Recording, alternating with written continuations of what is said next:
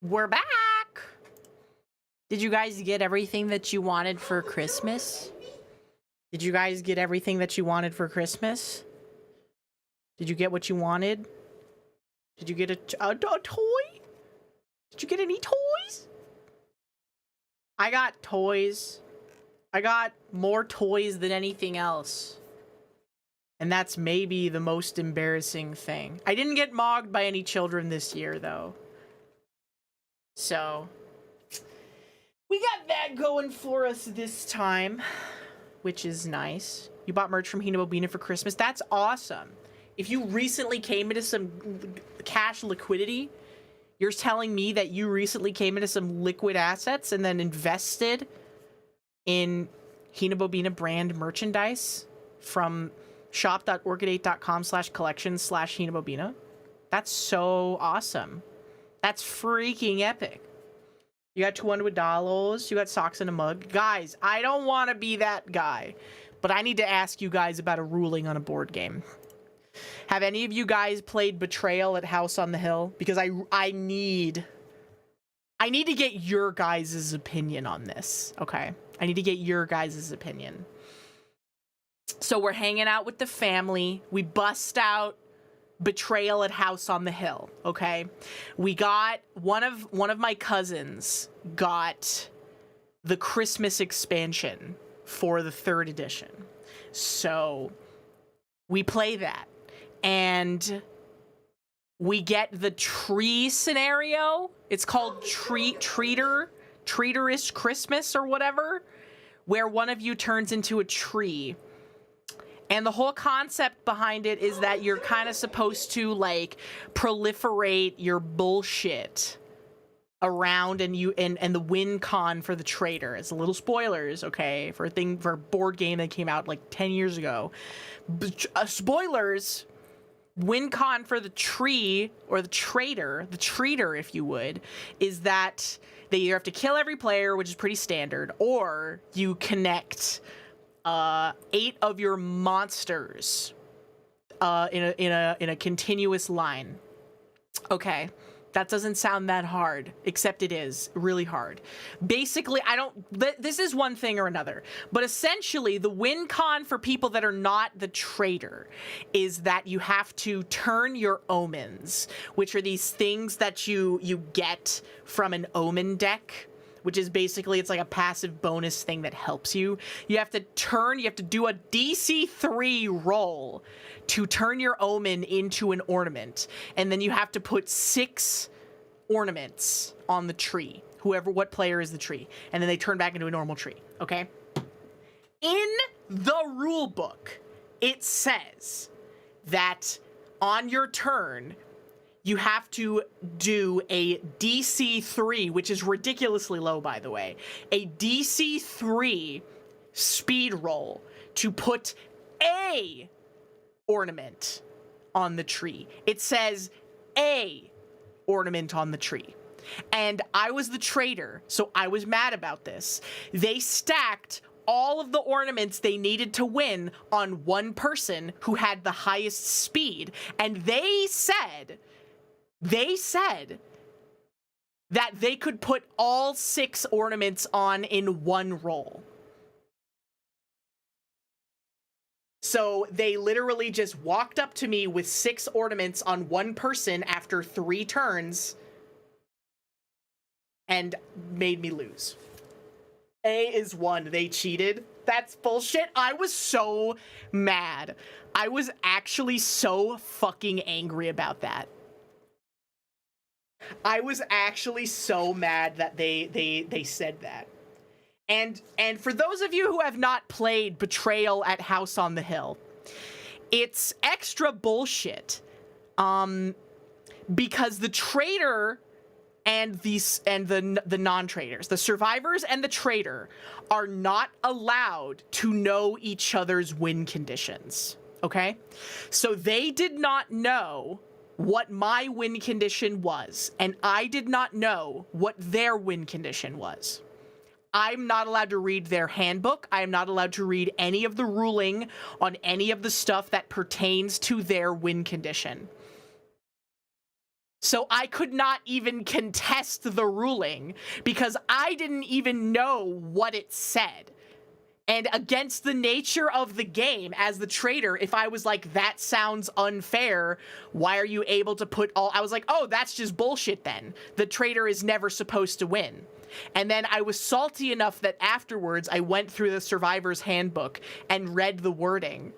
And it says, a ornament! Not ornaments! A ornament! And it's a DC3 check, which is actually crazy low. DC3? DC3, are you jerking my fucking dick off right now, bro? I would 100% crash out. I was like screaming. We're the kind of family, we're Italian, so we're the kind of family where just screaming and getting really mad over board games is par for the course, so nobody's feelings were hurt, I hope. But I was like getting mad at the game. I was like, what kind of idiot designs a game like this? And just the inherent nature of it. And let me tell you something that's extra fucked up. So this is the 3rd edition of Betrayal at House on the Hill. And I don't know what version of the game you guys have played. We were playing the 3rd edition. And in the 3rd edition, they added a rule where the survivors have to explain what they are doing when they do it, when it pertains to their win condition. So for example, in this scenario, they had to roll a dice and do like a knowledge check or something to turn an omen into an ornament. And when they do that roll to do that, I am allowed to ask, what are you doing? And they say, we're turning this into an ornament. Okay? They don't have to elaborate on anything else what their win condition is. Whatever. When they roll to put something on my character, I have to say, what are you rolling to do? And they're like, oh, we're putting the ornaments on you. Okay, let me tell you some fucking bullshit. This is the 3rd edition of the game because in the previous editions of the game, they did not have to tell you anything that was happening. They were literally the survivors, and it could be up to like 6 people. It could literally be 6v1. And they could literally be like, oh yeah, fuck you. I'm not telling you what I'm doing. I'm rolling to do this thing. You're not allowed to ask. Fuck you. I'm not telling you what I'm doing. This game sounds like it sucks. It sounds like it actually sucks. It does fucking suck, let me tell you. I would absolutely play it again. And I was crashing I was screaming. I was yelling. I was like, what kind of fucking idiot designs a game like this? I was getting mad. I was like, it's literally impossible for me to win.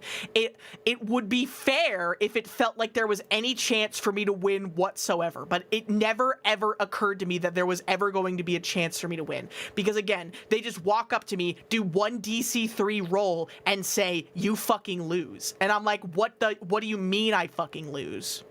What do you mean I lose? Right? Like, that's what it says in the rule book. And I'm like, oh, okay, well, I guess I'm not allowed to read it because I'm the trader, and that's against the rules for the trader to read the Survivor's Handbook. Oh my god, I was so angry. I was so angry. But anyways, I would absolutely play again. I would absolutely play again. Now, what I would like to play even more, I would love to play What Do You Mean Rick and Morty Edition. I think that would be fucking awesome. I think it'd be fucking awesome to play What Do You Mean Rick and Morty Edition. Hello. We're back from Christmas. My stream crashed your TV 4 times. It wasn't meant to happen. I'm sorry. Ah! Twitch doesn't like working on smart TVs very much. Guys, I feel sick. Ah! I took the Chinese throat syrup and it made my throat feel better, but at what cost? What are we doing here? What are we doing here, brother? Merry Christmas. I hope you guys got everything that you wanted. I also beat Final Fantasy Tactics again over the break. And boy howdy, let me tell you something. Arithmetician is really broken. It's broken to the point where it kind of feels like it wasn't really meant to be in the game. It's actually that good. But I played Final Fantasy Tactics, the Ivalice collection, and I beat the new version of the game. And I was like, oh my god, this is so much fun. I love Final Fantasy Tactics. I love Ivalice. I want to experience as much Ivalice as I possibly can. So that's why we're playing Final Fantasy XII. It might be ill-advised, but we're playing it today. I don't know if we're going to finish it. I'm not going to promise that we're going to finish it. I'm not going to promise that I'm going to finish it in my off time. But I want to see what happens in the Ivalice setting. Because right now, my main exposure to it is Final Fantasy Tactics and then the Final Fantasy XIV quest chain, which is set like in the far future. So I guess also technically the Final Fantasy XIV universe is the same universe that Ivalice is, and the Tactics and Final Fantasy XII and such games take place in. I'm not really sure about the accuracy of that statement, because there's like stuff with, I don't know. There's like Final Fantasy XIV is like a weird like alternate universe bullshit thingy where it's like, oh, by the way, Final Fantasy, this game takes place and all of the shards of the source are kind of like a version of a Final Fantasy game, but not really, because they had all that stuff at the end of Endwalker that was like very Final Fantasy IV themed, and then Omega had like all these bosses from Final Fantasy V in it, remember? And then they also had all those bosses from Final Fantasy VI in it. So I don't know. But also then just like, but like Rabanastre and the Lighthouse and Construct 7 and Yzmat are all there, and Orban Monastery is just there. And Fran is there. Fran's just there. And I don't think that there's any, they never talk about like, oh, there was like a rejoining that made these things like be here or whatever. I think that they were always kind of just there. But maybe I'm misremembering, because it's been a long time since Stormblood came out. And that was those were the Stormblood Alliance raids, were the Final Fantasy 12 / Final Fantasy Tactics raids. Because the first two, there was like a little bit of Final Fantasy Tactics overlap. It was mostly Final Fantasy 12. And then by the third one, they were like, no one cares about Final Fantasy 12. We're not doing that one anymore. Which is so weird. They were just like, it's Orban Monastery. All the bosses are references to Final Fantasy Tactics. The final boss is the final boss from Final Fantasy Tactics. Fuck Final Fantasy 12. All my homies hate Final Fantasy 12. I've never heard anybody say that Final Fantasy 12 is their favorite game. Their favorite Final Fantasy game. Even. Not even like favorite game overall, just favorite Final Fantasy. And I think that it's because a lot of people got filtered out from the game because they don't like Vaan and Pinello. And I will say that myself personally, when I played this game like over a decade ago, it was the same reason. I was like, I don't care about Vaan. I don't care about Pinello. The actually interesting parts of the plot in this game is everything to do with Ash and Balthier and Fran and Bosch. And I don't know why these weird kids are here. You know?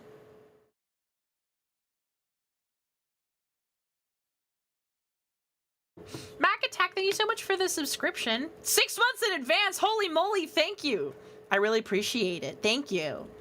It's your favorite? Nuh-uh. No one's favorite Final Fantasy is Final Fantasy 12.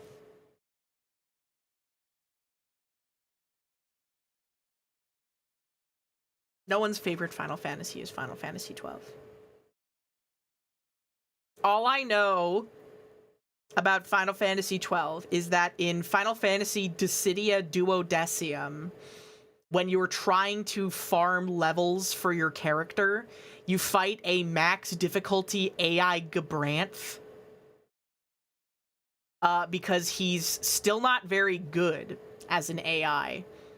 But his whole mechanic is that he's a charge character, and he just charges up Brave, like by standing and stancing and standing still. So you just let him charge up enough Brave to kill him in one hit. And then you hit him, steal his Brave, and then kill him in one hit, basically. And he's also British, so that sucks. Gave up on Final Fantasy after Final Fantasy X too. Yeah, it's a little bit of a curveball out of left field. And unfortunately, I think that a lot of the most interesting stuff in Final Fantasy X, they kind of buried the lead too much on it by putting all of the cringe stuff like right at the forefront, right at the beginning of the game. And then they buried all of the interesting lore and world building stuff to be after, like, all of the cringe stuff that's gonna filter anybody that's not a girl or a little bit of a cringe lord, you know? And it sucks that you gotta throw the baby out with the bathwater. You know? You almost dropped it because of Blitzball. Were you afraid that Blitzball was going to be like a main required mechanic thing in the game? Because I wouldn't blame you for that. It's funny that they put all this like emphasis on the fucking Blitzball tournament at the beginning of the game, and then it's never relevant again if you're not doing side content. Is it not? I mean, that's the most important part of the game.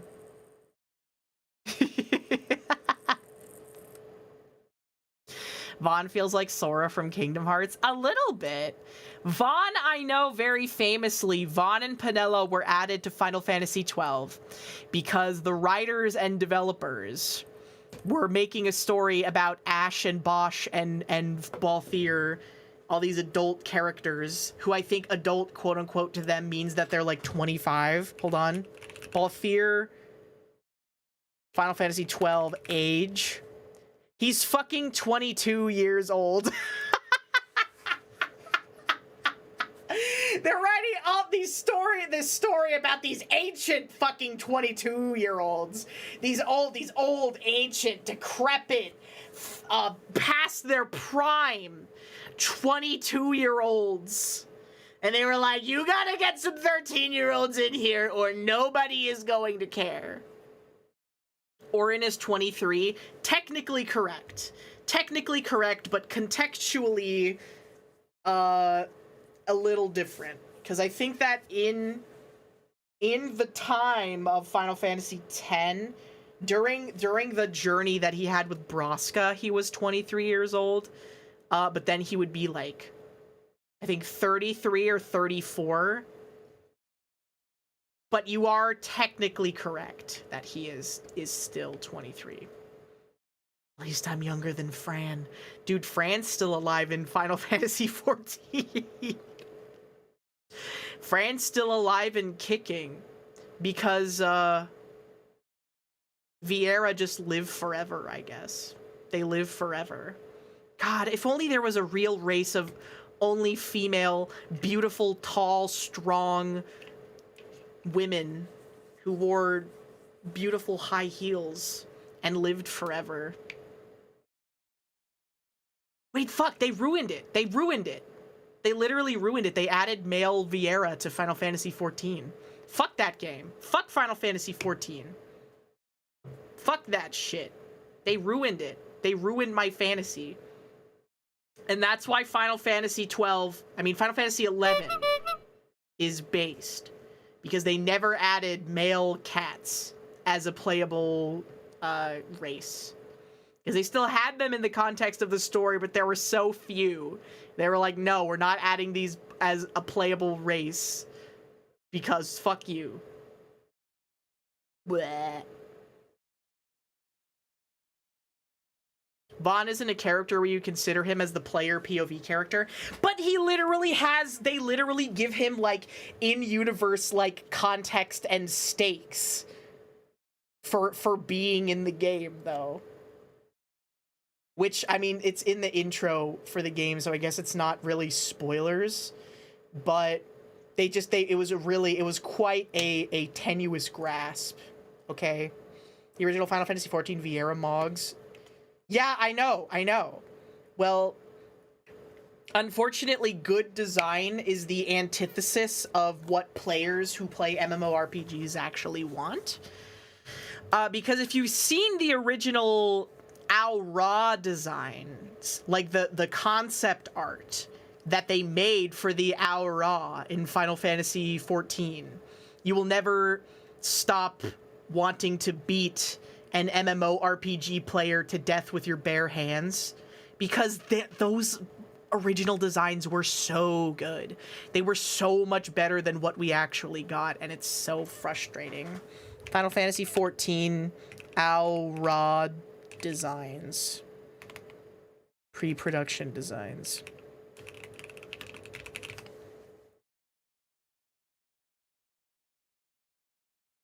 Here we go.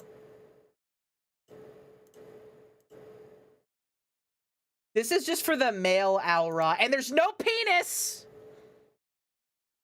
There's no penis, so they're not allowed to get mad at me. Okay?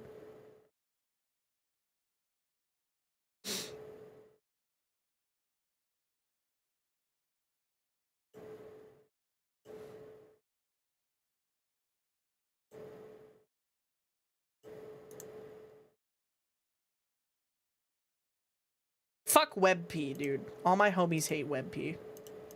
They're not allowed to get mad at me because there's no penis. But just in case you want reference for... What is this? Oh. Okay, I'm baby. Just in case you want reference for what it is that we missed out on in Final Fantasy XII. Or Final Fantasy XIV, sorry. Dude, I can't even put a WebP here. Whatever. This is the original design documents for male Aura in Final Fantasy XIV. This is what we could have had. That's way cooler. I know. The design documents are way cooler than what we actually got. And this is what we actually got. God, they look so fucking ugly. I'm sorry if you play male Aura. I don't know what to say.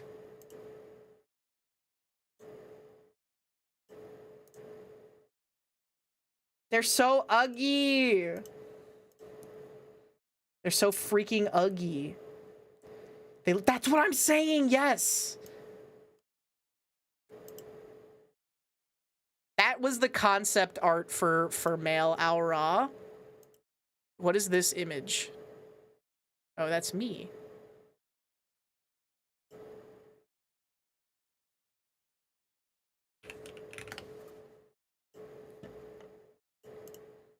And this is what they ended up looking like in-game. That's so sad. That's actually so fucking sad, bro. They look so lame! They look so fucking cringe! This is so sad. Even Elzen look cooler. Dude, if your race looks chopped compared to an Elzen, I don't know what to say. I don't know what to say, bro. Aura is like actually kind of the worst race in Final Fantasy XIV. I'm sorry, especially male Aura. I don't know, there's just they look so bad. They look so ass. Look at how cool the design concepts we got were, and this is what they went with? This is so sad. He's not even a good-looking twink. What were they thinking?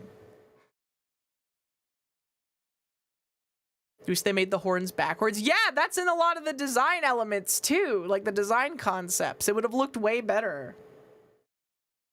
This is so sad. They should have scrapped this and put Banga in instead. That's so true.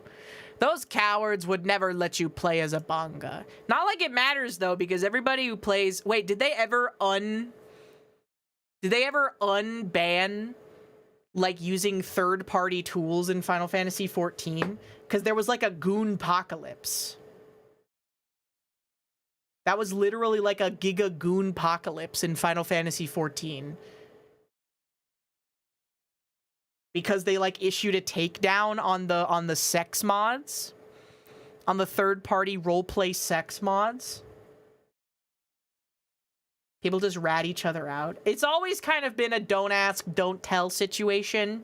Like homosexuality in the military. But for mods in an MMORPG game.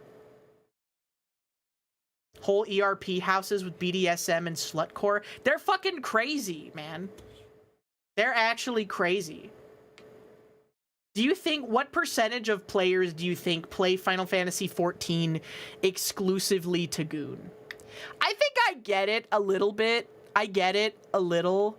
Because the idea is like, oh, you become like emotionally attached to your character and stuff. So then you want to goon. But so I really want to ask, like, I guess it depends on the player.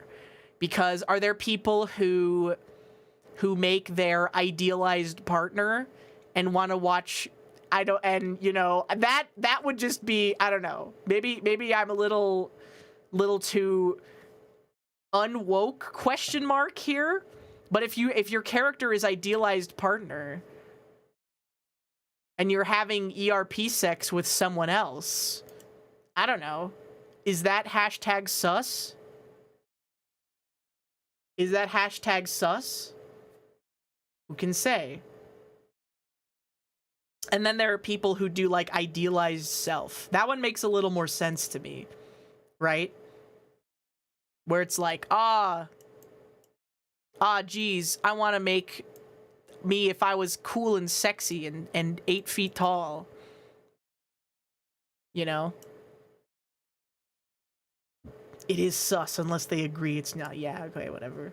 I think that you have a God-given right to be a freak among consenting parties, etc., etc. Yeah, this is me and my idealized version of being an 8-foot-tall futanari woman with green skin. Okay. And they added that fucking BDSM gear as the raid gear. In the latest expansion, too, man. Yeah, sometimes you can be green, sometimes you can be purple, sometimes you can be brown. I don't know, but also maybe I'm being a bit of a hater because I think that the green Aura, or the green Rogadins just kind of look better than the other ones. Because I don't like the weird, like cat noses they get. Right? I don't like the weird cat nose things that the Hellsguard get. Compared to the sea, whatever, the other ones. I'm being a hater. You can be a little tiny baby person. Yes, I'm a little tiny baby person in Final Fantasy XIV. My character is a Lalafell. And I've played a Lalafell since A Realm Reborn. Because my original character was, I think, a cat. And then when they added Fantasia potions as a thing, I became a Lalafell, and then I never turned back. I played as a Viera for a little while when those came out, and then I just kept getting a bunch of DMs from people who wanted to erotically roleplay with me, and I had to keep being like, I'm sorry, I don't do that. Sorry, bro. I don't do that. Sorry, bro. I don't do that. So I just went back to being a Lalafell. And let me tell you something. You get like 10% of the DMs asking for sexual favors as a Lalafell player. But that 10%, it's a lot more depraved. It's a lot more depraved than the people going after the Rogadins and the Vieira and the such, okay? If you're a human, you get none. Yeah, I don't know. Okay, I'm gonna be a hater once again. If you're playing a fantasy MMORPG or game, and you're just picking straight human, what are you doing, brother? What are you doing? Unless your goal is to just like recreate yourself in the video game. I don't know. Isn't part of the fun of a fantasy role-playing game imagining what it would be like if you were a cool dragon lady or something? I mean, I get it. The Guild Wars 2 white woman meta. Yeah, the white woman mesmer meta. Let me tell you, I'll tell you something. Do you guys remember playing Guild Wars 2 when it first came out, and you would play on the North American server? And what do you mean no? Stop saying no. Stop saying no. Stop saying no. You'd play on the North American server, and you would go and do the fucking the guild battlefield areas and claim them for your fucking guild or whatever, and then you would go to sleep and you'd wake up, and then the fucking Brazilians would have gone through and claimed everything with basically no contention while all of NA was sleeping. So it was this constant push and pull, and they'd be like, no, you have to stay up to defend this post from the fucking Brazilians. And I'm like, please, please, I can't. I've got fucking finals, bro. That was the plague, bro. Do you remember when League of Legends was so, like, taken over by Brazilian players that they had to make a Brazilian server to contain them all? Come to Brazil. Brazil es numero uno.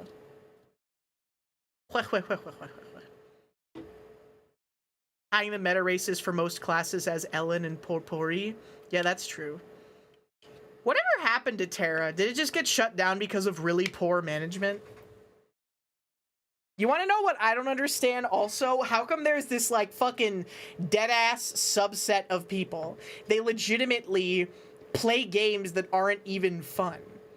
Where like, you reach any Korean MMORPG. What is the fucking deal with this? You reach the end of any Korean MMORPG, and then it's like, okay, time for you to sit and grind on your little bitch treadmill for 10 years trying to hit that 0.02% drop rate on the meta thing that you got. And then you can seethe at someone who just started playing the game, who got a god roll after his first week. I don't know, man. It don't make no damn sense. It don't make no damn sense to me. Yeah, EVE Online is... Can I say that I understand why EVE Online is so miserable? It's miserable because it was made by people who live in a Nordic country.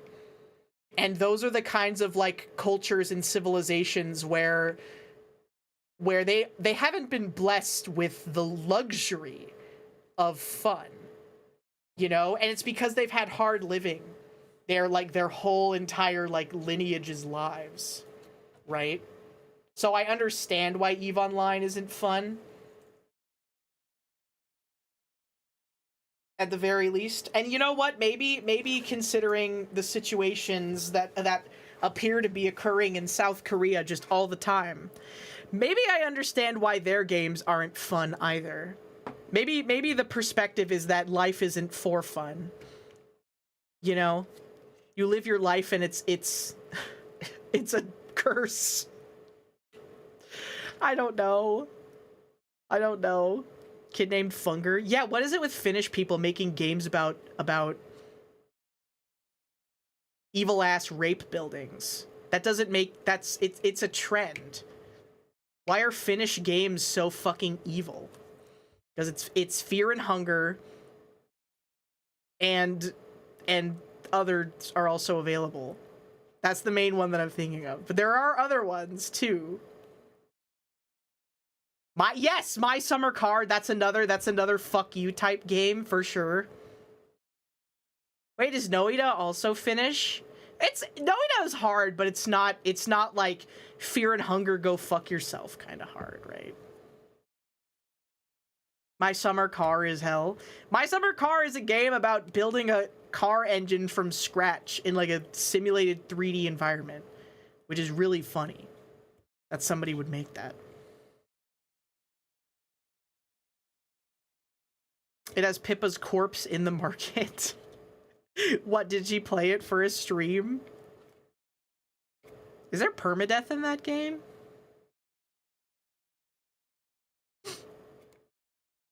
My Summer Car is about getting a girlfriend after murdering her current boyfriend.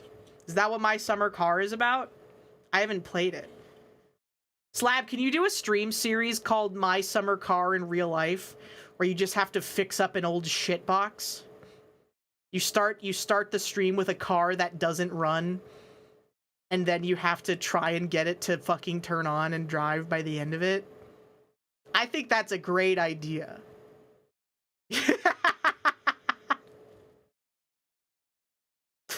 I think, personally, that would be a really entertaining stream to watch, so I think that you should do it.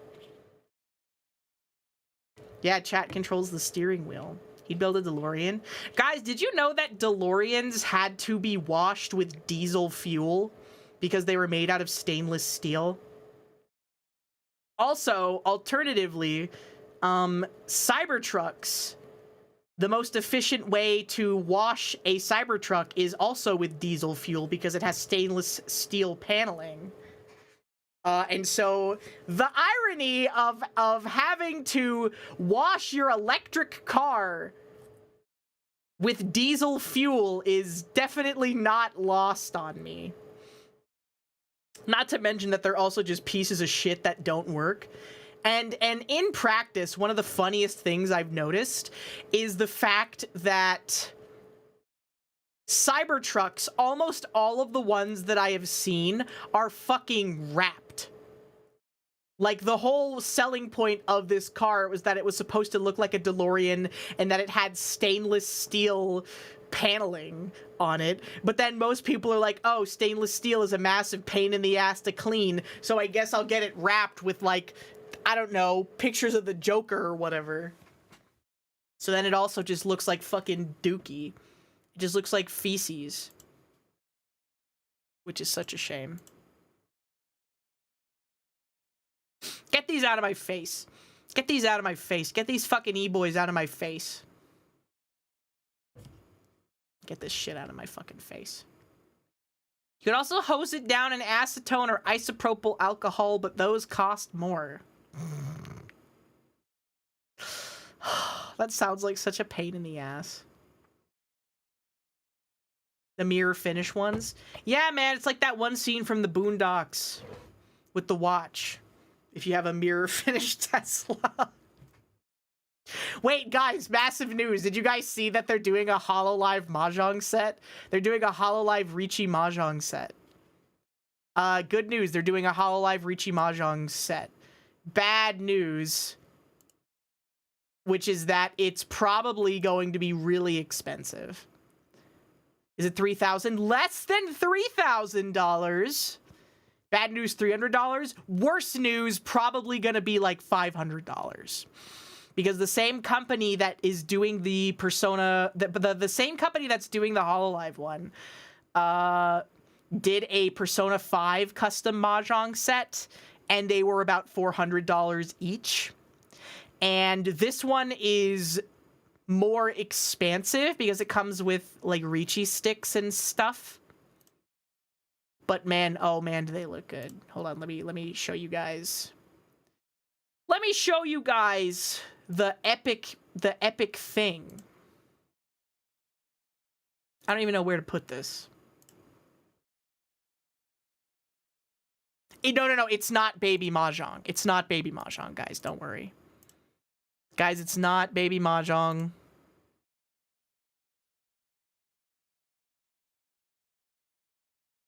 It's that real shit, bruh. It's actually real. HoloLive Advent X Mahjong Pros. It's actually a real set. Dice, point chips, point sticks, round indicators, round plate, 160 Mahjong tile set, and a carrying case. And the designs aren't actually trash. Each of the different suits is based on one of the members of Advent, with the honor tiles being Fuamoko. Isn't that so cute? Isn't that so cute? I'm mostly in it for the Bee-Boo Pebbles, I'm not gonna lie, but I think that it actually is a really cute looking set.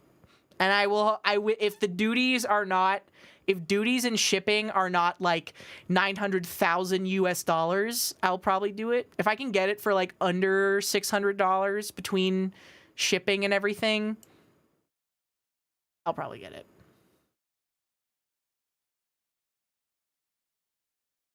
Mon, So, or Pin. Top one is Mon because it's just numbers. And then I presume that it's So for the bird, because they have chicken tile. So it would be Mon, So, and then Pin, and then honors on the bottom, yeah. Chicken. Shimang. Chicken tile. Those stupid tariffs. Bro, it's still happening. I'm never gonna forgive Kevin. Let me tell you something. Let me tell you something. Okay? You know what's fucked up? The Chromu plushies from the Capipolis Trade Guild, I'm pretty sure are handmade, because they're $100 for one plushie. But the price of the Mari Mari Bean plushie plus shipping from Canada and duties and everything was almost as much as the Chromu plushie. I'm just saying. I'm just saying.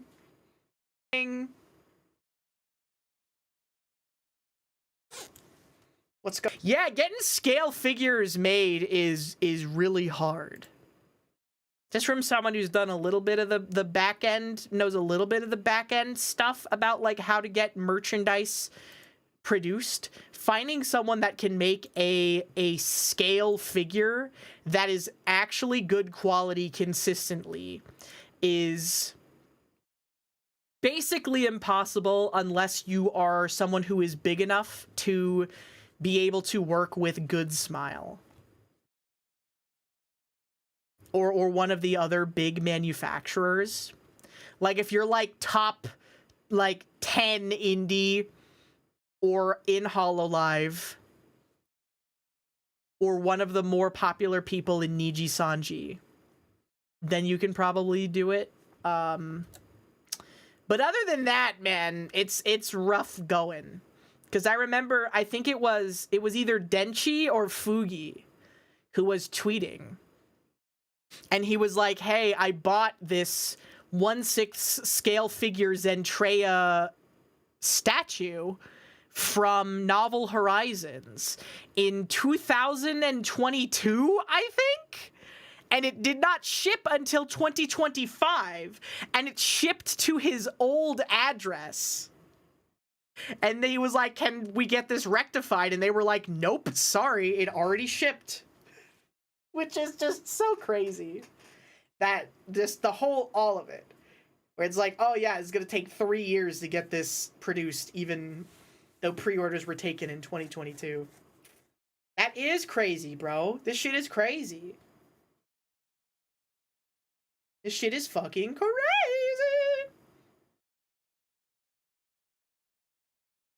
What was that, like, HoloLive game thing that came out that wasn't very interesting? The HoloLive world thing where it was like VR chat, but there's only 4 worlds and you can't do anything in them. I don't know, man. The old Aethel merch came in Novel Horizons boxes. Really makes you think. Really makes you think. Really makes you think, scratches your chin. Really makes you think. I don't know. But I get how hard it is. But anyways. It's rough going, man. I look like I'm about to touch you. I don't want to touch anyone. I don't want to touch anyone. The only thing I want to touch is my PlayStation 2 controller so that I can play Persona 4, the greatest JRPG ever made. I also want to say, I'm throwing my hat into the ring. person who's never streamed a Persona game ever, I'm throwing my hat in the ring, and I'm gonna enter the Persona discourse, because there are a lot of people that are saying like, oh no, oh, why don't they make a Persona game that's actually for adults? I don't want it to be set in high school anymore. It's not realistic. Number one, never gonna happen, because in Japan, like, culturally, it's considered that high school is like the most free and idealized time of your life. And I feel like that setting is pretty central to the nature of Persona games. Number two, first and foremost, they already did make Persona for adults, and it's called Yakuza 7 and Yakuza 8. I've also heard good things about Metaphor ReFantazero. However, I have not played Metaphor ReFantazero because Atlus is the worst company ever.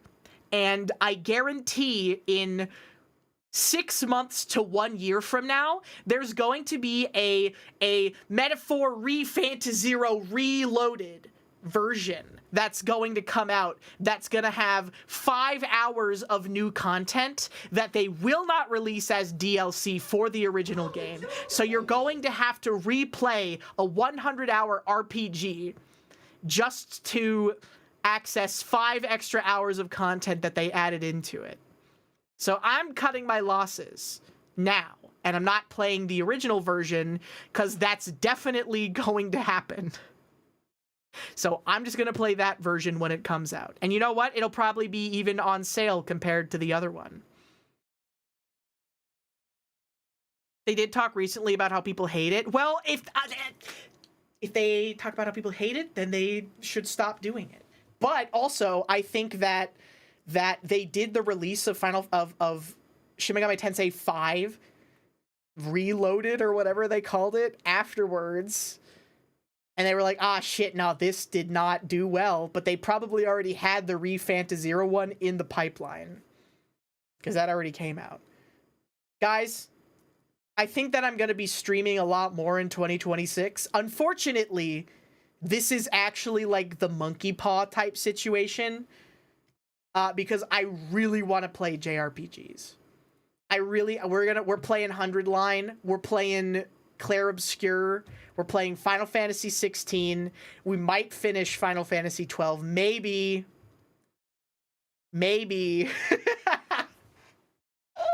Play Shin Megami Tensei 5. Yeah, this is like a monkey's paw type situation. Yeah, we're dialing it down. We're playing Final Fantasy 14. Xenoblade. Now, don't quote me on this, but I have heard Xenoblade fans say that Xenoblade Chronicles 3 is basically the same plot as Clair Obscur Expedition 33. And no spoilers for either game, but I've been hearing this. Word on the street is that. Is Digimon Cyber Sleuth even an RPG? How many streams? Give it 1, maybe 0 for 100 Line. I don't know. It's long. I think that, and I've said this and I still believe that it's true. I think that RPG streams are boring to watch unless you've already beaten them yourselves, because you're going to get lost in the plot too quickly unless you're there all day, every day, for every part of the stream. Right?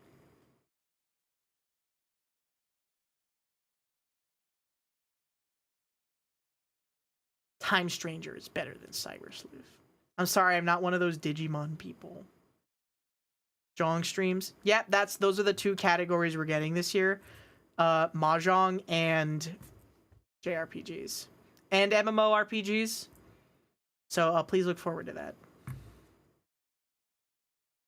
You don't have the Tumblr girl gumption to finish the 40-hour tutorial. Is 100 Line a tactics RPG? 86 episode RPG long stream. For Claire Expedition 33, we are just doing a subathon for that for my birthday. And I think that that's when I prefer doing RPG things, is when it's a subathon, so you're just gonna be there. Like, I'm just gonna be here all day anyways. Our goal is gonna be to reach 33 subs. Do you guys think we can do that? Expedition 33 subs. Nah. It's a little too unrealistic, I think. It's a visual novel with tactics gameplay. What if... I just, you know, honestly, maybe I'm a bit too much of a purist. I think that visual novels should not have gameplay. I think that it should be a book and I should sit down and fucking read it. There should be no gameplay involved. I'm getting sick of this shit. They're just trying to Trojan horse in a visual novel into someone who might not play one normally. What about Dispatch? That's different. Because the narrative, it's a Telltale game. It's not a visual novel. But 100 Line is a visual novel that just has gameplay as a secondary element to it. Yeah, it's a Telltale quote-unquote game. People can't even read anymore. I don't like reading. I don't like it. I just want to be stupid. How is it different? You don't fucking walk around in a visual novel. A visual novel is a book that's got visual components to it that occasionally have some agency over it. But a Telltale game is set in a 3D environment, oftentimes where you have to like pick up shit, like pick up object. Okay? Is Dear Esther a visual novel? Are we ready for that conversation? Are we ready for the Dear Esther talk? Because I don't think that we are. Danganronpa is a Telltale game. Danganronpa is a visual novel. But also, I don't think that there should be gameplay in it. That's my opinion, man. Danganronpa would be better if there was no gameplay. And the story just happened and it was a movie. And I could watch it on my TV. You know? Are gacha games visual novels? Speaking of gacha games being visual novels, did you guys see that Fate Grand Order is fucking over? They ended it, bro. It's just done. They finished it. They're like, we're done, bro. That shit's crazy. Man, I guess they had a good run. Part 2? You think it's gonna suck as much shit as Part 1? You think the gameplay is gonna be as bad as Part 1? That's such a shitty trend that gacha games have been doing recently, where timeline, start a gacha game, and it's like a little dinky, like, auto battler, like, pew, pew, pew, like, bullshit phone game thing. And then story elements, maybe. And then it gets popular. And then they don't EOS the first game. But then they make a new game that's, like, actually a game. And then they're like, oh, come play the second one and re-roll the gacha for all the characters that you already rolled and spent money for in the first game again. I don't know. They've done it with Girls Frontline, and they've done it with Arknight Enfield now. Arknight's Enfield.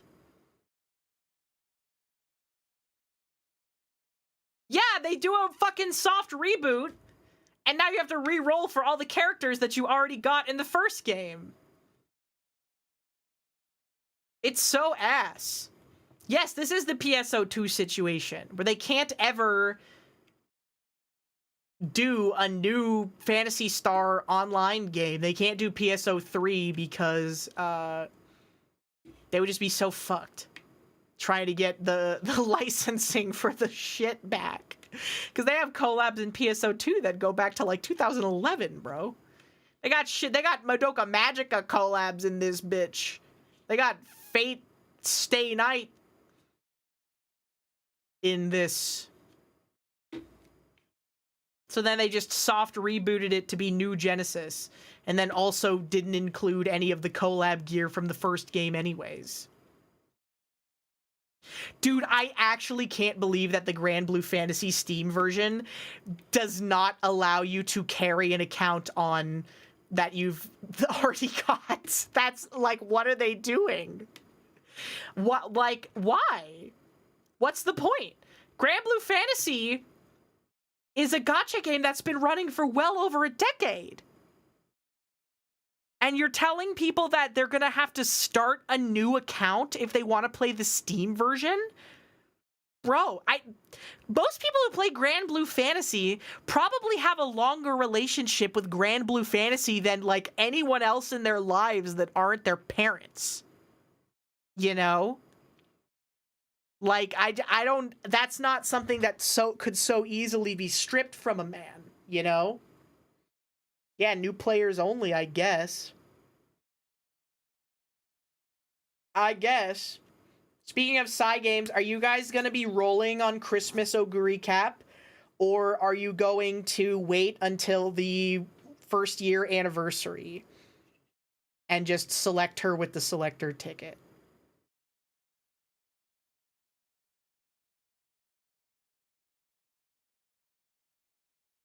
You're rolling Nikkei? Who's on Nikkei right now? I saw there's a new Alice skin or some shit. Who else is an option? It's any horse that came out before the anniversary horses.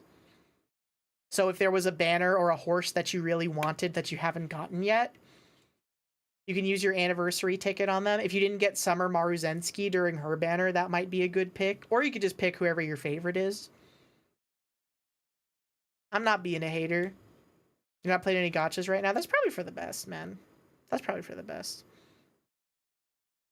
Probably pick Manhattan Cafe. Yeah, I would wait to do your rolls on the Christmas Oguri Cap banner. Just in case you get her. But hey, you'll know. You'll know. Spent too much to get a maxed Kita-san. Yeah. Well, honestly, you literally... controversial opinion, it was actually smarter to wait for the Kita-san rerun because Satono Diamond sucks shit, and this banner also literally had a higher rate of getting Kita-san Black than the original banner. Because for some fucking reason, the original banner was a 0.5 instead of a 0.75, which is so fucked up that they did that. Using my select ticket to subscribe to Hinobina at clownjob.com. Thank you so much. I was going to do this before, but I got distracted, as I usually do. Anyway, DJ Officer, thank you so much for the resub. Welcome back for 40 months at tier 3. That's so long. Holy shit, man. We're getting old as fuck. We're all getting old as shit, bro. We're all getting old as fuck. But thank you so much. Welcome back for the resub. Go Testy, thank you so much for the resub. Welcome back for 11 months, almost a year. Original Mur, thank you for the resub. Welcome back for 18 months, for 13 months. I literally don't know what they want from me. What does that mean? Does that mean that you've subscribed for 6 months in advance and you have been subscribed for 13 currently? But regardless, thank you. Thank you so much for your continued support. Alejandria the Great, thank you for the resub. Welcome back for 4 months. Thank you so much. Welcome back. Death Shield Down, thank you for the resub. Welcome back for 19 months. Blaine's Magmar, thank you for the resub. Welcome back for 53 months. That's such a long time. That's so long. Is that 5 years? That's like 4 years. Best Ramsey, thank you for the resub. For tier 3, welcome back for 35 months. Thank you so much. Six Shot Savior, thank you for the resub. Welcome back for 14 months. Scrubby Dutchman 4, thank you for the resub. Welcome back for 8 months. Uo Slabbert, thank you for the resub. Welcome back for 18 months at tier 1 for 30 months. Thank you for whatever that means. Cheech-chan. Cheech-can. I think that's how you say that. thank you for the resub. Welcome back for 15 months. Thank you so much. Electrocute Rhubarb, thank you for the resub. Welcome back for 35 months. Satire, thank you for the resub. Welcome back for 15 months. Good names were all taken. Thank you for the resub. Welcome back for 46 months. Cactopus, thank you for the resub. Welcome back for 32 months. Mac Attack, thank you once again for the fresh 6 months. I really appreciate it a lot. Knight V1, thank you for the resub. Welcome back for 35 months. Saber Take, thank you for the resub. Welcome back for 42 months. Harley2123, thank you for the resub. Welcome back for 31, 27, 17, 38 months. Thank you so much. Welcome back. And Harrison Fjord, thank you for the resub. Welcome back for 14 months. I really appreciate it. Thank you. 21, 48 months equals 4 years. Almost 5 then. 53, that's almost 5. 21? What's 9 plus 10? 21? You stupid.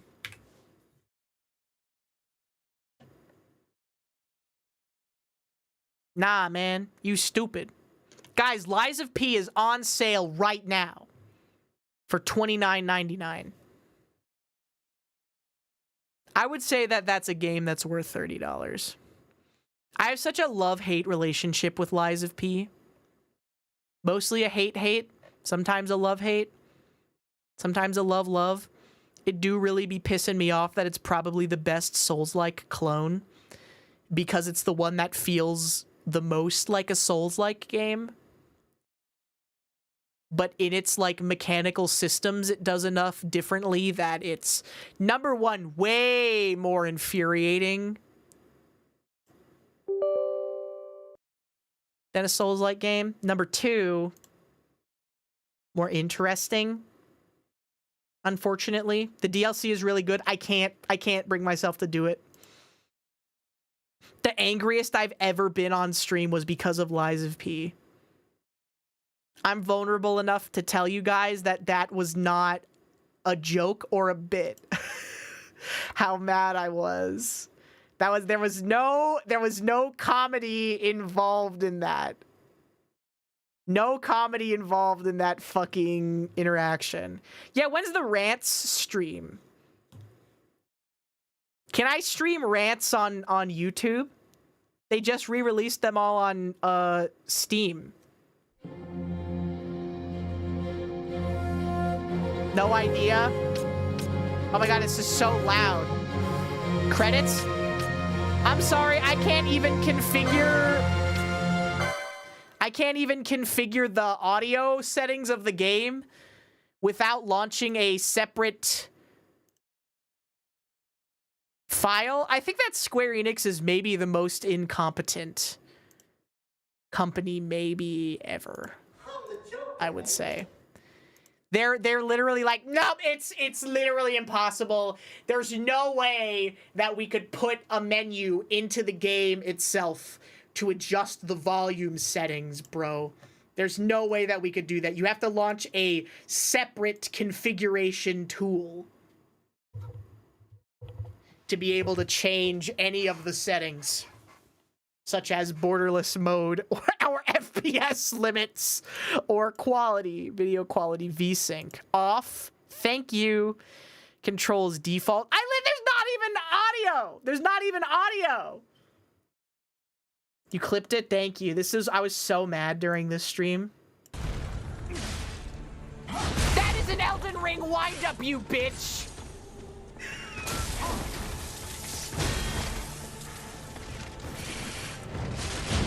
I know what you are. Will awaken. I was so fucking angry. I was so fucking mad. During Lies of P. Holy shit. I love that game, though. Maybe I should go play the DLC. That shit, I was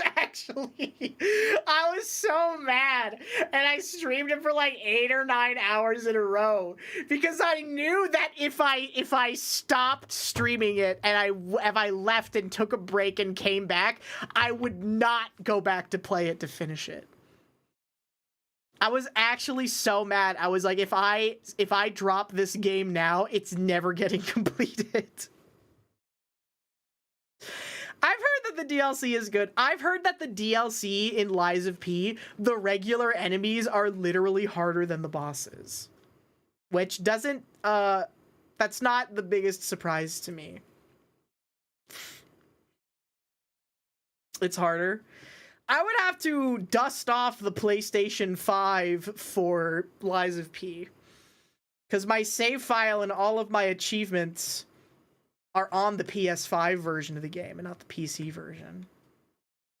Because I was given a key for the game and they gave me a PS5 key. I was like, well, I have this thing, so I might as well. The weapon itself are worth the price. They better than the long Pinocchio nose. They're better than the tree nose. The stick. The bow staff. Anyways, Kaisar 3, thank you so much for the resub. Look back for 31 months. Why did that get auto-filtered? I missed one quest and got to go to New Game Plus for an achievement. Hell yeah. Why did that get auto-filtered, bro? What is this? What is this Gestapo-ass bullshit that they're trying to pull? I think I'm going to limit the game at 30 FPS. Maybe I'm smoking a little too much. Yeah, apply. Also, there's still, I just gotta say, I gotta tell you, there is still no option to adjust the volume. So it's gonna be loud. It's gonna be loud.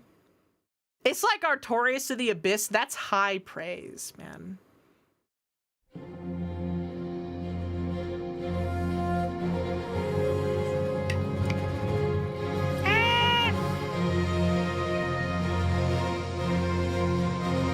We're doing this the old-fashioned way. We're doing this the old-fashioned way.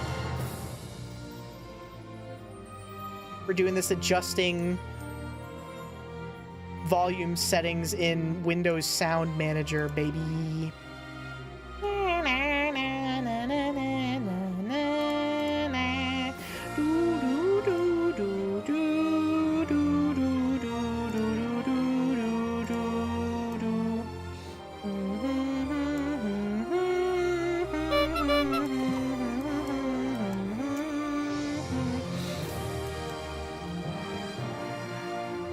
Also, guys, do you like the YouTube scheduling feature?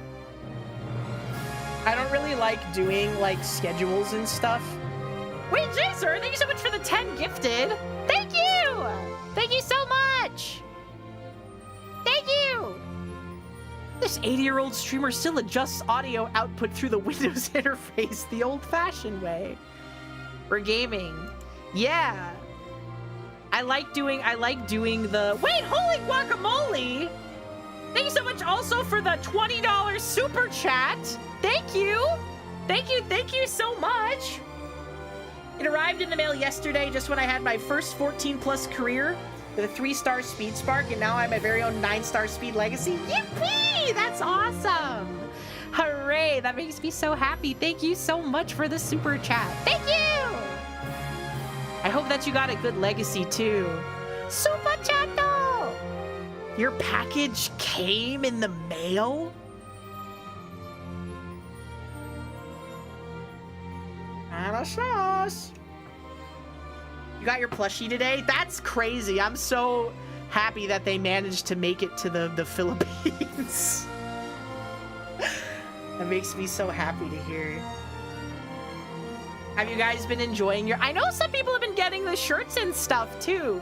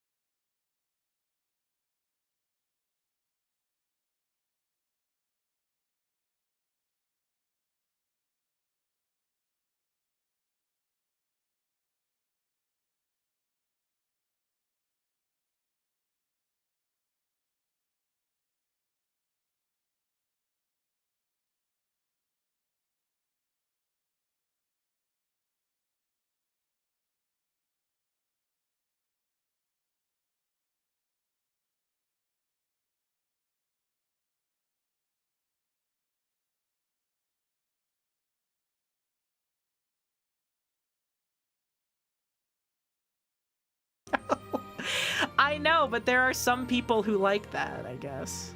Well, sometimes I'll watch, like, the main place I see this is when I watch Slab's YouTube videos. And one of his editors, sometimes the audio mixing in those things is actually fucking crazy. I'm not trying to be a hater, but has anybody else fucking noticed that? Has anybody else fucking noticed that? Sometimes it's just like the Slab's voice is like completely drowned out by the background music. Like, what are they smoking? I appreciate it though, because it's like a hand wrought thing, right?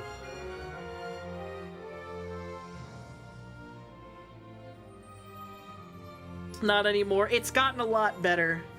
It's gotten a lot better, but some of the early videos, the audio mixing is actually so bad. Gotta drain out that Moid voice, that seething Moid. Uo Slab, my favorite seething Moid streamer.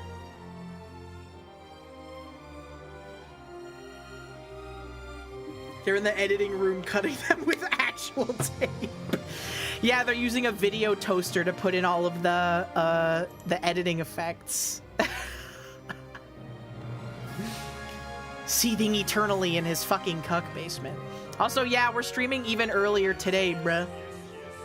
Guy with no coochie, thank you so much for the raid. Welcome in. Wait, what the fuck? Now my controller doesn't even work at all. My controller doesn't work.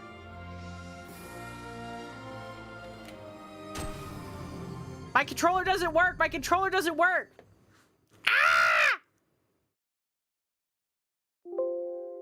Do you really want to exit the game? Yeah, unfortunately I do. My controller doesn't work, bro.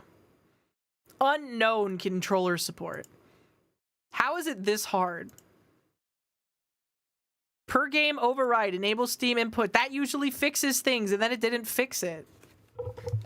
How goes stream? Freaking epic! I'm streaming early today, because I'm normal now. I went to go see my family for a week, and now I'm normal. I'm normal now. I don't like staying up late. I'm normal now. I get tired at 11 p.m. I'm normal now. I get sleepy at 11 p.m. Okay, okay. It seems like it's working now. Did it reset the audio settings? Oh my fucking god. No, it resets the audio settings every time I start the game up, bro. No, no. As an East Coast viewer.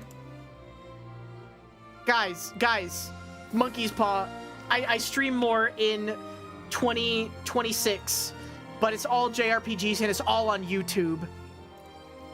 All JRPGs, all on YouTube. No more Twitch streams, it's over.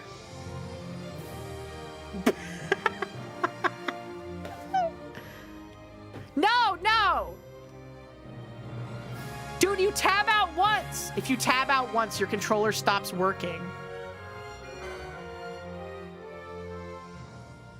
Guys, if you tab out once, your controller stops working. Okay, never mind, it's working again. I'm sorry, I can just start in New Game Plus.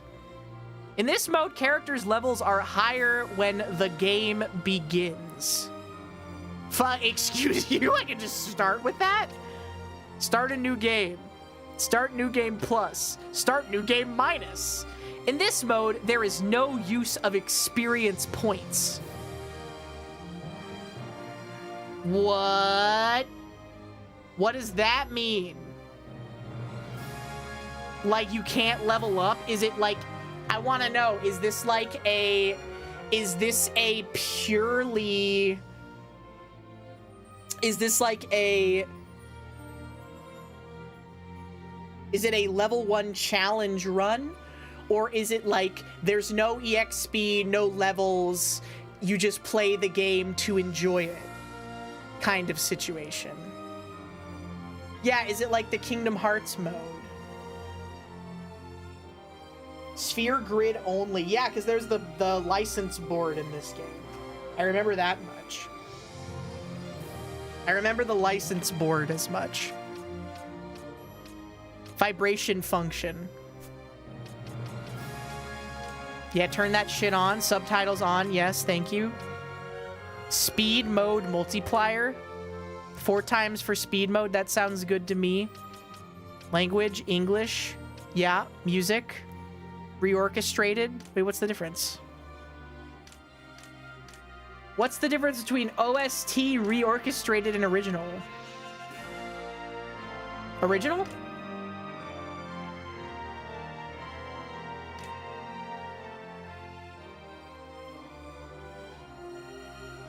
Oh, that's a nice fade in. The mixing.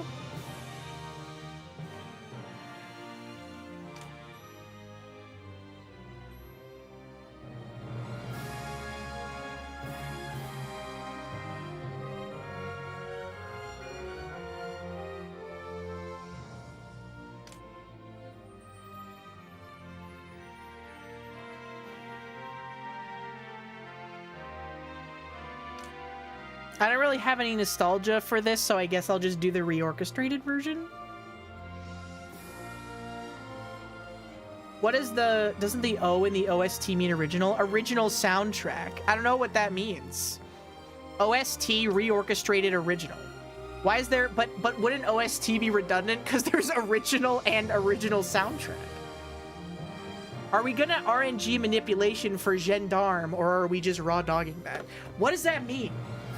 What does RNG manipulation for Gendarme mean? Enlighten me. I would like to know. Is it like rushing for Ozma in Final Fantasy IX to get Excalibur 2? That sounds like some fucking nerd shit. Yeah, it does.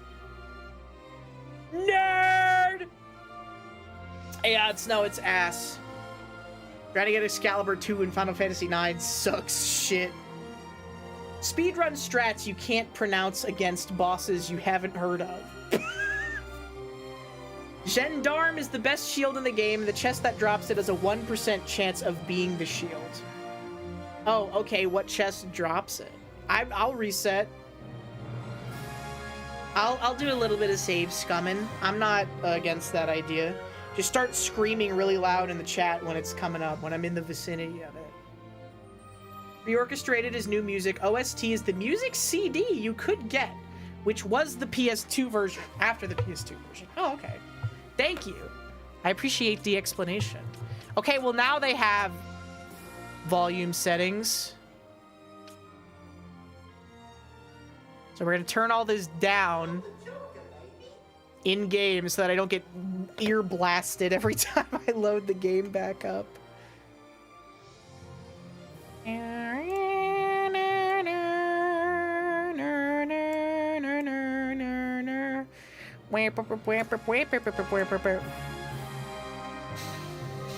Italian the Demon King, thank you so much for the race subscription. Welcome back for 41 months.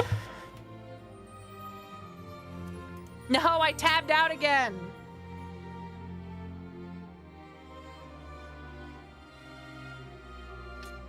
Oh no, okay, we're back. Turn it down a little bit more.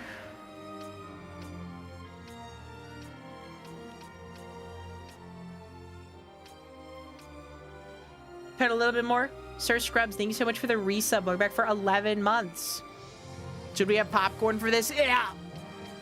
We're gonna be here for a while. Start a new game plus. And what is this? Does this just start you at a higher level? Like what level? What does higher mean, man?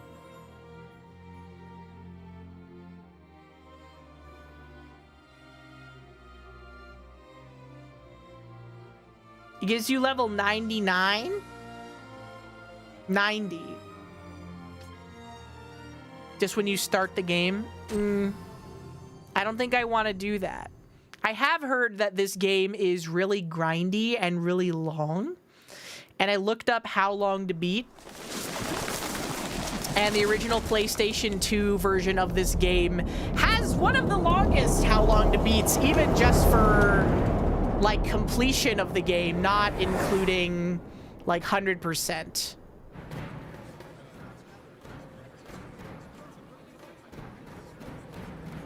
Eventually, yeah, you can set up basically auto grinding things for your characters. There they are. Yeah, we just gotta do new game minus. What?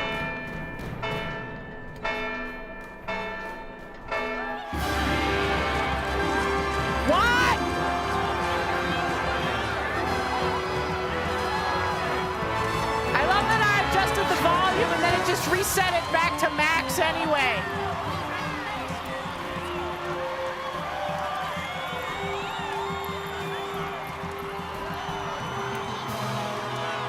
That's okay. I didn't have anything to say anyways.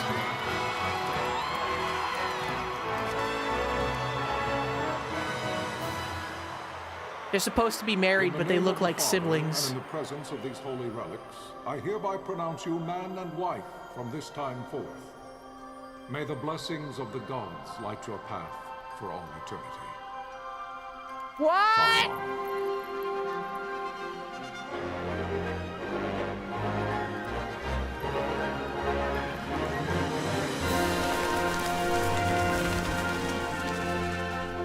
There he is, Yoshitaka Amano.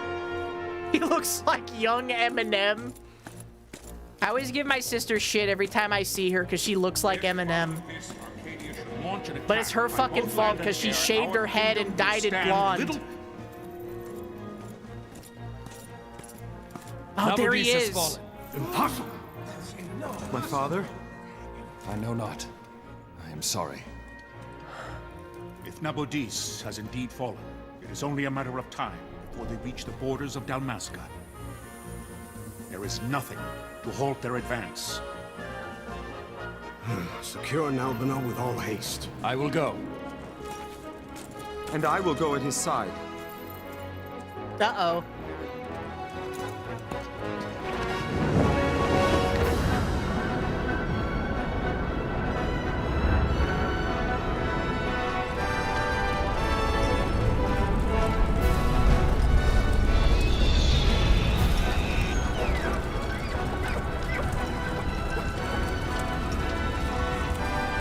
Just imagine watching this cutscene in 2006.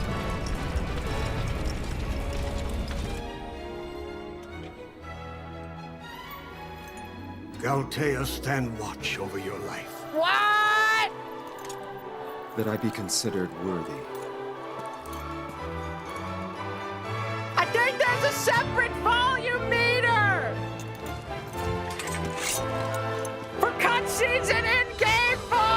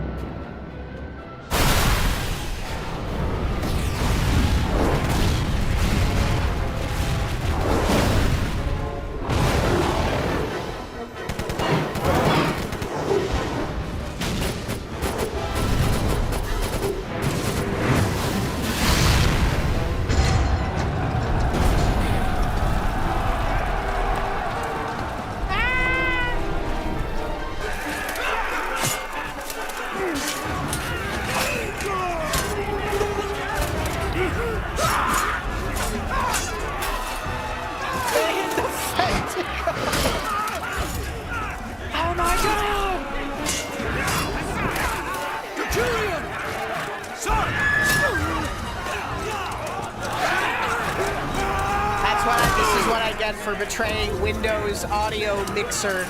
I was like, oh, they got in-game settings? I don't need to do that no more.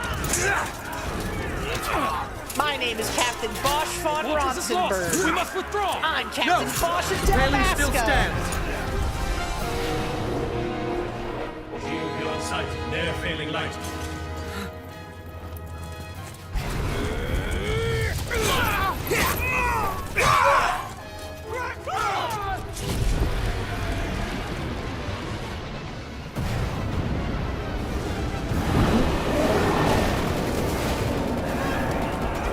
darling's fallen! Then it's over. For my father. For my father! Lord Rasler!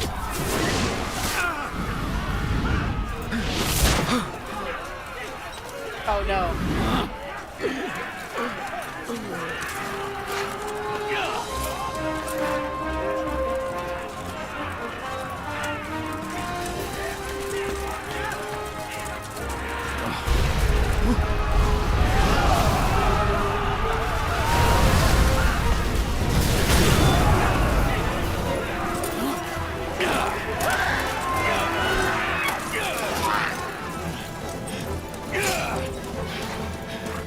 Foreshadowed Boo Bear window.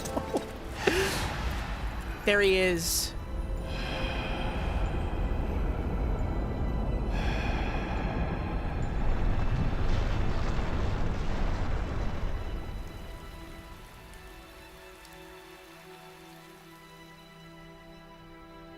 He chose the fashionably Blessings designed of the armor. Great Father descend and guide your bodies return to the earth. Great Father, guide your spirits return to the Mother of all. There you shall find peace. Pharaoh. There he goes.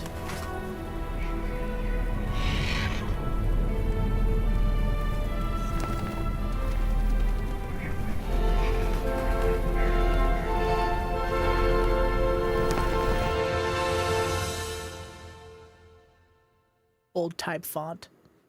Looks like the meme font. Bottom text.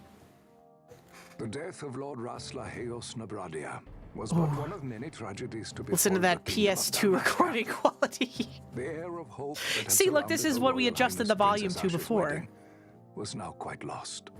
Dalmasca had been set adrift at the mercy of history's restless tides. At this time, two great empires struggled for dominion over Ivalice. Arcadia in the east, Rosaria the west. The invasion of the Kingdom of Nabradia was Arcadia's first step in its westward march.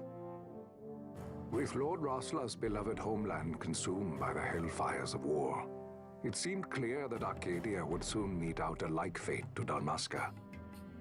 The fall of the fortress at Nalbina told the destruction of the greater part of Dalmasca's forces.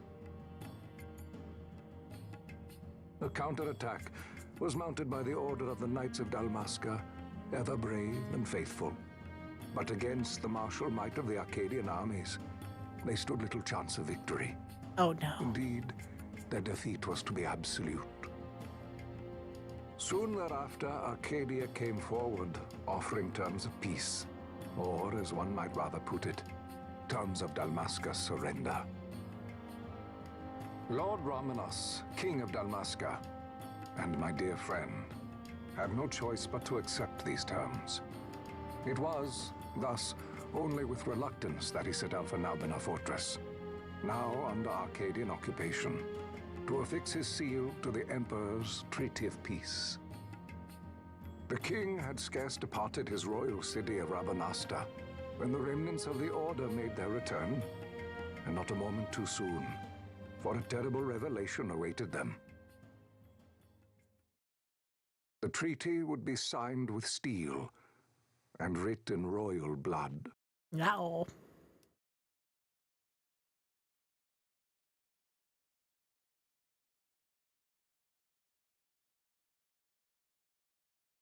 You there? Can you hear me?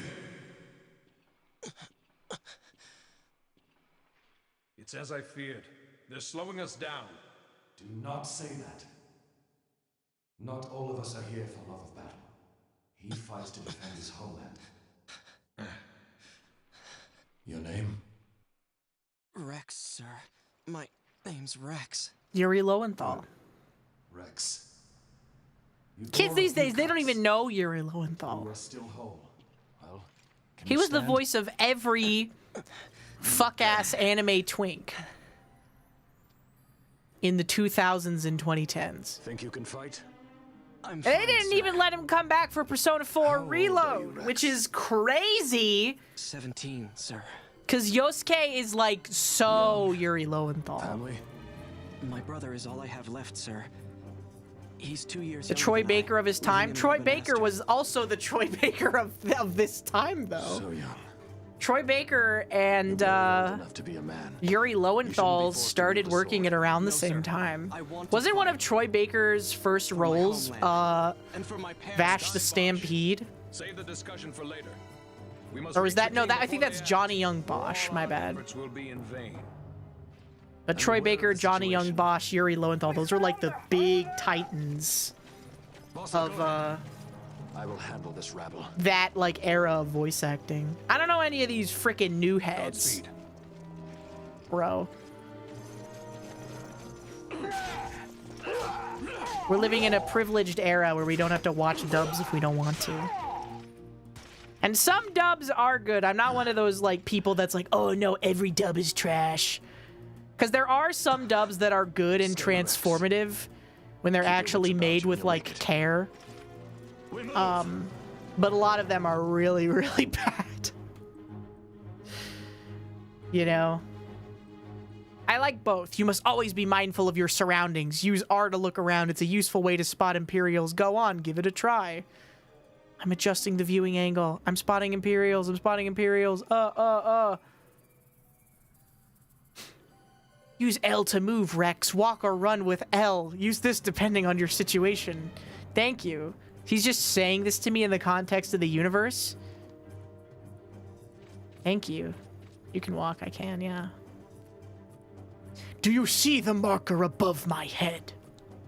That's the talk icon. You can talk to any character showing one of these. I love when characters in a video game just apropos of nothing start talking to me in tutorials. That's so awesome. How does he see that? How does Bosch know there's a fucking symbol above his head, bro? To talk to someone, approach them and press B. Try talking to your friend by the gate. Hello, konnichiwa. Life is worth too much to throw away, Rex. Do what you can, but don't try to be a hero. Save the hero stories for your brother once we're back in Ravenaster. Just listen to the captain and we'll get you through this. We'll enter the fortress through this gate. We must go. They even do that in Final Fantasy Tactics. See the marker above your head? That's called an action icon. One of those will appear when you approach a door, switch an item, or the like. To learn more about what you've found, walk closer to the icon, will change, and then press B. Hey, thanks, man. Oh my god, I opened the Iron Gate. We'll drive back, any Imperials standing between us and the King. Dalmasca's future hangs in the balance. Stay focused on the foes before you, Rex. I will watch reward. Bro, this story. I just love Ivalice so much. I have to see what happens after Final Fantasy Tactics. You can open the party menu by pressing Y. From the party menu, you can examine your equipment and inventory. Thank you. Oh my god, it's an Imperial soldier! Red line is a hostile target. Take heed, you're being targeted. When a foe targets you, the line is red. When you target a foe, the line is blue. If you see a red line, look for foes at once. They're not readily apparent. Use R to look around. When you found them, press B and open the battle menu. Once you've selected attack and target a foe, close distance using L. It'll automatically attack until your foe is defeated. You can change targets or actions at any time. If your HP falls, press B, select items, and use a potion. Yeah, it plays like Final Fantasy XI. Thank you. There's no need to input your command again.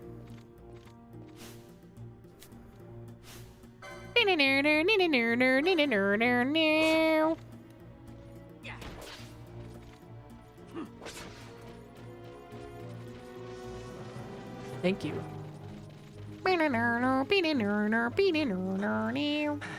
Is this game better if you play Tactics first?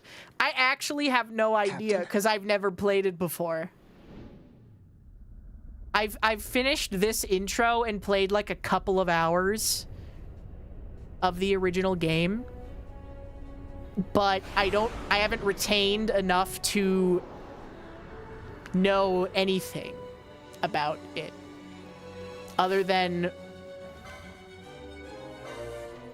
the context that it is in the same universe as Final Fantasy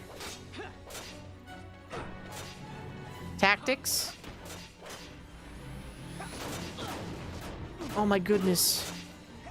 And also that it's really, really hard.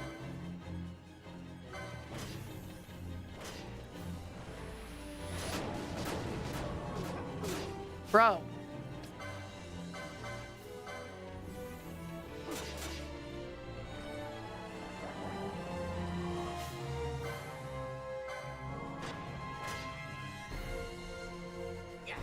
The homies got me. 12 and Tactics take place on the same planet and have some of the same species, and that's about it. Oh, okay. I figured as much. I always thought it was kind of weird that they...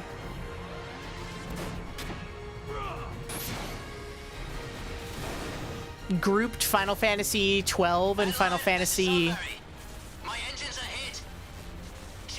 so closely together in Final Fantasy 14. We receive you, Tomberry. You've leave to retire. Well fought. My thanks, Antlion. Tomberry disengaging.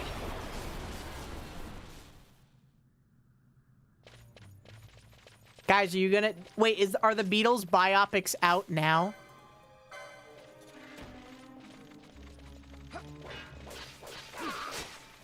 Because I remember seeing that thing where they were going to release 4 movies for the same audience on the same day, which is so funny.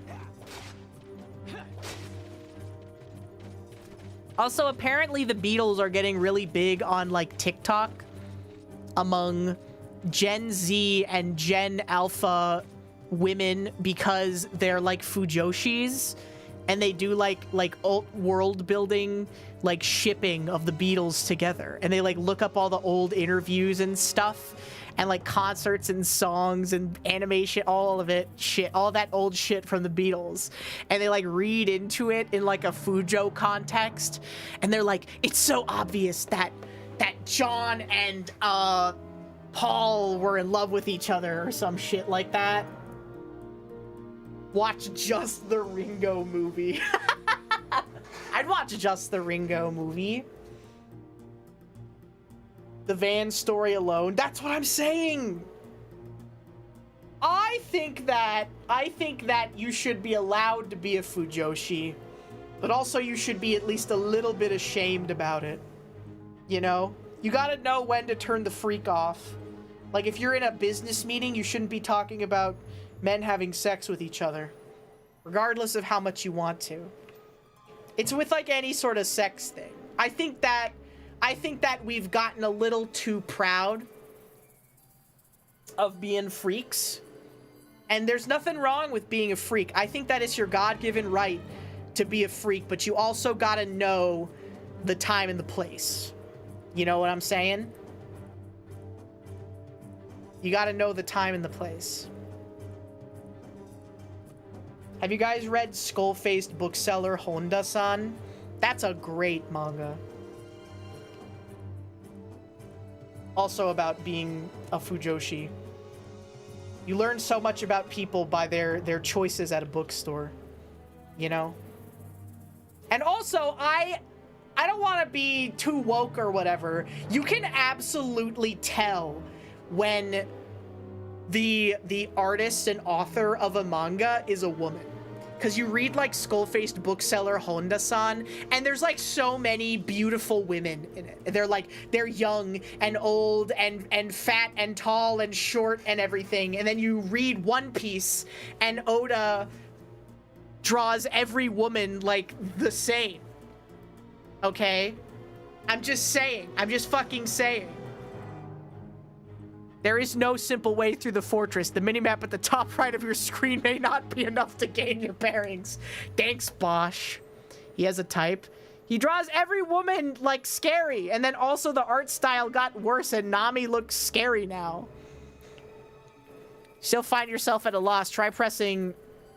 You can consult your location. Whatever. What did he say? Consult your location map with back button. It will bring up the map of the fortress we gave you before we set out. If you still find yourself at a loss, pressing left stick will allow you to view the location map as you move. Navigate your way through as you see fit. Huh. Thanks, Bosch. Hey, Bosch. Need a mini-map for safe conversation topics at Disney meetings. Yeah. Gachikudo was made by a woman and it shows. It's so true. Captain Ivalice has fallen. Don't talk such nonsense. I'm just saying, there's, you can smell the smell of clamp on something. Men like him don't die in places like this. We must make haste to reach the king.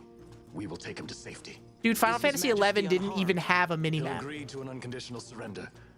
They wouldn't dare touch him until the wax on his seal is dry. But if we arrive after he signed the treaty... Wait. Quickly, Rex. Nane? What do you want from me, bro? There are several enemy soldiers beyond this point, Rex. There is no need to destroy them all. Sometimes it's necessary to escape. The RT command can allow you to abandon the fight with an enemy and run away. Escaping from a pointless battle is nothing to be ashamed about. Hey man, thanks. We can kill this guy though. Bro ain't shit. Yeah. See you later. Ah, floating crystal. This is a save crystal. You can save your progress by approaching a save crystal. Touching one of these crystals will also fully restore your HP and MP. Though you will gradually recover MP as you move about, it can take time. Do not miss this opportunity to refresh yourself and your allies. We must reach His Majesty before it's too late. Oh my gosh. Guys, I hope the king is gonna be okay. That would freaking stink if anything bad happened to him. You know what the real tragedy of this game is? Is that Fran's stats are fucking penis. Doesn't she have like the lowest base stat total out of every character at max level? Because I know every character has like base stats built into them that are kind of fixed regardless of class. And like... What?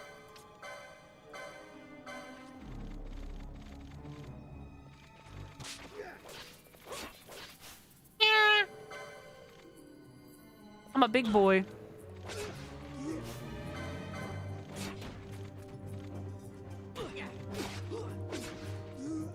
Does it not set up? Does it not by default automatically start attacking enemies that target you?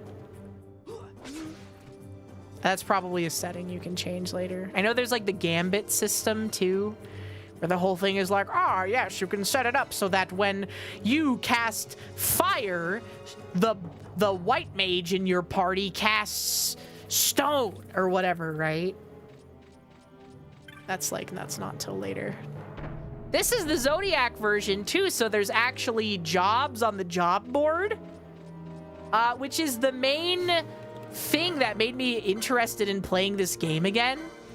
Was that in the international release and by extension, this one, which is the Zodiac version, is that they have different job boards that are for different jobs. So it's more like a job RPG instead of the original game, the Western one anyways, where every character just kind of had their own like built-in job.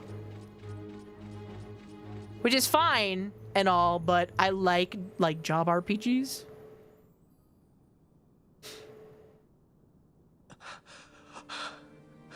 Yeah-oh.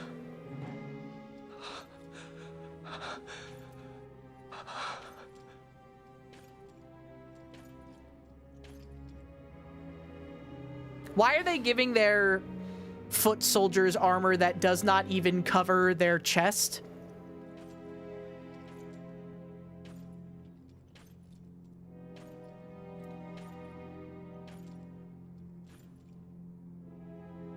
Oh no. Your Majesty. Survivorship bias armor. Captain, why?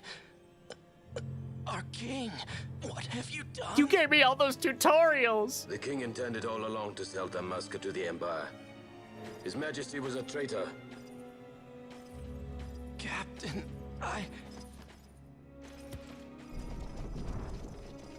Seize the insurgent. Hello. What?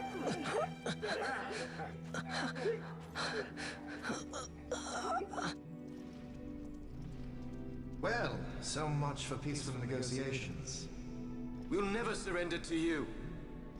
We are not cattle to be sold by a traitor king.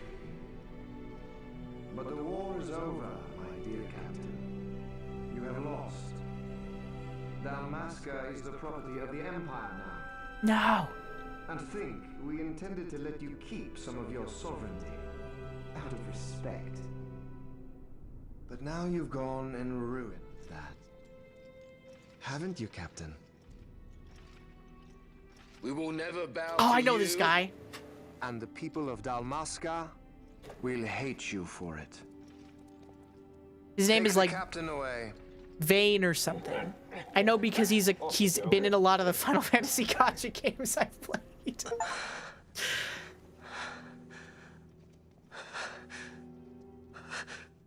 I know that guy. I know that guy. Oh man. Vaan. He was broken in the Dissidia gacha game. That game has to be end of service by now though, right? Like there's no way it's left not. by the wayside. The Arcadian forces resumed their advance toward Rabanasta.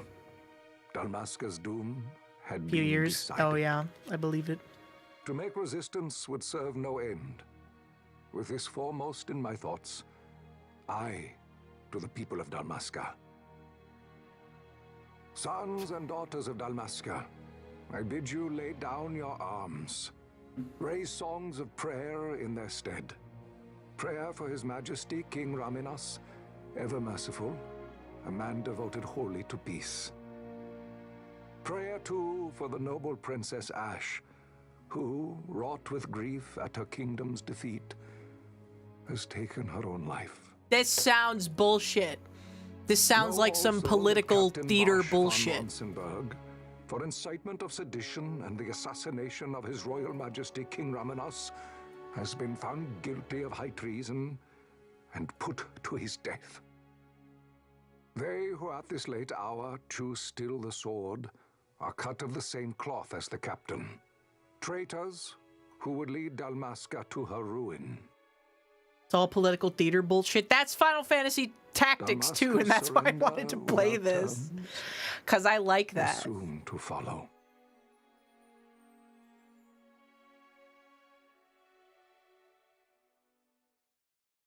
Final Fantasy Tactics is such a good game. Final Fantasy Tactics made me cry when I beat it again. It's got such a bittersweet ending. And man, dude, upon re-beating the Ivalice collection, oh, look at those rats. There's a card in the Final Fantasy Magic the Gathering set. Hurry it up or they'll find us. That's Vaan hunting rats in the sewer. Just a little more. You keep an eye for me up there, kites. That's how iconic this intro is. 3 more. All right. Time to clean house. Giant rat, giant rat. Me when I'm giant rat. Me when I'm dire giant rat. Why are you trying to run away from me?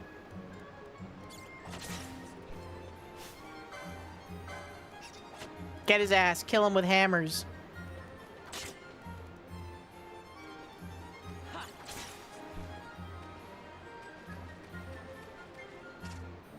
Where is the sole remainder, rat? There he blows.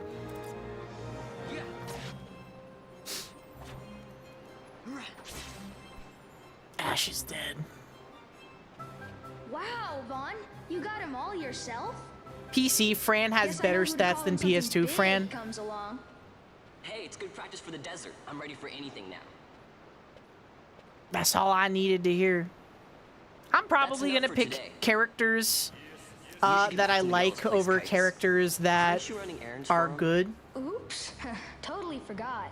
I'm not doing You Yeezmat. should come, Vaan. No. He's busy Fuck today. that shit. Might have Also, some L work for you to Cologne, do, thank you so too. much for the raid. Welcome in. You guys watch L Colon Q because he's smart and he knows things and he knows how to talk to a computer. And I'm here to tell you that I don't know any of those things. And I'm not very smart about computer things. And I just play video games. I don't make anything. I don't do anything. It's like when Slab raids me. Hi, you watch a guy who does shit.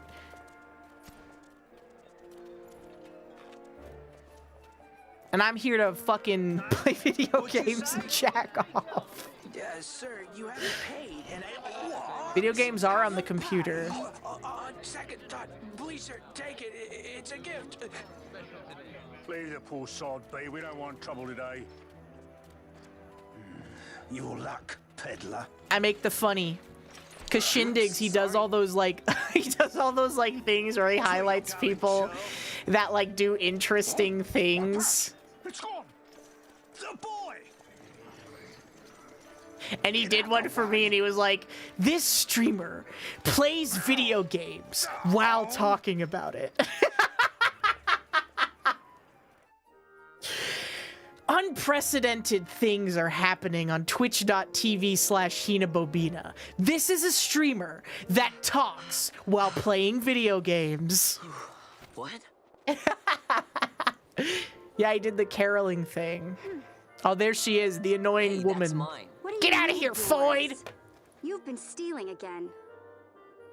What happens if they catch you? We need you to be there for us, Vaan. You're no good to anyone if you're locked away in a dungeon. Oh, what? Am I the leader now? I love the compression on these voice lines. We're orphans. The first thing you learn is you gotta watch out for yourself. Come on, Penelo.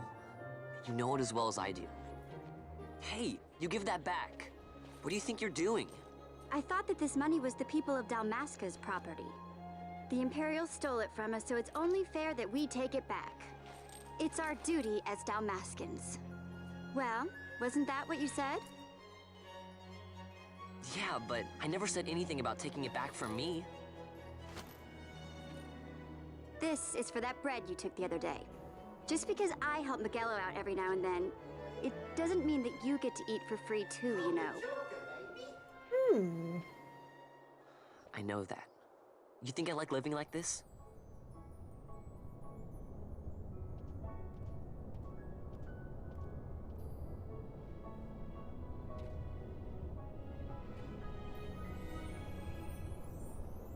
One of these days, I'll fly an airship of my own. I'll be a sky pirate, free to go where I will. Good fucking luck. Well, be careful. You'll never fly anything if you're rotting in a dungeon.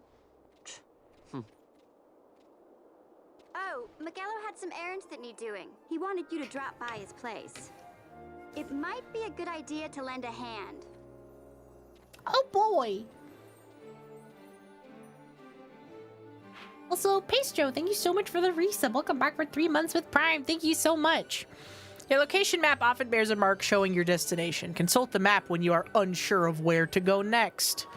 Thanks, bro. Oh, I'm in the fucking cataracts dimension.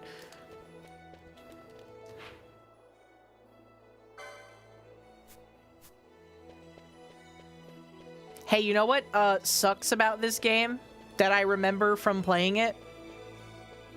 It's that you need to... hold on. No. I don't... No. I don't want to quit. Wait, what was that? Oh, shit. Wait, this is actually goated. This is actually a goated feature. Hold up. There we go. You know what sucks about this game is that you have to buy every spell. Penelo said you needed something. For some reason.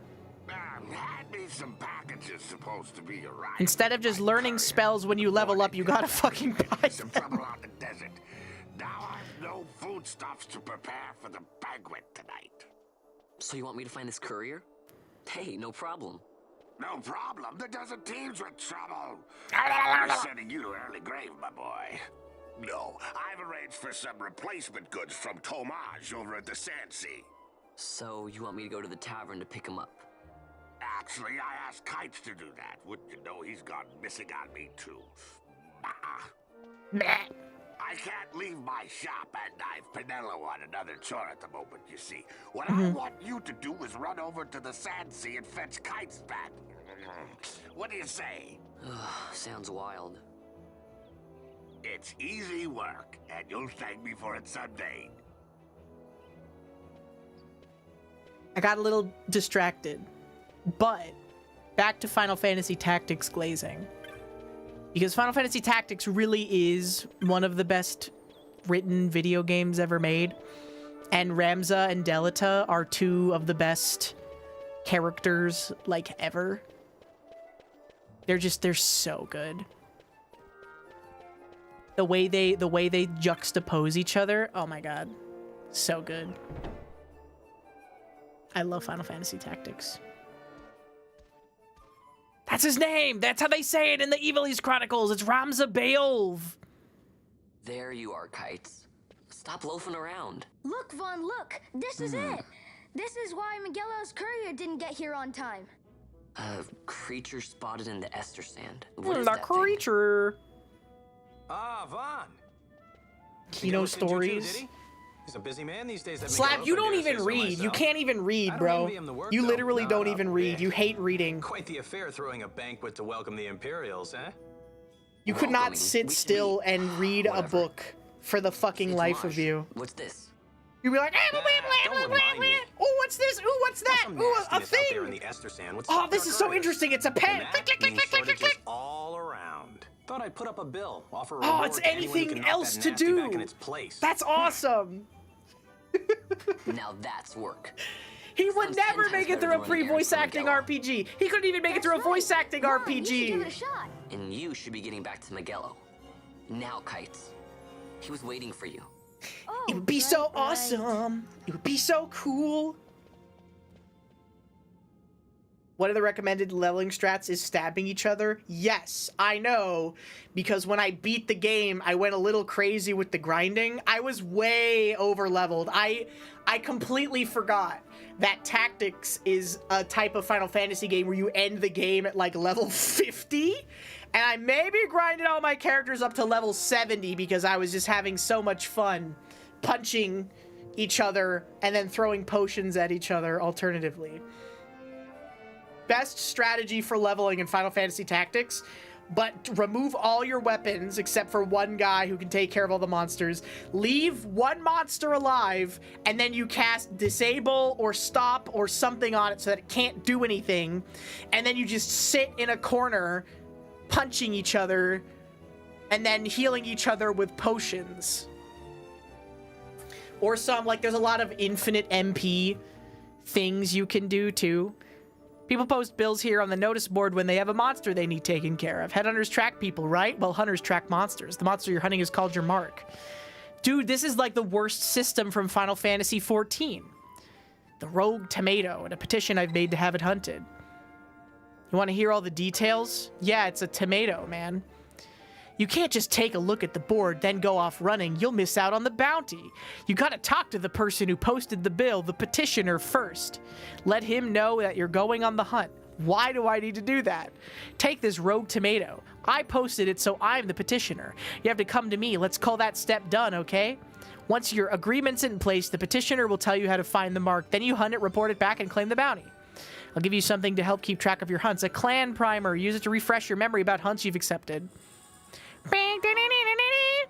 Clan primer has been added to the party member. Blah, blah, blah, blah. Go ahead and take this while you're at it. Just a little something to commemorate your first hunt. Orkea armlet. You can't even equip it. You don't have the license for it. Well, you got your bangle equipping license then. This is UK simulator. Think of licensing as mileposts, marking your progress as your combat skills improve. Swords, bows, black magics, white magics, none of it does you a lick of good until you have the license to use it. Same goes for that armament.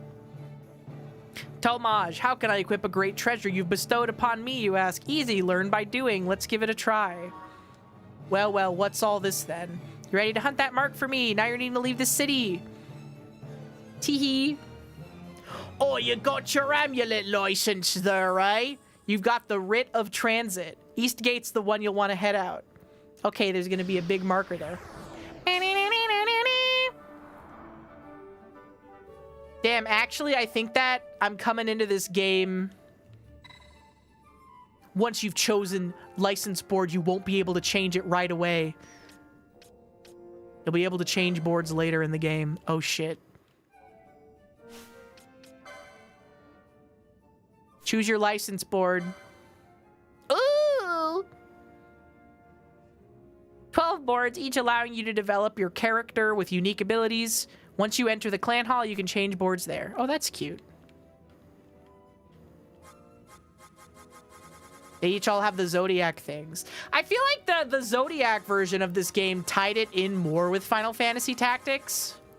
And then Final Fantasy XIV kind of confirmed that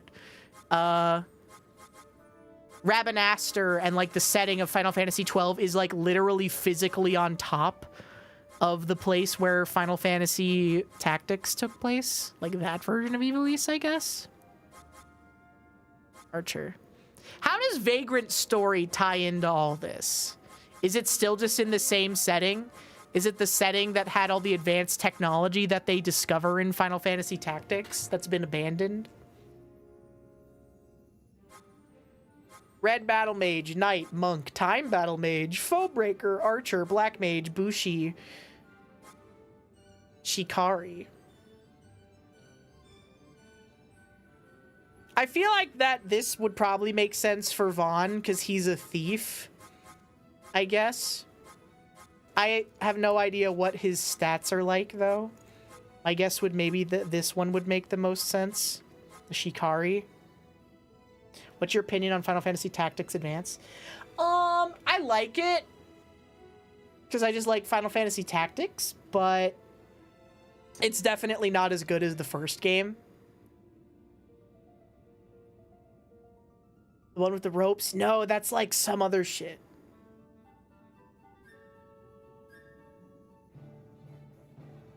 I don't remember Luke having to earn a license to fire a blaster. This game is Star Wars. All I know about this game is that it's Star Wars. Yeah, you're thinking about Hibachi. Are you a Tactics Ogre enjoyer? I've never played a Tactics Ogre game, but I've heard that they're just like Final Fantasy Tactics, so I would probably like them. I liked Fire Emblem before it became bad. Like Radiant Dawn and Path of Radiance and the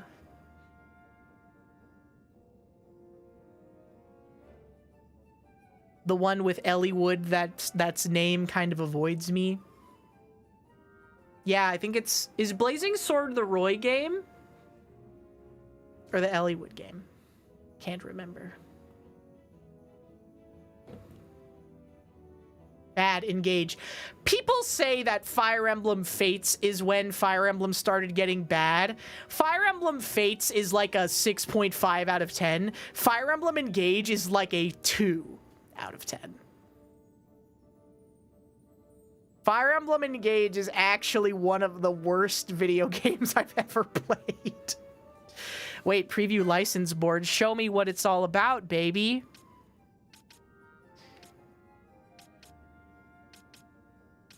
Wait, I can't... Oh, okay. I can equip it. Okay. Gain MP after taking damage. Adrenaline. Last stand. Ninja swords. Red spiral. What does that do? Increases strength when HP is critical. Increases duration of status effects. Max HP. Gain MP after defeating a foe. Increase max MP. HP. Accessories 6. 7. Hermes sandals. Dude, this is so stupid. Why do I have to get a license to put on a pair of shoes?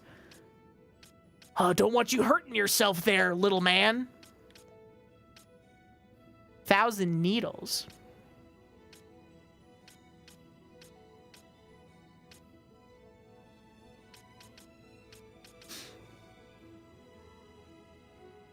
Add good character and game item and maps to engage with. Fire Emblem! I like Conquest.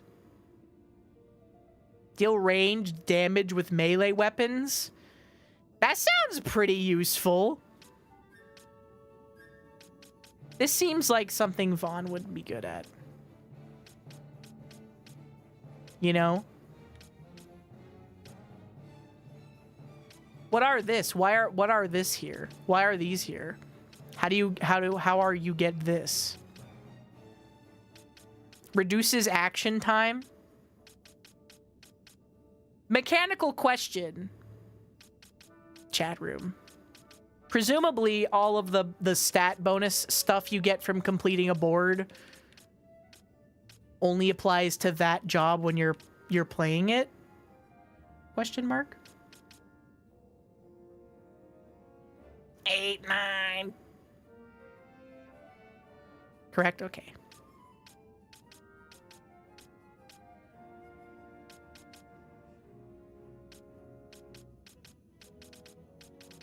This one kind of feels like it was like made for Vaan. And I know that Vaan's whole thing also is that he's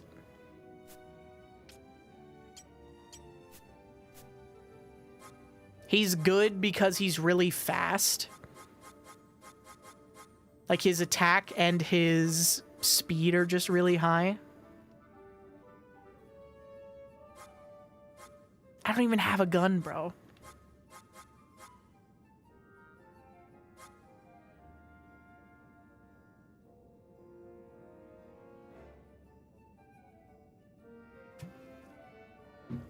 Fates had the atrocious Phoenix mode. That was in Awakening too. Which is the baby Fire Emblem mode. I don't mind 3 houses. I don't mind Fire Emblem 3 houses. Fire Emblem 3 houses added the goated mechanic where you get a limited number of time rewinds. Where if you fuck up in a battle, you don't have to reset the entire thing because you made one mistake and lost one of your characters. You can just be like, whoops, going back a turn. I don't want to do that again. That's a really goated design choice, I'm not gonna lie. Because, like, I get when you're a teenager and you have all the time in the world to do to play a video game, but I don't want to restart a battle I've already spent 35 minutes on because I made one mistake right at the very end. I advise is to give them a physical and magic job, and there is enough jobs for no overlap. Wait. If I give a job to Vaan, does that mean that other people can't have it? Important question. Or is it just that you can only have one of each job? What?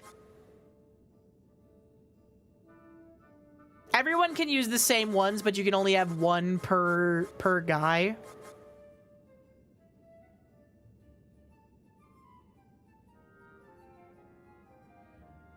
Goes the husbandry for proper husbands, like Claude. I like Claude. You can double up jobs between characters. One character can't be time battle mage / time battle mage. Oh, okay, there's jobs and sub-jobs then. Okay, that's fine. I'll just do this. I'll do Shikari. That makes sense for Vaan right now. I can change it later. And this kind of already... Okay, bro, show me the license board.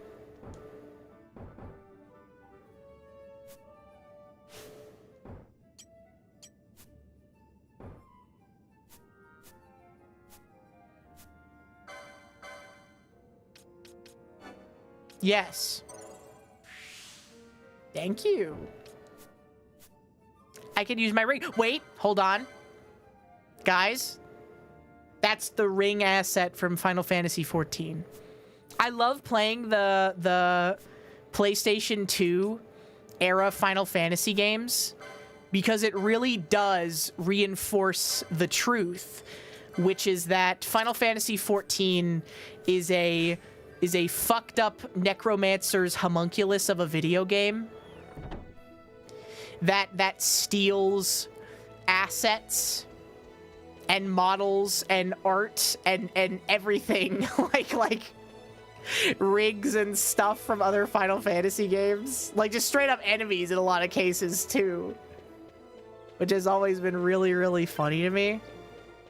It's a little shamelessly, not that shamelessly, because the game is very much a love letter to every Final Fantasy game, but it was really funny doing like the Binding Coil of Bahamut and the the fourth fight. No public passage on account of the Lord Consul's parade. Oh, gee, that's too bad. You see, it just so happens that your provisioner for the fete tonight, he sent me to pick up a few choice morsels for the Consul's dining pleasure. He wants them quick. I got the writ of transit right here. You see? Signed, Magello. I just hate to see the Consul upset because his food wasn't ready on time. And I sure hate to see him take it out on you. The Lord Consul is a great man, and not one to take offense in such trifling matters.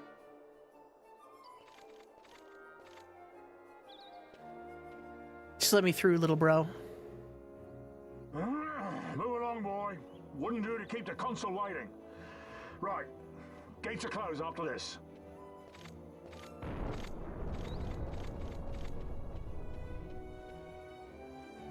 But, turn 4 of the Binding Coil of Bahamut, literally like every single enemy in that is ripped directly from Final Fantasy XIII, which is really funny. Like the dreadnoughts, the rooks, the queens, the bishops, all of it. And it's so cool playing Final Fantasy XII and Final Fantasy XI and being like, I know this guy! That's that guy from Final Fantasy XIV! Oh, I love the way that the little cactuar guys look in this game. They're so cute. They're actually so cute and whimsical. I love these little fucking things, dude. Look at this fucking thing, dude.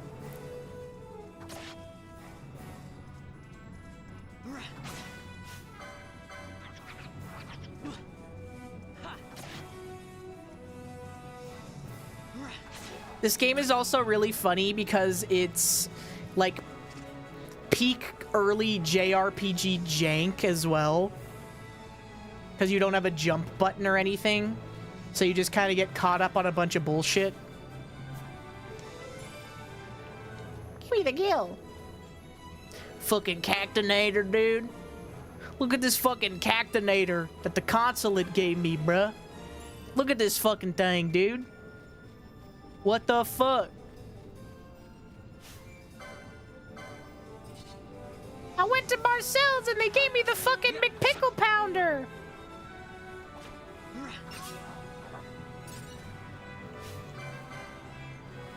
Fucking Tomatonator that Wendy's gave me.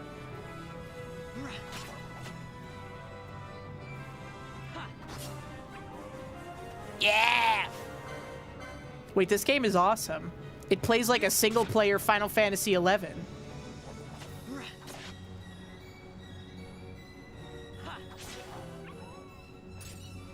Shit, wait, my ass doesn't know anything. Shit, my ass doesn't know anything. My ass fucking sucks. I have no Podions. I'm going back to the crystal. You've heard 12 described that way before? I would always describe, because I feel like less people have played Final Fantasy XI at this point now than Final Fantasy 12. I never hear like anybody talking about these games ever though. When people talk about Final Fantasy in the modern era, I really only hear them talk about Final Fantasy XIV, obviously, because that's like the most popular one.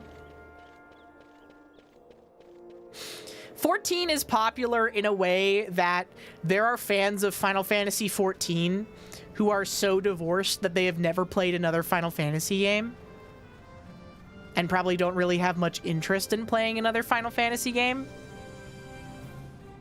Oh, there he is. It's the fucking Tomatonator, dude. The fucking Tomatonator.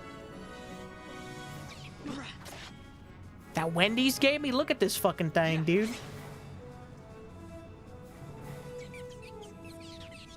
There he goes.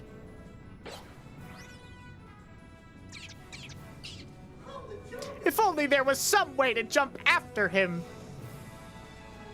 Point, thank you for the resub. Welcome back for 23 months. Welcome back. Thank you. It feels good to be back. I got so mad over a board game when I was over at my fucking family's having Christmas that I got into a screaming match. It wasn't really a screaming match. It was mostly just me yelling. But I did get fucked over, and I was right, and I was justified. Because essentially we were playing Betrayal at House on the Hill, and we got a scenario where I was the traitor and I was a tree, and the win con for the survivors was that they had to put 6 ornaments on me. So what they did was they crafted 6 ornaments and they put all of them on me at once, like one person. And I was trying to say, and for those of you who don't know, in Betrayal at House on the Hill, like a pretty core mechanic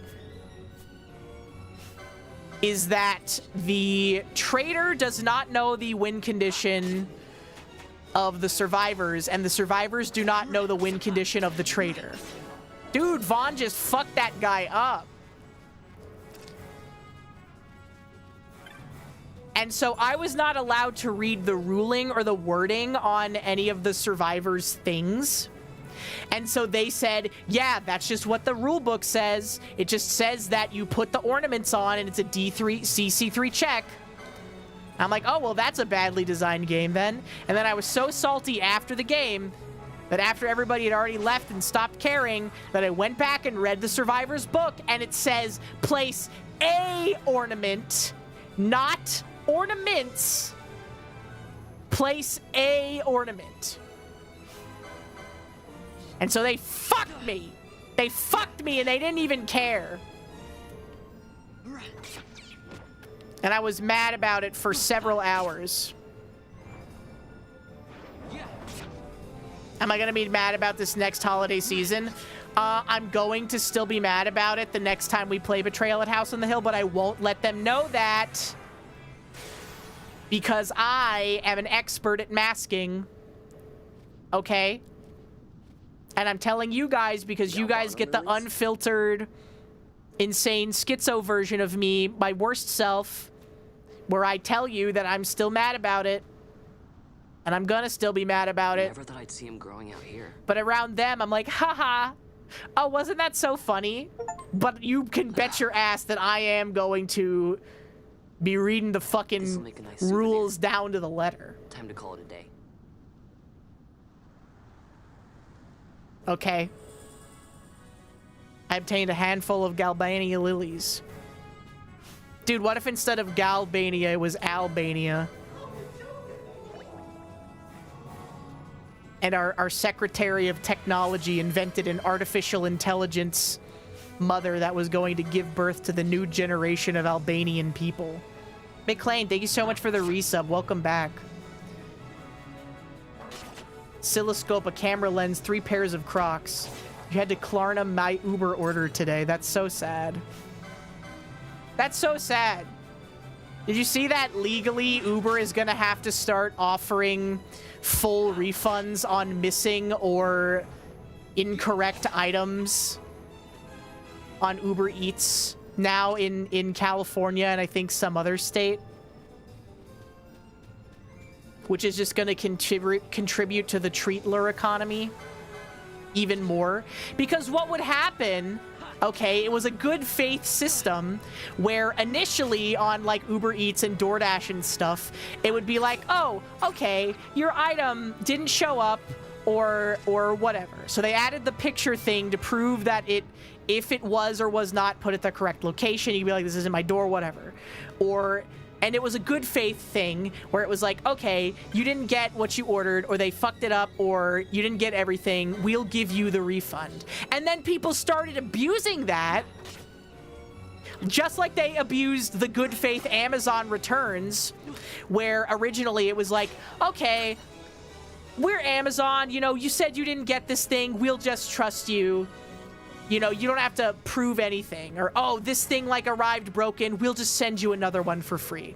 And now it's like, no, if it's broken, now you got to go to the fucking Whole Foods or Amazon Return Center and ship this shit back to us and take time out of your day because bad actors were going and buying things and saying that they arrived broken or damaged when they weren't, just to get free shit, and they ruined it for everyone. Same thing happened with like DoorDash and Uber Eats, where bad actors would take advantage of the generous refund policy.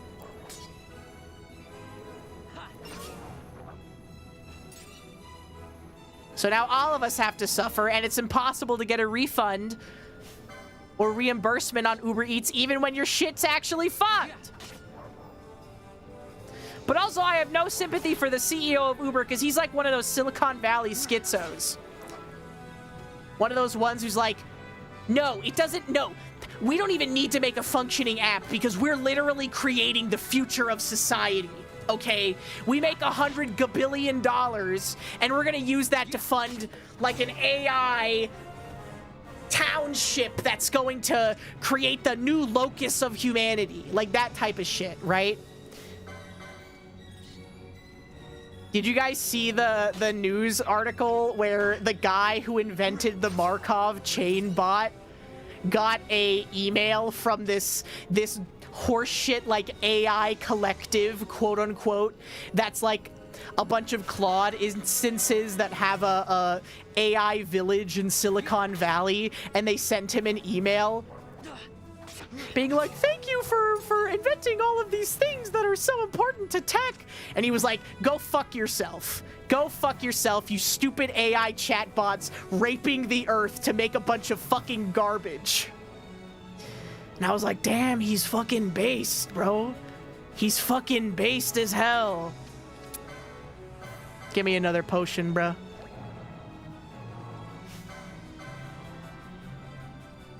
It's so ass. Vaan, kill him with hammers. Also, Anil McGoober, thank you so much for the resub as well. Welcome back for 16 months. Is this Monster Hunter? No, it's Final Fantasy XII. The one that no one plays. If I was a clickbait YouTuber, I would make a video out of this stream called Playing the Final Fantasy Game That Everyone Forgot. Wait, Jacer, we have to do that. Especially if I play the whole thing, I gotta make like a clickbait, like supercut. Playing the hidden Final Fantasy game that everyone forgot. This JRPG gem that everyone forgot. And then you have like a blurred out like picture like Vaan with like a black like bar over his eyes, like censoring his identity or whatever. You gotta do that. This hidden JRPG classic that everyone forgot. This hidden gem. This is one of those Expedition 33 likes. Nah, man, there's no freaking rhythm cutscenes. Nah, man, you're gonna play Super Mario RPG on the Super Nintendo and be like, oh my god, it's just like Expedition 33! Guys, I tried to put my nieces and nephews on Kino this Christmas season. Because I did get... I'm kind of balling right now. I don't want to fucking brag or anything. But for my nieces and nephews, I did because they're all like around the appropriate age where they could all get like a lot of enjoyment and use out of this. I did get them a Switch 2. And I got them Kirby Air Riders. I got them they have the Costco bundle.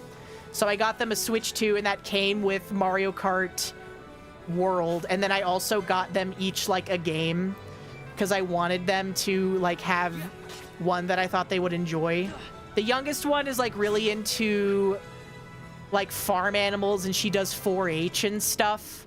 So I got her the new Story of Seasons game. I think it's Grand Bazaar. And I got my nephew. I got him Kirby Air Riders just because I thought he would like it.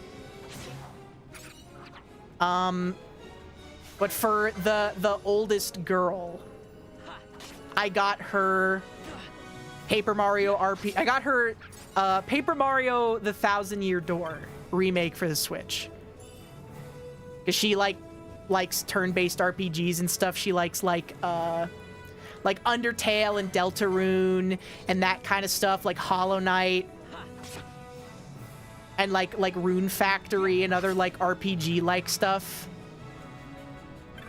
And I was like, I just want you to know this is my favorite video game.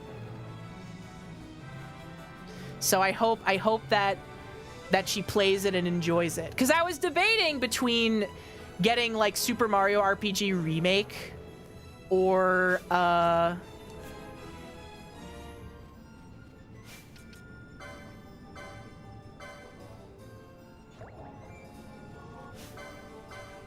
Paper Mario The Thousand Year Door. Because I love both to death, right? But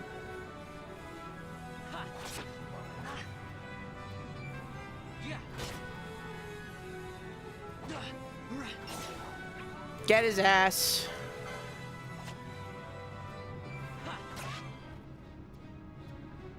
Well, now that I use this potion, I might as well stay out here and grind for longer. I'm the best gifter ever. I try, man.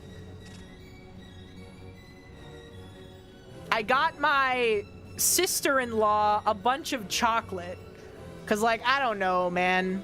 I was like, well, you have a bunch of kids, so they're probably going to steal as much of this as they possibly can, so I want to make sure that you're going to be able to get, like, as much as possible.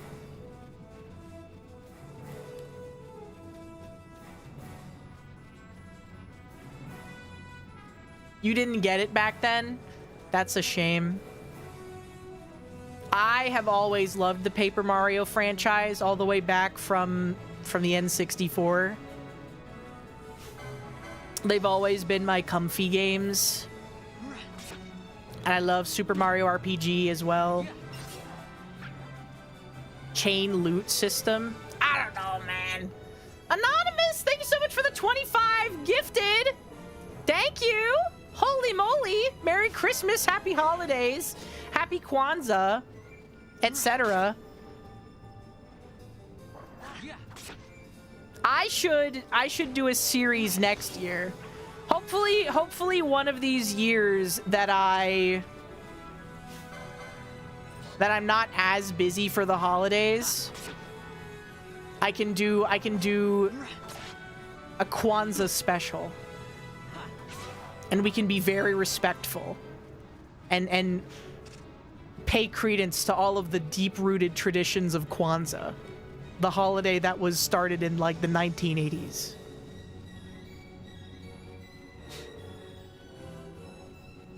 You went N64, PS1, SNES.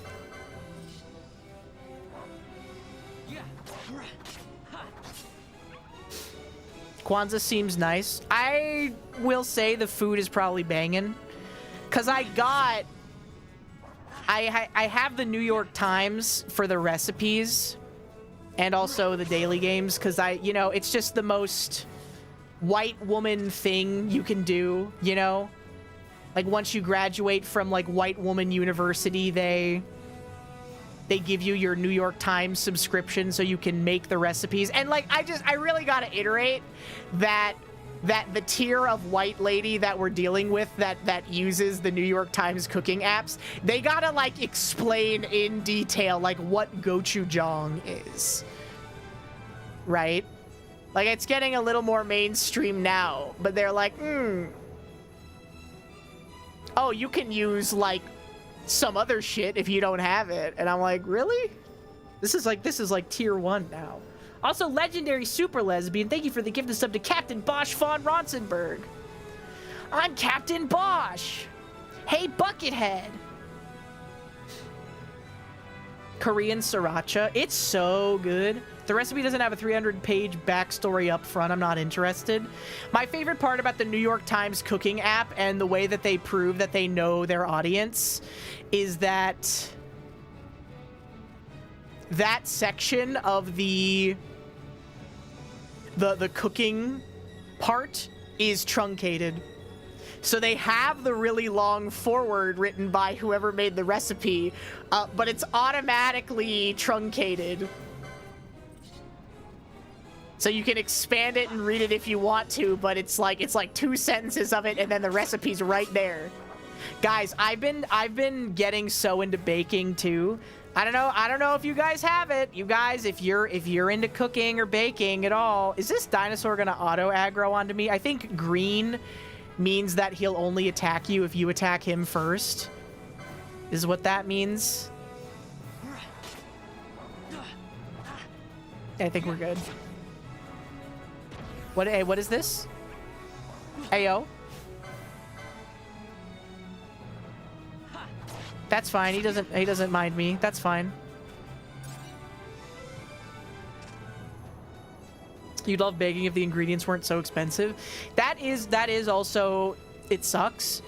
But let me tell you, okay, if you have the New York Times cooking, if you have a New York Times subscription and you bake even a little bit or are interested in the idea of baking even a little bit, and ideally if you have a stand mixer, because making bread is a massive pain in the fucking ass if you don't have a stand mixer, they have a recipe for like green onion rolls, which is like a Chinese scallion pancake hybridized with a cinnamon roll, and it is so fucking good.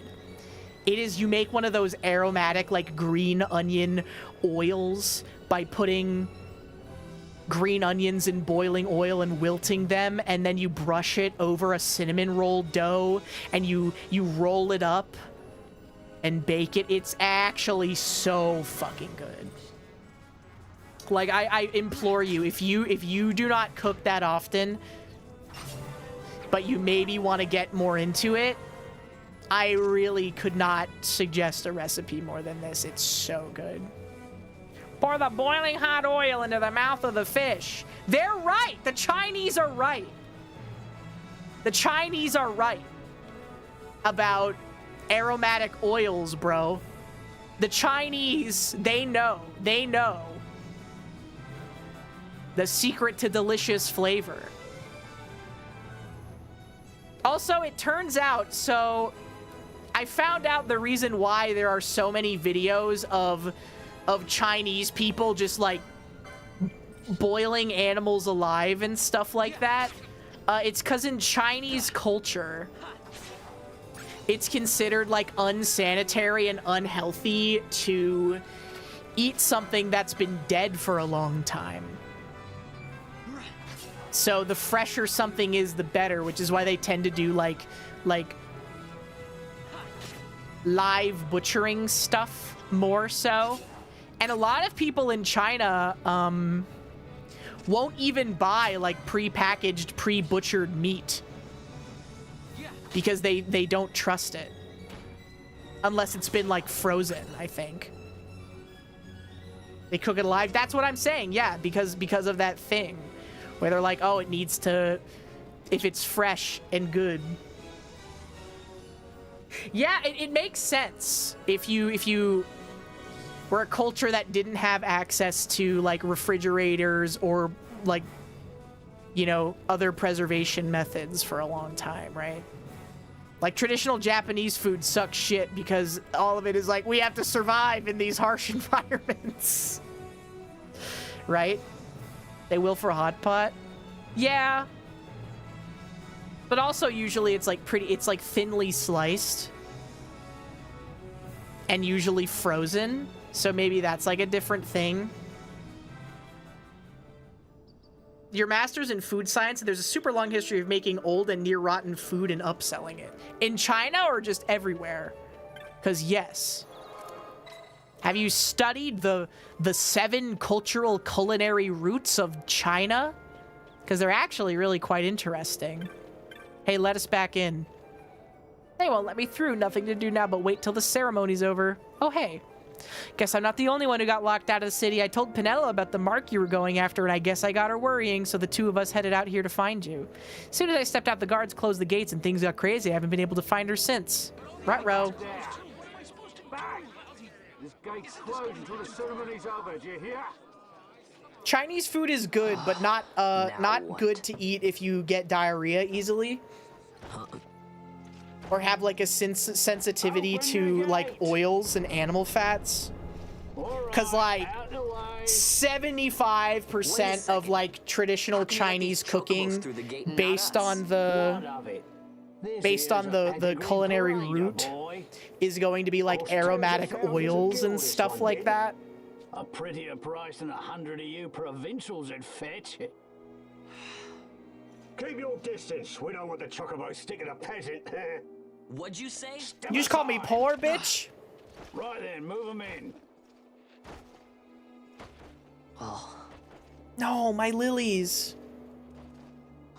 That does it. They do this to signify that the Empire are bad guys. You have there. Yes, cedar down stock, if I'm not mistaken. Change the soil, change the chocobo, am I right? Yes, different soil means different bouquet, too. Take a Dalmascan Barrow's wine, It may lack the flavor and depth of some of your Arcadian wines, but it has a certain strength of character. It's not bad, really, once you get used to it. Care for some, sirs? There's more than enough for all to cool their throats, of course. You let these carts through when the closest gate is ordered. Aw. What a nice guy. The nails choked with this sand.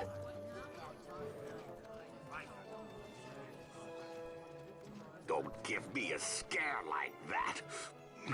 You're lucky that ended where it did. Right. Now's our chance to go through.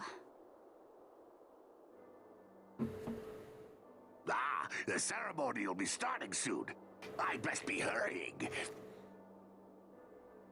Okay, well... Vaan, wait! What is it? Vaan! Speaking of gassing up Final Fantasy Tactics again, one of my favorite parts about Tactics is that there is not really, at least between the political factions of the game, a defined good guy or bad guy. Everybody is kind of rancid in their own ways. It's very realistic depiction of, like, war. Because obviously there's a main antagonist of the game, which is the Templars that are, you know, trying to insurrect and uproot all of society, essentially, right? But, like, between the Church and the Black Lions and the Order of the Northern Sky, there's good and bad people on every side. Order. Such a good game. Your new consul. There he is, His Imperial Vaan. Highness Lord Vaan Solidor, Commandant of the Arcadian Empire's Western on... Your Excellency.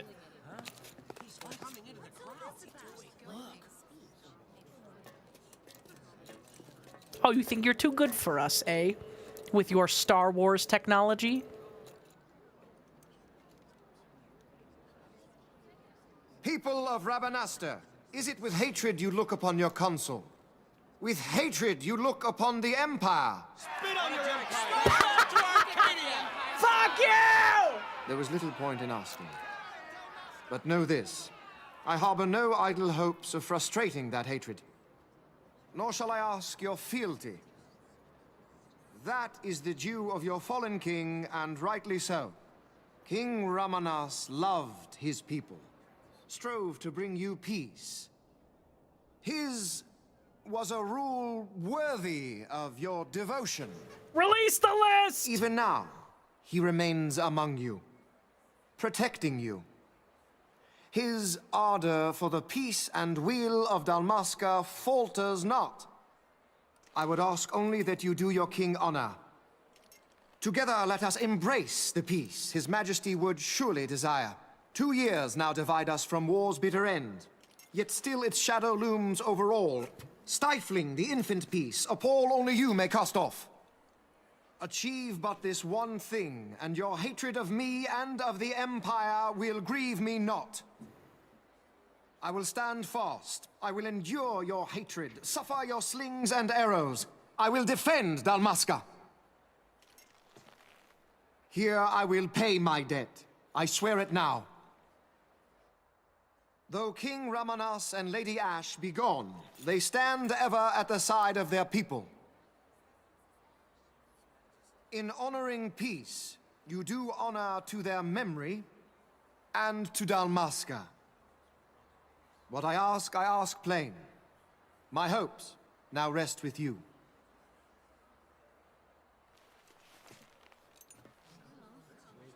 Dang, this guy seems really trustworthy.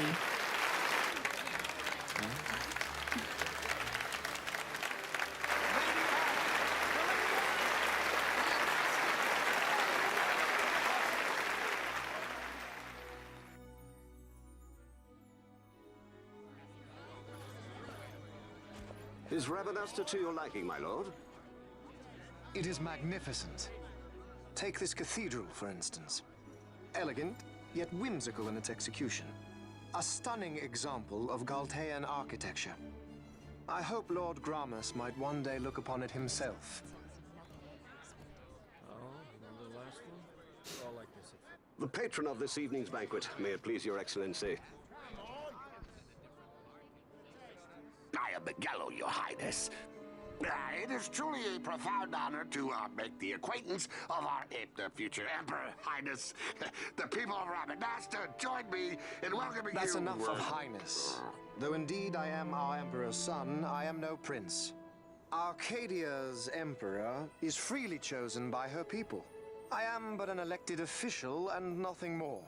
I meant no disrespect.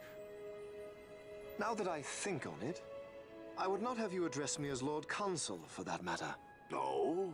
Henceforth, I am a citizen of Rabanasta. Why don't you call me Vaan? I could not. That would not be right. You are overly fond of formalities. I've just the remedy for that. Tonight you will join me, and we shall drink until you call me by name. Damn, what a nice guy.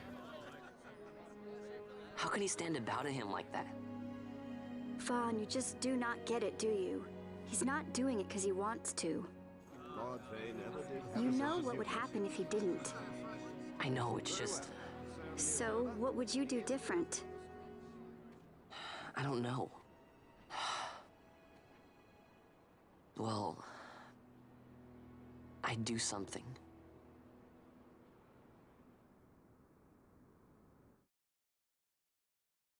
Vaan. Vaan! You haven't heard a single word I've said, have you?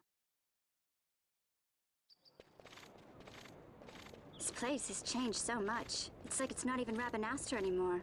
Like the Empire is swallowing it whole.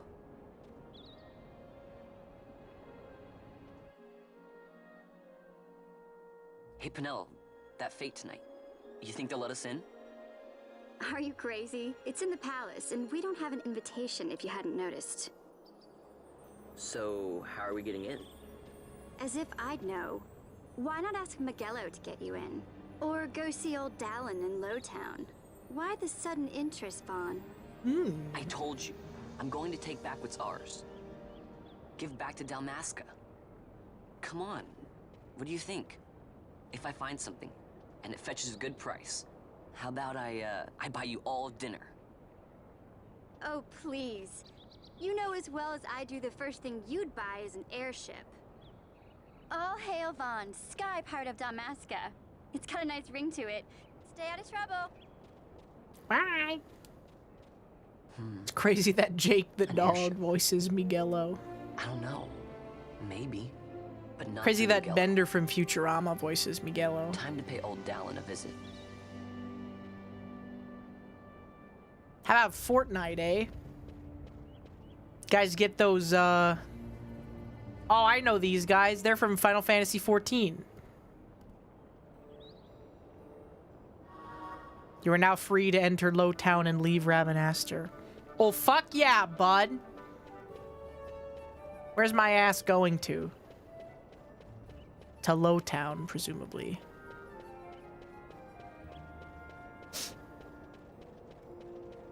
You can now leave. Freedom ain't not free, man. Freedom ain't not free.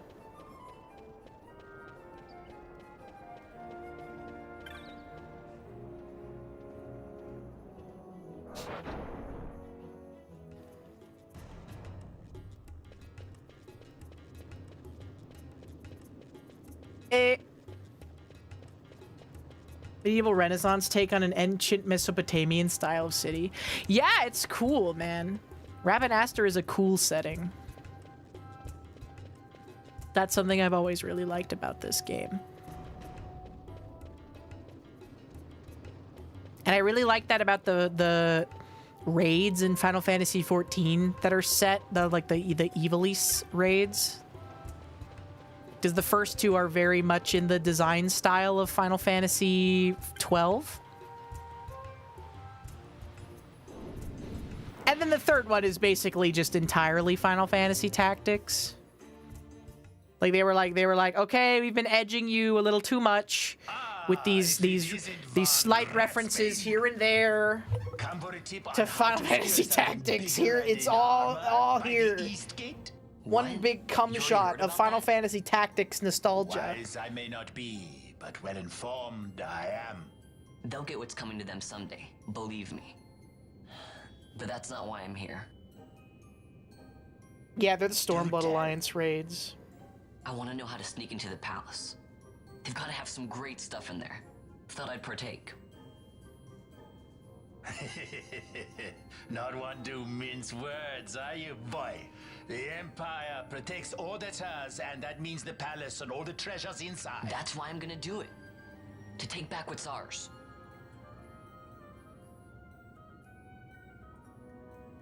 So our champion of the sewers aspires to noble action. Admirable. Perhaps I can help you. Ah, now that I think on it, there was a rumor. Yes, a secret passageway into the palace walls. A door and a magic stone that opens the way. That's it. This is exactly why I came to talk to you first, Alan. So, where's this, magic stone? Stone? Oh, I've had it for years, if I can remember where I've tucked it away. All I need is the crescent stone. Can I have it? Then I can find that secret passage into the palace, right? Not much of a listener, are you? The crescent stone has lost its magics. Without the power of a sunstone, it'll be of little use. Right, so where can I get one of these sunstones? Seek Giza Plains. Speak with the nomads there. You will find your sunstone. Leave by Southgate and continue south. Their village is not far. There are like to be beasts on that plain, so be careful, my boy. You don't have to worry about me. I'll be back before you know it. Okay. A freaking sewer level? What were they sinking? How do I do it? Hang for a right, and I'm practically at the south gate.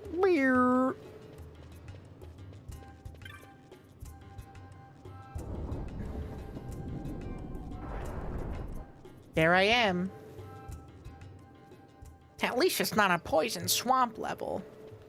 You want to know what the thing that made me quit this game was?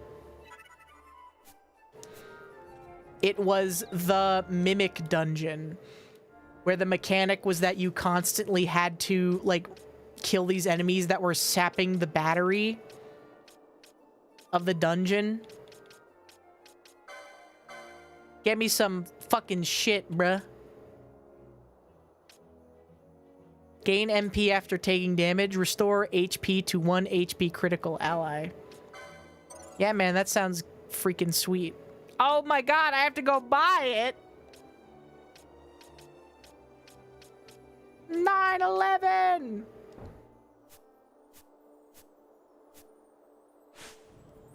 In the Zodiac version of this game, did they make it less ass? Did they make grinding for Gil less ass? Because I also remember constantly being poor. And that was really annoying. It's basically better in most ways. Okay, cool. That's good to know. You needed Gil? Yeah, man, to keep every character, like, up to date on gear and spells and stuff. I remember really struggling. But I guess I didn't play the game for very long on the PS2 version, so take it with a freaking grain of salt, my brother.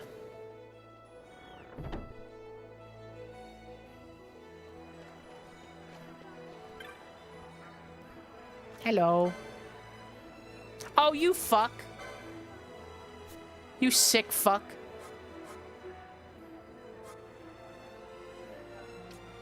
Is there gonna be some kind of crafting shit?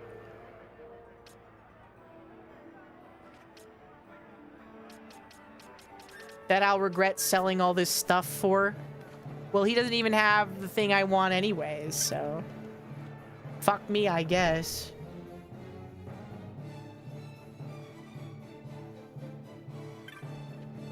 Kind of. Well, if it's like early game materials, it probably doesn't matter that much. Is the bar, is this the place where I get the hunting license things? You want Libra? Okay, I'm poor though. Yeah, here we go. The worst part of Final Fantasy 14. Dexterra. Rank 1. Ghastly. Seek brave souls for slaying a fearsome beastie. My future rests on your swift response. My name is Ghastly. Ghastly. See me in the sand, see something. Found at the following location. You must speak with the petitioner to formalize the contract. Okay, he's right here then. What's his fucking name? Tomaj. Barkeep. Barkeep. Sodded Imperial. Oh, is this a random guy?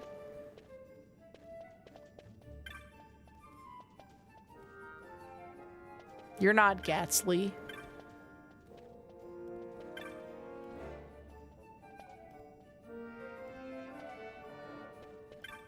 Oh, there you are.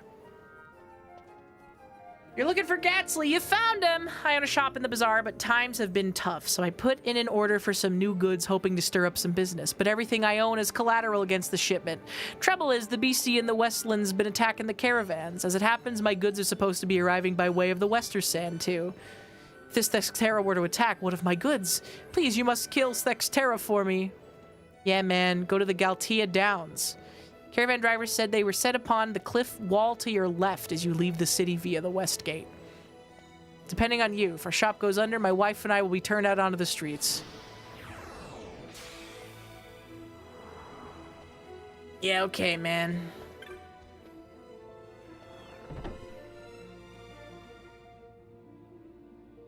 Certain items sold will unlock a pack in the bazaar. Wait, so if you sell certain items, you'll unlock more stuff to buy?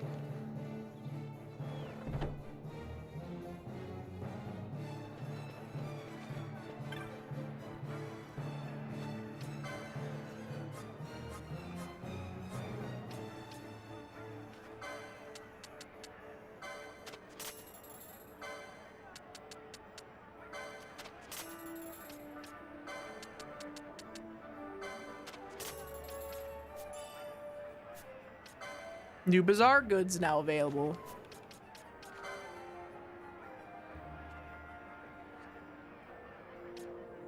What? What are this?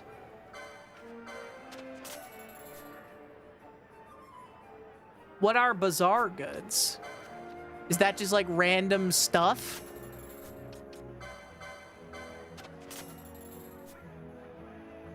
Yeah. I don't know. I don't know. I don't know. I don't know.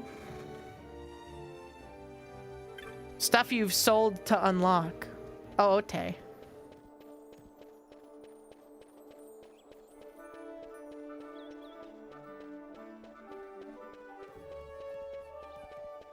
I know we get Penelo soon, so maybe we should wait to get her before we...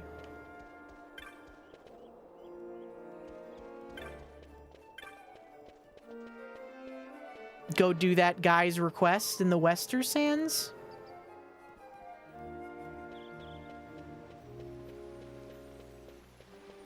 Perchance? License board.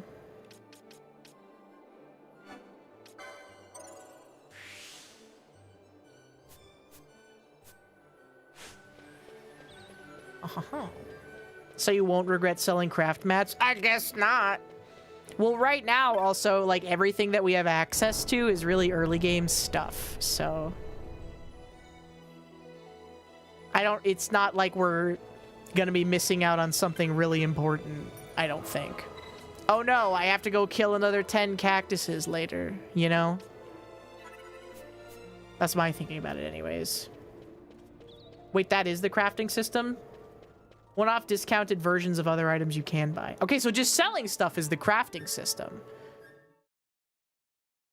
So I don't even need to worry about selling the wrong thing, quote-unquote. That's kind of awesome. I kind of hate crafting systems in games. All right, time to die.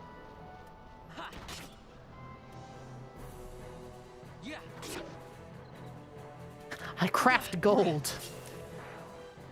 I use a transmutation spell to turn objects into gold. Isn't that so awesome? Anything in the loot section can be sold without issue. Okay, awesome. Hell yeah!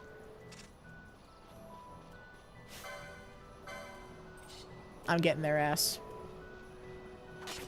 Unless the game is about crafting.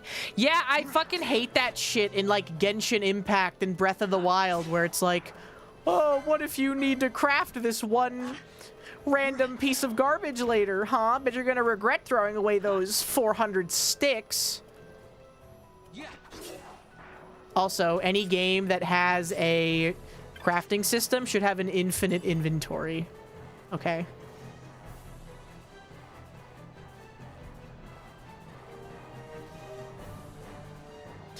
Take a crafting system that tells me which items give me what instead of it being a mystery. Yeah, that too.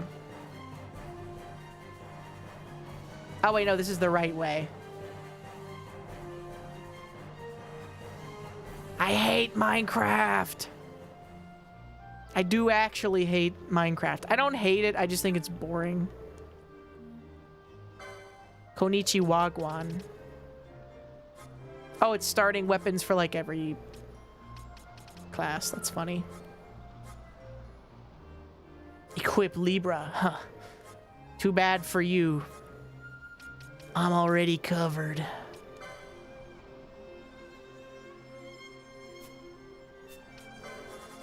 Eh.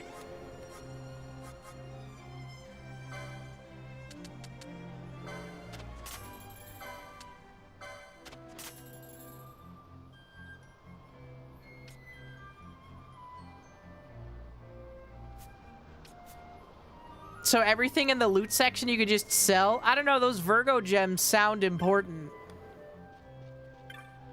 Maybe I'm just fucking stupid.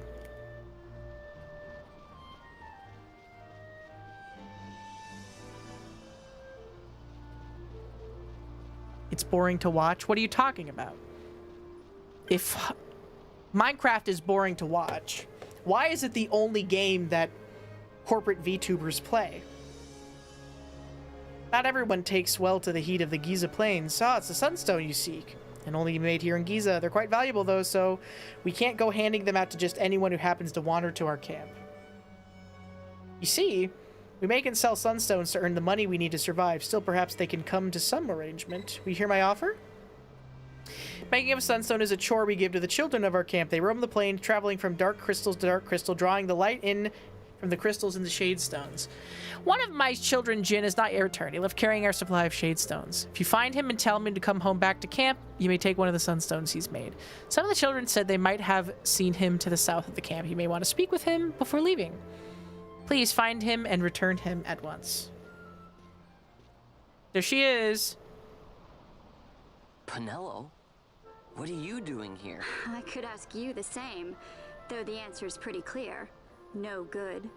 What? I'm being good. Is that right?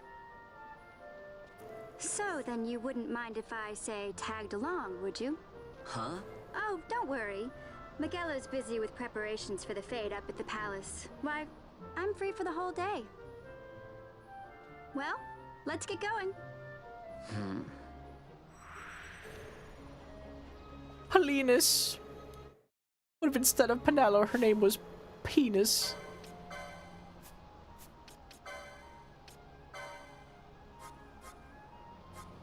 White mage.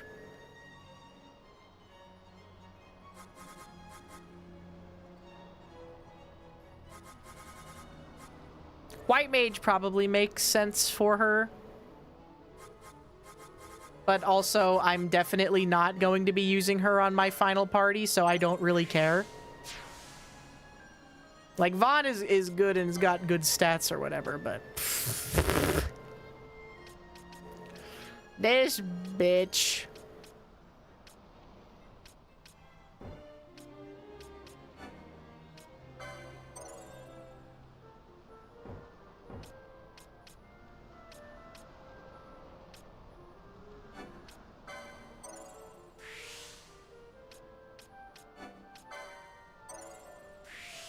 Leaving Kimari out of the party. I'm sorry, he's just not good.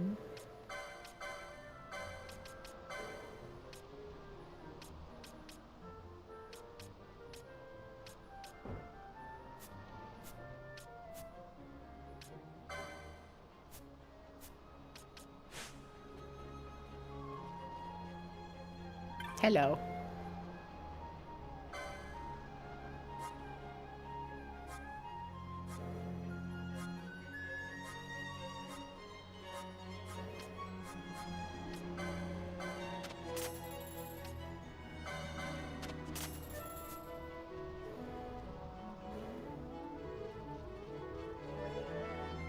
So am I really good to sell those Virgo stones?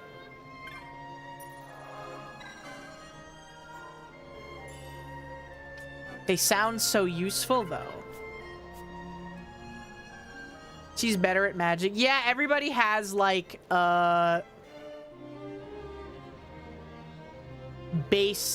stats. There are all sorts of monsters out there. You can never be too careful. Thank you. You can give commands to your allies in the party just like how you'd be doing for yourself up to now. I'll make my own decisions about what to do, too. You can also give me specific commands, and I'll take care of those first. You can now change leaders and issue party commands. If you don't want to fight on my own, you can always turn my gambits off. With my gambits turned off, I won't do anything until you give the word. You should really think about using gambits for yourself, you know? You can make and managing a lot. Wow. Finally. The best system in this game is the one that makes it so you don't have to play it anymore. Wasn't Jin supposed to be somewhere in the south of the village? If we work our way around, we can find him. Licenses. Wait.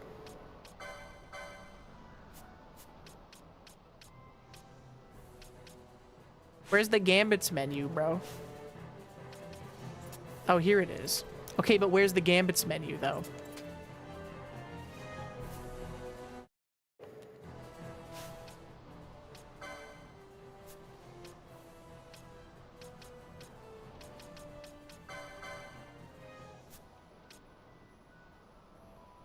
You don't have access to it yet? They told me about them, but they won't let me adjust them yet? What a load of bull honky. Yeah.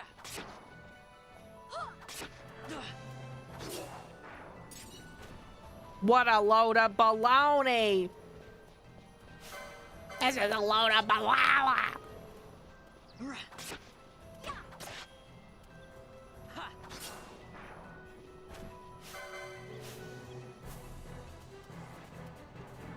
Only 2 more hours. No, fuck you, fuck you.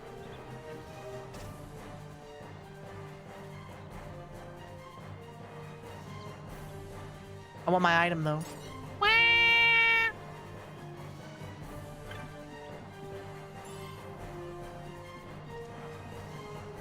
I remember these owl fuckers being really annoying. That's what I remember.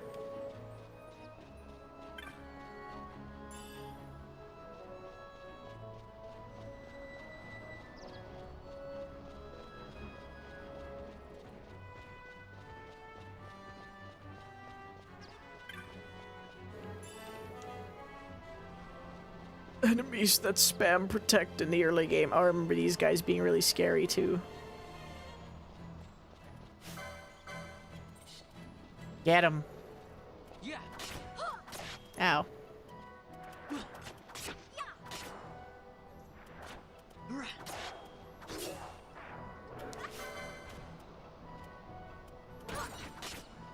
Get their asses, Pinello. Yeah.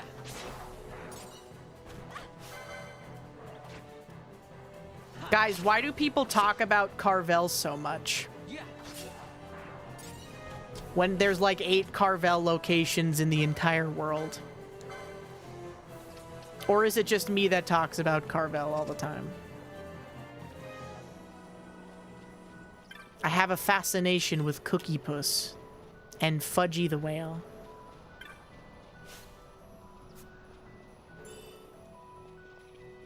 I love that cake, man. I love that little ice cream cake that looks like a whale.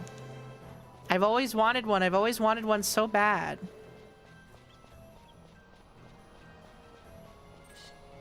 No, no, no, no, no, no, no, no! Snakes! This sucks, this sucks, this sucks, this sucks. Leave me alone, leave me alone, leave me alone. Goodbye. It's just an East Coast thing. I don't even necessarily think it is an East Coast thing. It's just like a... Wait, where the fuck am I? That wasn't even the exit to... Oh, they're still here! That wasn't even the exit to the village. Pinello, help me. I scraped my knee. I'm scared now. Whee! Thank you.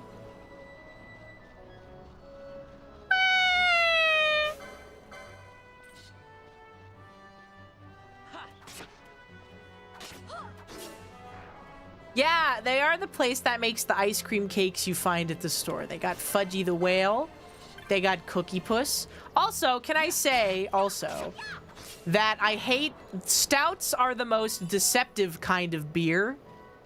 Because they always sound like they're gonna be so fucking good. Because they got shit, they're like, ooh, it's like a crumble cookie, lava cake stout or whatever.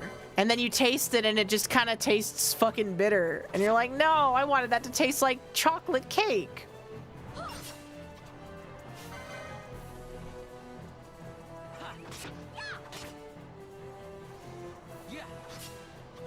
And then you're left disappointed.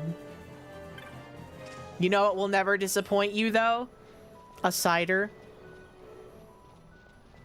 Ciders are awesome. Because they do taste like candy.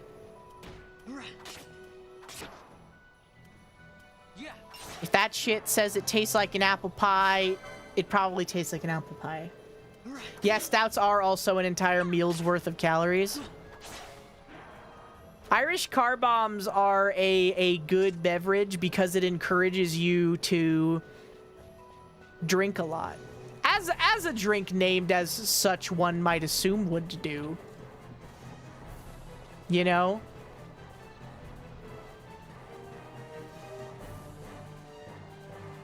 Is this guy gonna fuck me? Up? Yes, he is. Yes, he is, in fact, going to do that.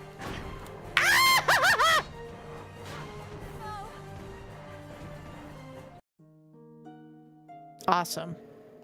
Okay, so I gotta reload from my last fucking save, right? This is one of those horseshit games. You actually need to kill yourself now! What? Okay, it auto-saves now.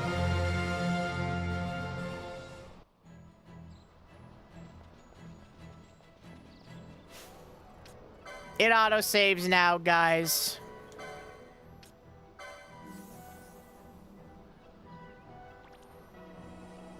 Yeah, you know what? You know what it didn't auto-save in, though?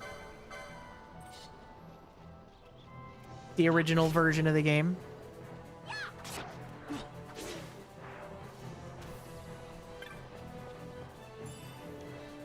They were still under the grand delusion. They were like, no, that's actually, it's a good thing for players. Where they can get into one encounter that they didn't know was gonna fuck their shit up. And then they lose 2 hours worth of progress. That's actually what people want when they're playing a game.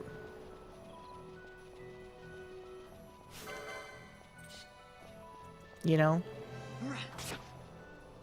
So how do the loot chains work? Get back here. Just the higher chain of enemies you get, the better the loot is.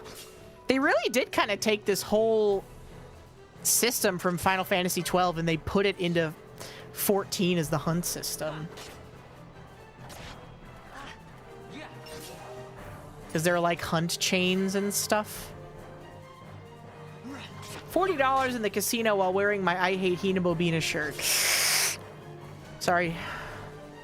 Sorry, I can't take the fiscal responsibility for someone with negative luck aura.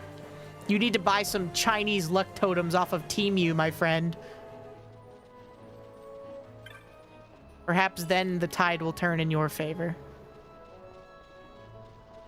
Guys, it's almost Chinese New Year. You know what that means. You know what, chat? I've been thinking about this for the longest time. Everybody has been saying that they're at a very Chinese time in their life, and yet nobody has the courage to do the accent. Really makes you fucking think, doesn't it?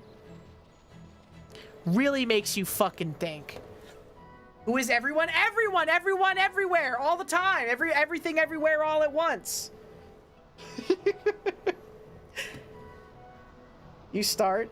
I want to be ninja. They can't handle the truth. Hi, Rezul. Chop, chop, chop, chow down. I'll do it. I'm always at 25%. Take chow down to Chinatown. Maybe my leg's better now. I'm sorry, he just got assaulted by a monster out in the middle of the desert. I tripped running from monsters. Guess I pulled something. Never gonna get any sunstones made. She needed to make one more to be finished for today. Ooh.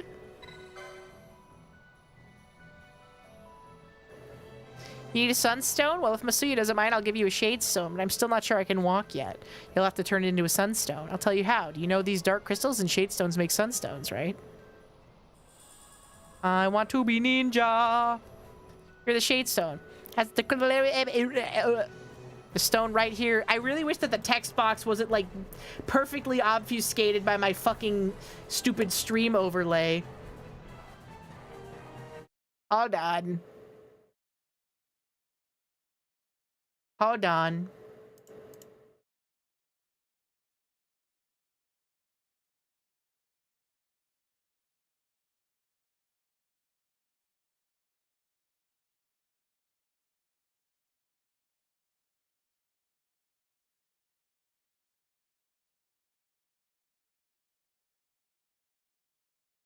And then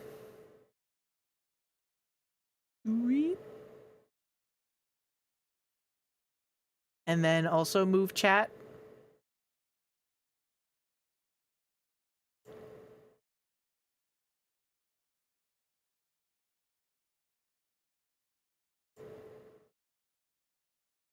Now you guys can be free. You know what I think is really funny? Is that chat has, or Slab has a, rather, he has a,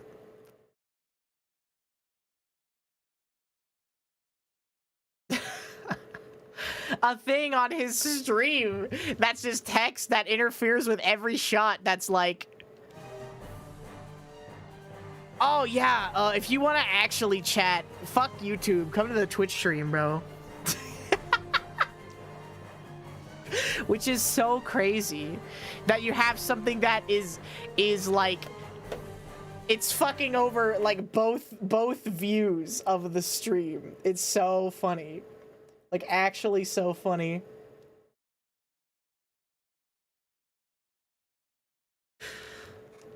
That you would do that. There's Shadestone. As for the dark crystals, you'll find them all over Giza Plains. This stone right here besides me is one of the smaller ones. The bigger crystals have something inside that soaks up sunlight and shines really bright.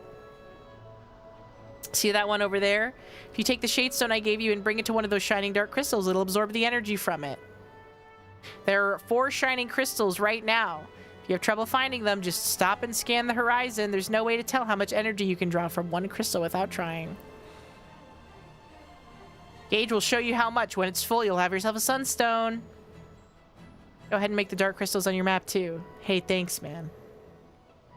It only covers part of the chat. It's so funny though that you have that there at all.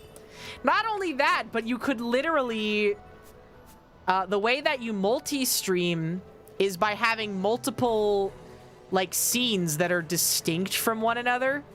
So I can put something on my YouTube stream that would not show up on my Twitch stream. So in theory, you could just have the message that says, if you want to chat for free or whatever, go to Twitch and only have it show up on the YouTube one. But also knowing Slab's chat, his Twitch chat would bitch and moan and cry and pee their pants if they thought that YouTube chat ever got something that they didn't. They're like, no, it's not fair. They got text obfuscating the view of the stream, telling them to come watch on Twitch instead. That's not fair. You know? Yeah, like the blank screen stream, dude. They were fucking freaking out over that. They were so mad. Which is so funny. They're second-class citizens. Hey man, YouTube chat is chill. They just scream into the void.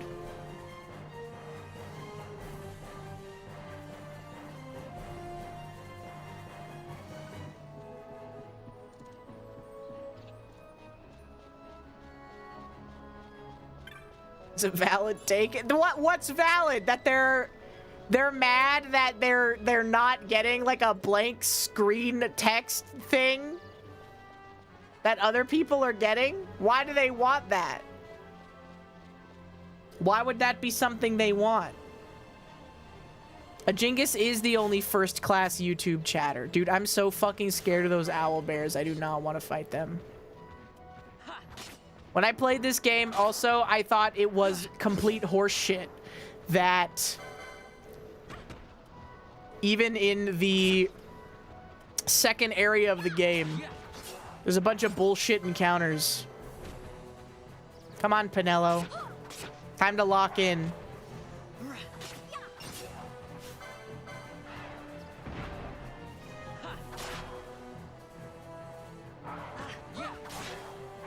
Nice. A large feather.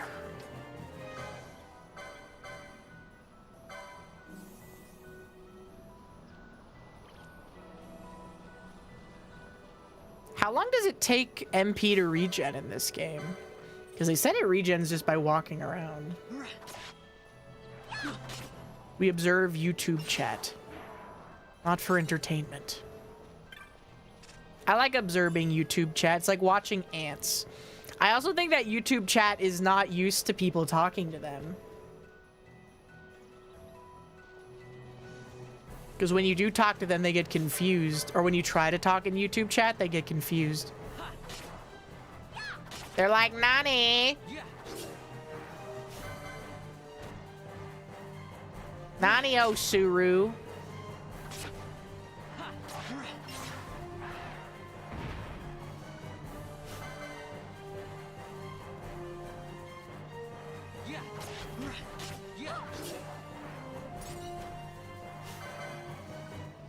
Get their ass.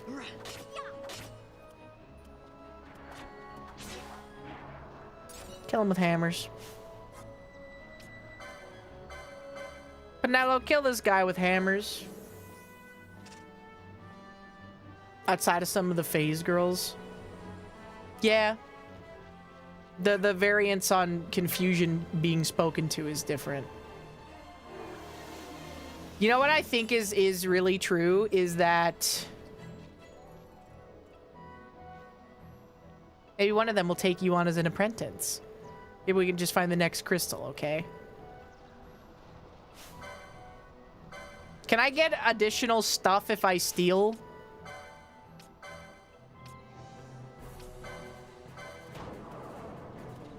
From a regular enemy? I can, yeah. Dude, I'm just getting free stuff then.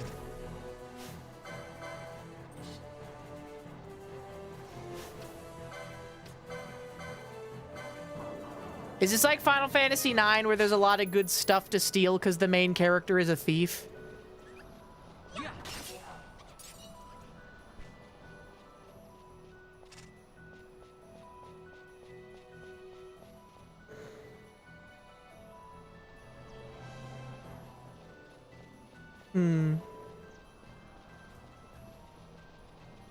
I love how proud they were also of like the fact that you can use one of the sticks on the PlayStation 2 controller to adjust the camera. Because that was like a big point of contention for them. They're like, oh my god, guys, we figured it out. Look at what you can do now. There's some rare stuff you can only get from stealing. Okay. Yeah, I'll probably like steal on bosses and stuff because that's typically the way it is. Where if there's anything good to steal, it's probably from a boss and it's probably a pretty low chance. Because the way it works in Final Fantasy IX is that every boss has 2 items to steal from it. I think every enemy, but it's mostly relevant during boss fights.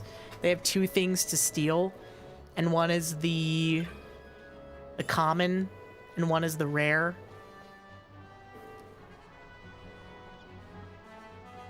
And one is usually a weapon specifically for Zidane. The other one might be an accessory. Or just a good consumable. I love Final Fantasy IX. I wish it wasn't so ass to play. Because they made the active time battle so slow for some reason. I think it was literally like a coding error in the game that made it that slow too. So it wasn't even intentionally that bad.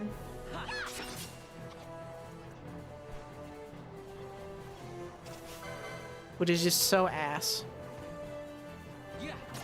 Get their ass. Final Fantasy XI, where you can only steal every 5 minutes with a chance to miss. They were actually, with some of the design decisions in Final Fantasy XII, they were like smoking crack. I don't know what the fuck they thought they were doing by having abilities that had a 2-hour cooldown on them. Like, I guess you better fucking lock in.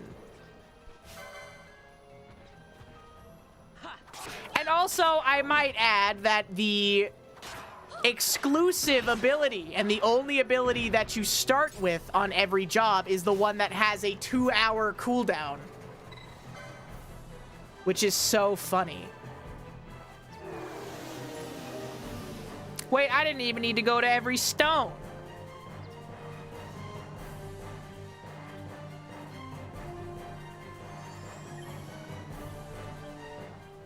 Post 11, pre 13. The guy, it was Nomura. It was Tetsuya Nomura that wrote Final Fantasy 13, right? The worst part about Final Fantasy 13 is that all the world building for the setting took place in Final Fantasy Type 0, which did not even release in the West at the time of the release of Final Fantasy 13. So everyone was like, what is this stuff? And they put in a bunch of these like lore logs where you'd have to read like 500 books worth of text explaining the lore that was discovered in Type 0 already. Masuya is always warning us to stay away from the werewolves. Well, a bunch of us decided we'd have a little contest, see who's the bravest. Started as a lark, but Tot said that none of us kids living on the plains should be scared of monsters. I guess I got carried away. Don't let any of the grown-ups know, though, okay? What were they thinking? Type 0 and 13 are connected. I believe 13 and Type 0 are in the same universe. Yeah. All right, shit, try to keep up. I'm pretty sure that Type 0 is a prequel to Final Fantasy 13. Nomura was the character designer, which is crazy because there are not nearly enough hot goth women. They don't have enough belts and straps for it to be a Tetsuya Nomura product. You know? Jid made it back home safe and sound. He's a good boy. But how his mind wanders, he never thinks of the worry it causes me. Sorry if he was any trouble. Please take these with my thanks. 50 gil, 2 potions, 2 teleport stones. Woo. Didn't give you a stun stone, yes? I hope it may be of some help. Blah, blah, blah, blah. Thank you. Lawrence, also thank you for the resub. Welcome back for 43 months. Welcome, welcome back. Thank you.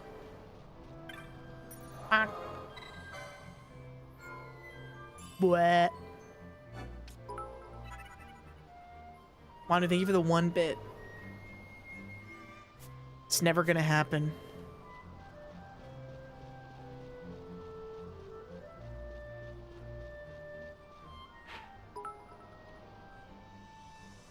Zoodrag, thank you for the 1 bit. Harrison Fjord, thank you for the 1 bit. I'm sorry, none of them were the 1. Jesus is the 1.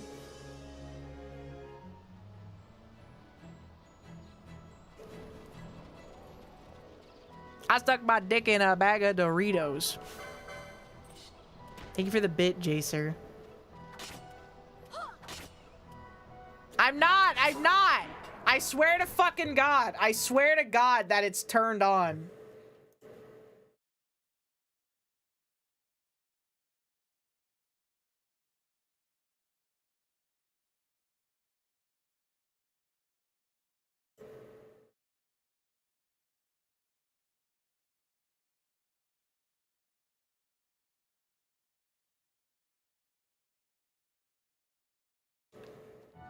I did say I can't program. This is a built-in Twitch thing.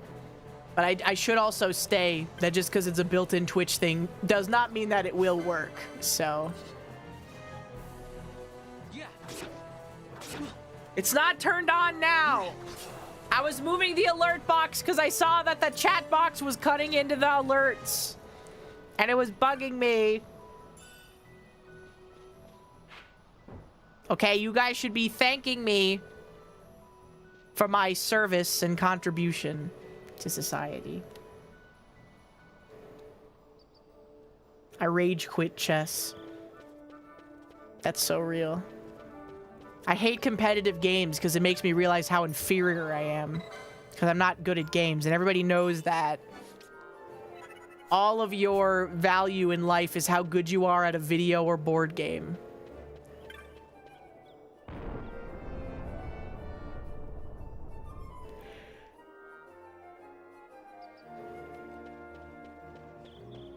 You're a programmer? I'm sorry to hear that. I've heard things haven't been very good lately.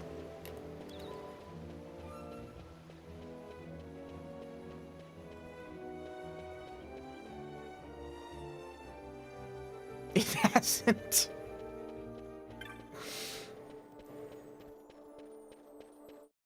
Wait, what are my licenses looking like? 42? Increases max HP by 110. That seems like really nice.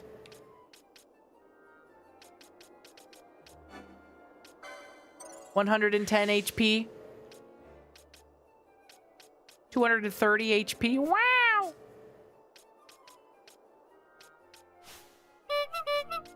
Gain MP after taking damage. Is there like anything that improves this bitch's MP? Why isn't it? Why?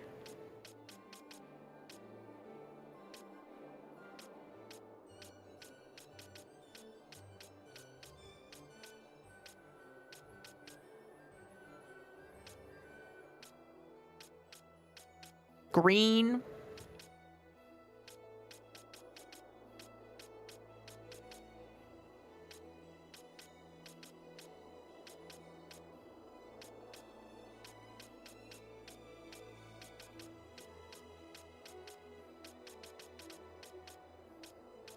This is all just equipment horse shit.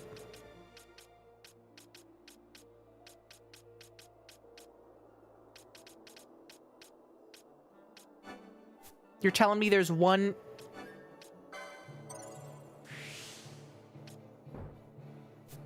HP increase on this entire board? Well, whatever, I guess.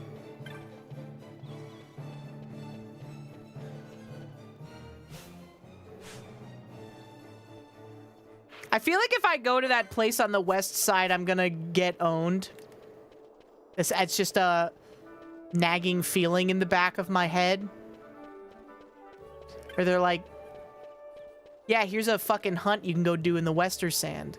You will get your fucking ass beaten with a hammer if you if you do it, but you can take it now. There's just something in my heart that's telling me that. Put the green onion in the mouth of the fish. Pour the boiling oil in the mouth of the fish. Pour the boiling oil in the mouth of the fish.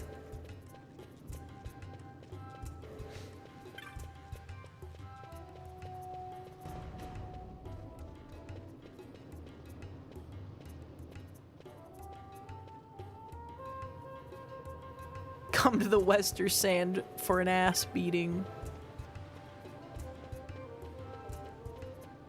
Put the green onion in the mouth of the fish. Hey, Vaan. It's been a long time since we did anything together. Too long.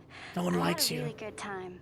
Okay, bye. Well, I should probably be getting back to the store. Actually, I was kind of supposed to be watching the place for Miguelo. And Vaan, try to stay out of trouble. For me, I don't know what I'd do if you weren't here. If something happened to you. I'm not going anywhere, okay? That's what I wanted to hear. See you later. Smell you later. What if you wanted to get into heaven, but God said... Sorry, Penelo. It's Chinese.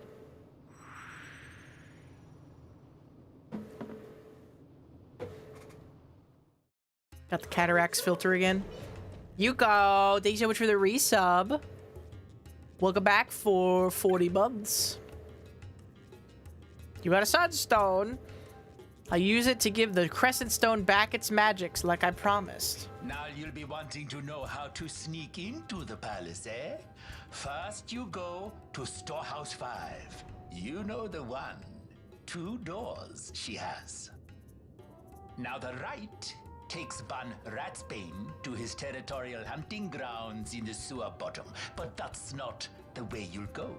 No, you'll take the left door, down into the Garum Scythe waterway. Oh my god, it's like Final Fantasy XIV! Leads to a stair. The stair to the palace cellars. That's your way in. But don't go counting your gil just yet, my boy. Getting into the palace was the easy part. The way into the treasury is carefully hidden. That's where this crescent stone comes in. The magics it bears can open the hidden door to the treasury, you see. Listen, Vaan, for the words I shall speak are most important, and not to be forgotten. Do you understand? The Signet yearns for sunstone strength to light the clouded way. Once in the palace, you'll find the Signet tile. Very important. Give to it the sun's power, and it will light your path. Giving me all these fucking cryptic hints. Oh, a warning. Be aware that if you're caught, you'll spend the rest of your short life rotting in the Nalbina dungeons. So, look sharp, my boy. And don't go running off before you're ready. Plans freshly hatched have a habit of tumbling from the nest straight into the hunter's stew pot.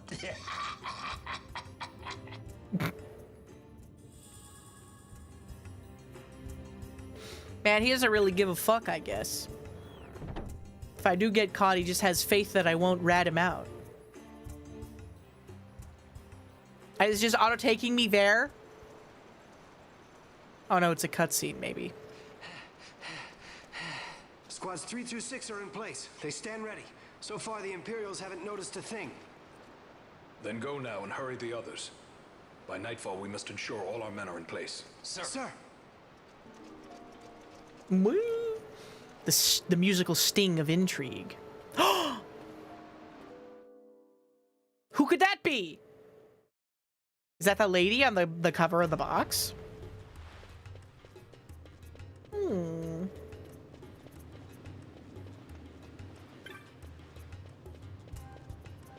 Relax, I'll handle it. I am the angry pumpkin. He does sound like that guy. He sounds like the auto translation of that guy. Oh no! It is the dive rocket launcher! Take action regarding this individual immediately! Don't worry, I'll handle it. I am the angry pumpkin.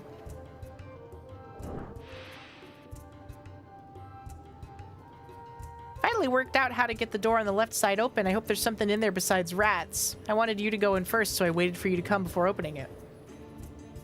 Some special tools to open the door. Gonna need you to go fetch them. Not the most exciting thing to do, is it?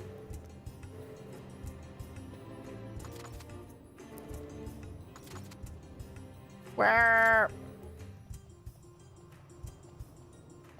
Open now. We've got a whole nother place to explore. I almost forgot. Take these with you before you go. No telling what's down there might come in handy. Thanks, bro. Two poisson. Two podion. Wow.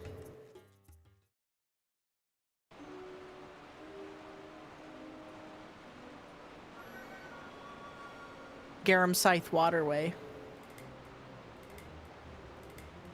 How did Vaan's parents die? Is that like an important plot point?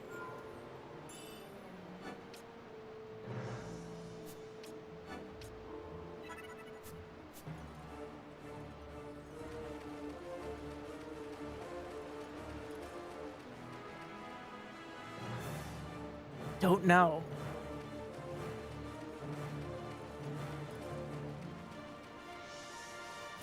Vaan isn't an important plot point. That's so true. It's so funny that they put so much emphasis on Vaan and Penelo in the first part of the game. And then basically after this story beat, nothing important that happens because of them. Nothing important happens to them or because of them.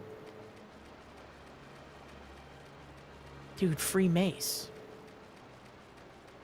Yeah, they are like R2-D2 and C-3PO. Only they're annoying 13-year-olds instead of homosexual robot couple. They're definitely, so we all agree C-3PO and R2-D2 are definitely robot gay for each other. Right?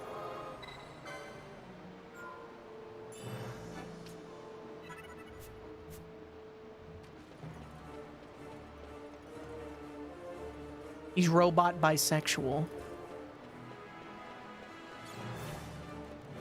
He's a robosexual. Why'd this rat take 9 damage for no reason?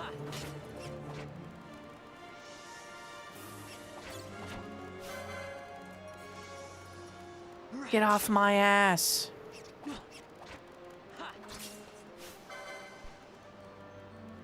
Back to my rat stomping grounds. Despite they get true.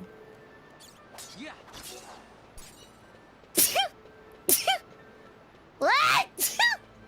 Excuse me. They always come back for each other in the end. Vaan is for self-inserting when talking to the tall Amazonian rabbit woman. I think that Balthier is the stupidest man on the planet. Wait. Fran is Chewbacca. Because Balthier is Han Solo.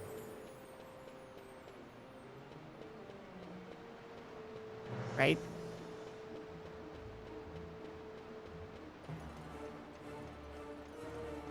Balthier is straight and not interested in Fran romantically. Yeah, but I'm just saying if I was Balthier, it would not have gone down like that, bro. I'm just saying it would not have gone down like that.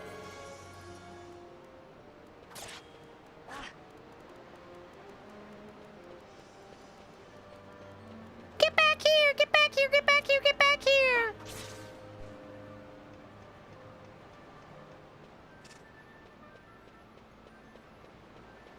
Till the room stank. Vial of eye drops. Thank you. Tsundere for each other. Oh, it's a rat. It's a bat. Yeah. Guys, Guys,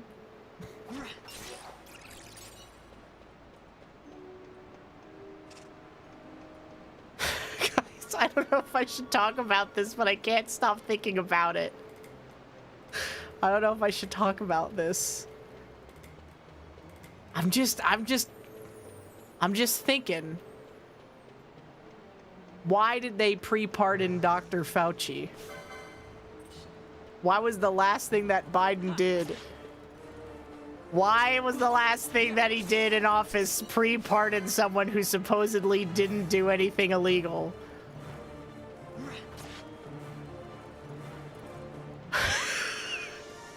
I'm just asking questions.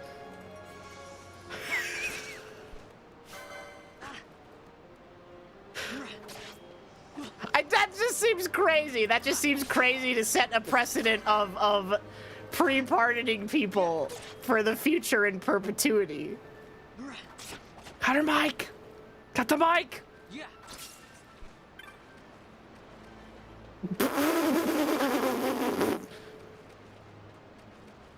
I'm just saying.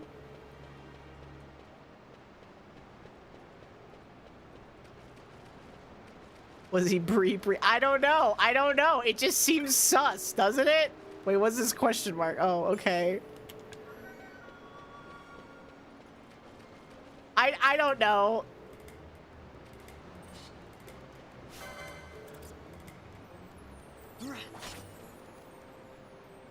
Yeah, that's her. Take the shot. Yeah.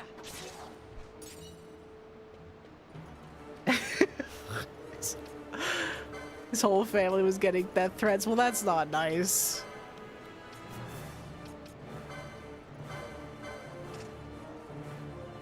But I'm just saying.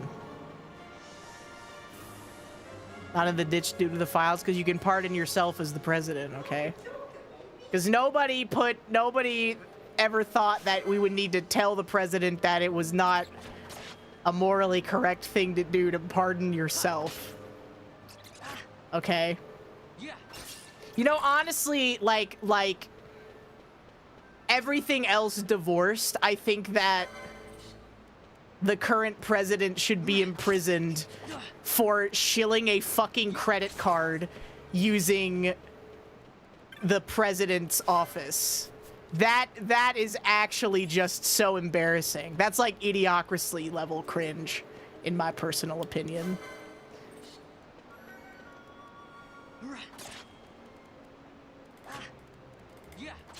Yeah, and doing a fucking shitcoin. He literally did a rug pull shitcoin.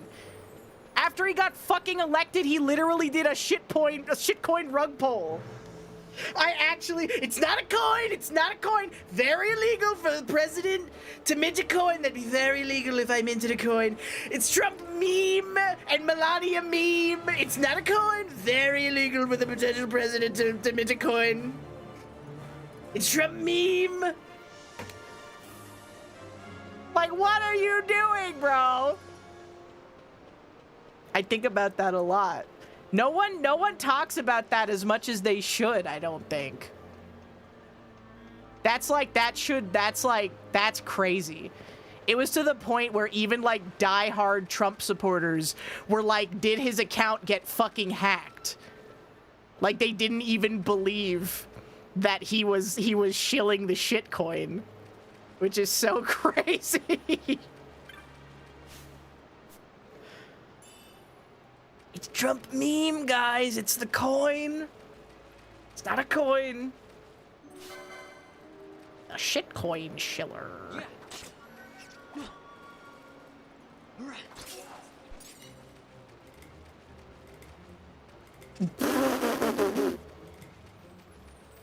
Why do we feel bad? You shouldn't feel bad for people that fall for shitcoin rug pulls unless it's like a grandma who doesn't know anything about crypto that was convinced to invest in crypto by like her mentally challenged grandson.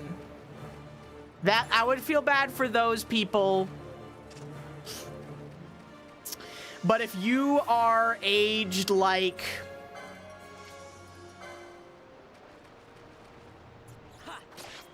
$18 to 45, maybe even 50. If you're aged like 18 to 60, 5, and you're investing in cryptocurrency, then I feel like you get what you deserve. A lot of crypto these days is literally just the same like whales like manipulating the market and trolling each other, as far as I'm aware, though. Like I'm obviously not like super into it, but you know what else is, you know what should be actually made fucking illegal? I think that poly market shit needs to be regulated like crazy, because it is insane that there are just people tweeting out bullshit all the time to manipulate poly market bets. The latest one that I've seen is that there's all these people speculating about, there's a rumor going around, quote unquote, that a major bank has gone under, but no one has, like, it hasn't come out publicly yet or something. Something about the fucking precious metals market, whatever. That's another bullshit thing going on too. But the craziest fucking part is that when that rumor started circulating, the poly market bet went from a 20% yes on will a bank fail before January 30th to a 70% yes. They're actually just doing straight up like cheating and market manipulation by spreading lies and misinformation. It's fucking crazy. Unregulated gambling on fucking anything is insane. Cause, okay, I understand betting on a horse race. What horse is gonna win? I understand betting on a baseball game. Who's gonna win? Even something like how many home runs are they gonna hit? Will they hit a home run? That makes more sense to me than shit like, will LeBron James kiss his son on the lips on TV before this date? How long will the government shutdown last? Shit like that. And not even to mention, so many of these fucking poly market shit bet platforms are literally calling the bets wrong and defrauding people of millions of dollars. Because they're like, oh, well, we'd lose too much money if we called the bet the way that it actually went down. And I'm like, you can't fucking do that. That's actually illegal. It's that I think is going to be like, you know how everyone's always like, oh, what's like the cigarettes of our generation gonna be? Where people are like, oh, I can't believe that doctors would tell you to fucking smoke. I think that this polymarket shit is gonna be that. Cause it's just so fucking crazy. It's actually just so fucking crazy.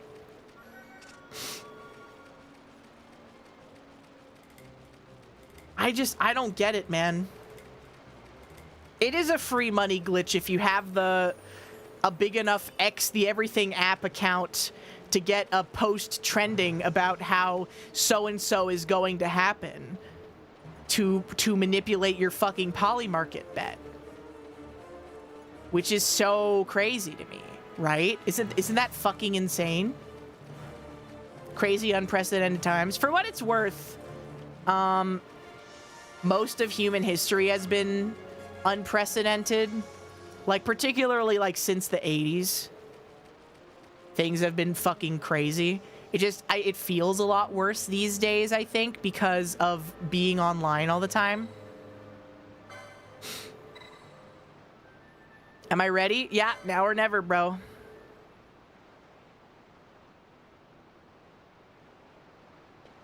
I could go for some precedented times though. Just like, I don't know. And you know what else I've learned and made me normal? Is that when I was spending time with my family, I was like, oh my god, all this doomer shit is just on the computer.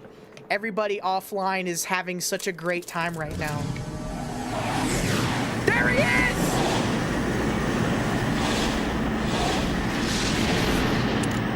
Guys, there they are.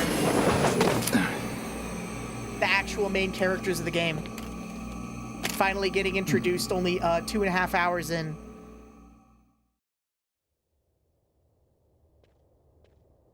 That's so awesome.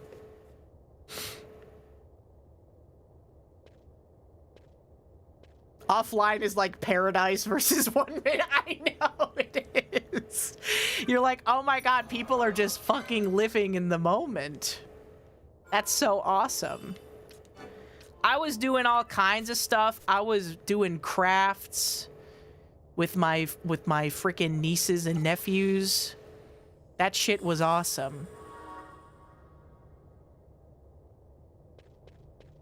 I was doing crafts. I was baking cookies. I was making lunch for the family.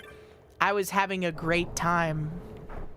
And then the second I look on the Everything app on Zitter,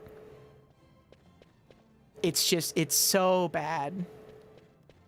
But I've learned, because I've been saying it for a long time, where it's like, the internet is so stupid and you don't need to believe the things that people say and they're just doomers and blah blah blah. But I really started to believe it. I was hope pilled. I was life pilled. I was a life pilled fucking hope cell. Okay?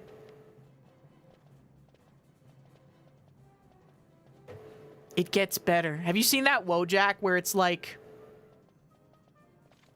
no one goes to the upper floor until we give you the order. Step out of the line, you will be punished. Have you seen that Wojak? I think about this one all the time. I love oddly specific Wojaks. And you know what? You know what I hate? You know what's something that I hate? I hate when someone who does not have a rancid hate in their heart makes a Wojak about themselves, where it's like they don't understand that the point of a Wojak is to make it as brutally honest, real, offensive, and terrible as possible, because that's the point. And you're supposed, if you're making a Wojak about yourself, it has to be deeply selfly analytical in a cynical way, okay? Because there's all these people and they're like, oh, I'm gonna make a Wojak of literally me, and it's just like, oh, it's a cute haha XD:3, that's me. No, you can do like your fucking Tumblr like character sheet stuff. That's not what the point of a Wojak is, okay? The point of a Wojak is to be a deeply fucking cynical asshole. So you shouldn't just be making that, also with incomprehensibly like contradictory politics also is a benefit. So you shouldn't just be making like Wojaks of yourself like, oh yeah, oh I love reading, haha. Isn't that so stupid? No. Yeah, you know, there needs to be at least a little bit of hatred in a Wojak for it to be accurate, is what I'm saying here. Because I saw one today and I was like, this person, they made it about themselves. It's literally, it's not even anything negative at all. Bro, you got to be at least a little bit self-loathing to make a Wojak about yourself. I'm just saying. Go back to the fucking literally me and the squad goals. Hashtag squad goals. Draw your OC like this. Draw your friend group like this. Horse shit. Take that shit back to Tumblr. Take that shit back to Blue Sky. Okay? But I saw one, the Wojak that I think about, that I have been thinking about a lot. It's like a guy with a gun to his head, and one of them is like, do it, life is just life slop, and the other one's like, no, don't do it, life is a life gem. And the life gem guy has a shirt that says, I hate suicide, and like, hashtag it gets better. I love that one. That one's so funny.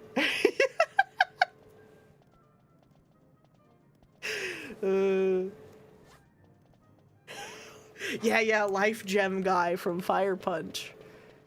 No, life is a life gem. When you face back and forth IRL. Well, I don't even know what I'm doing. Oh wait. Yeah. Give me this shit, bro. Life slop. Hey man. Wait here until I've further directions for you. Aw, shit. What's he doing? Trying to go upstairs? Hey, man. Trying to go upstairs, ain't you? You're hungry, I don't blame you. An empty stomach make me want to crash the FF, too. Look, I'll help you out. Press X to call the guard. I'll handle him when he comes and make you make for the stairs. Go closer, he's liable to notice you. Over here! Over here, hey, Buckethead.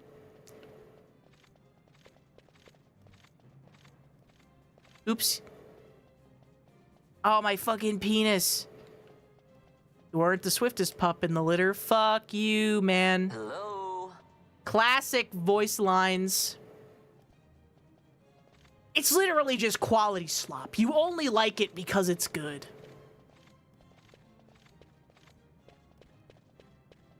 You literally only like it because it's quality slop. You only like it because it's good. What? Ding ding ding ding ding ding ding ding ding ding ding ding.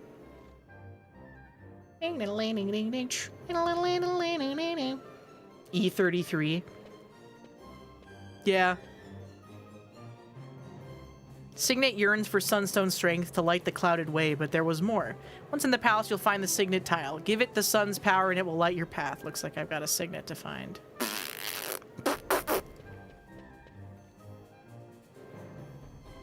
Okay, this part sucks.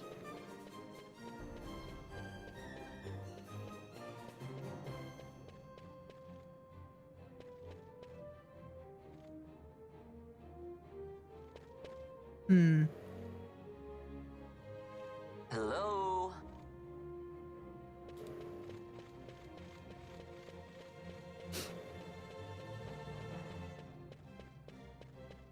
Because the whole thing is just a kind of clunky stealth segment. To use the crescent stone? I don't think this will do anything. Nothing happens. Ah, shit. Here we go again. All you had to do was follow the damn train, CJ. Is this a griffin? Yeah, this looks right. Hey, it worked.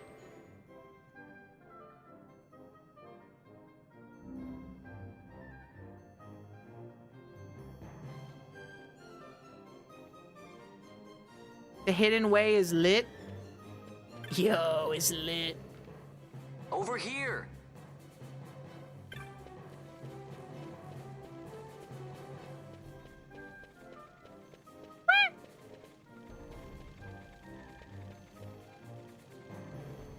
Wait, this isn't right. Oh, fuck me. Oh, shit.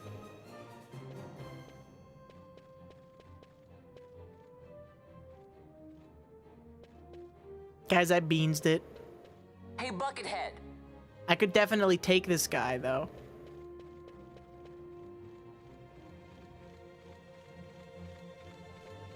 Yeah!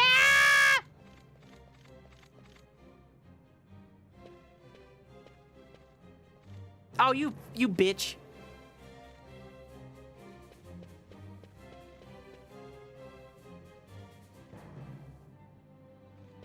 That's okay.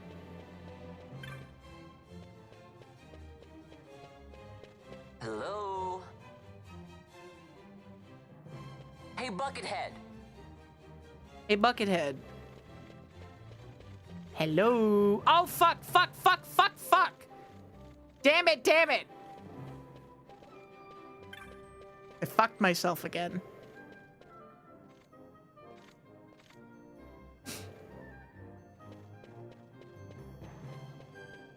Okay, now this... Wait now. Dude, they got that fucking Danny Elfman Simpsons type beat going on. Oh, wait, treasure? Hold up. Hell yeah. Like, this guy's just fucking looking at me. He just doesn't care. Wait, is there more stuff back there?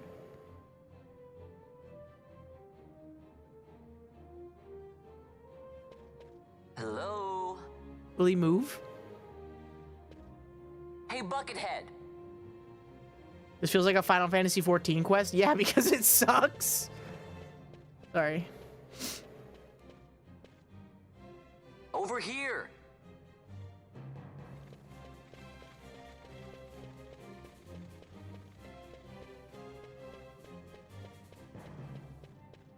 I pray return to the waking sands at your earliest convenience.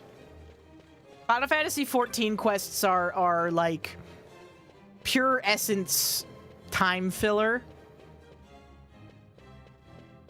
until you get to the actually good story beats.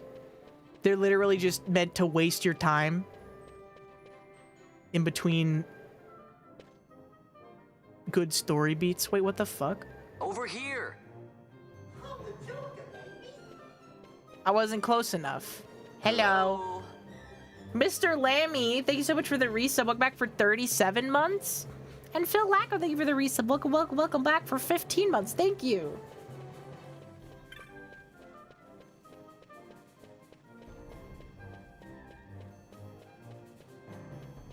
What? Oh no, this is the one. Jesus is the one.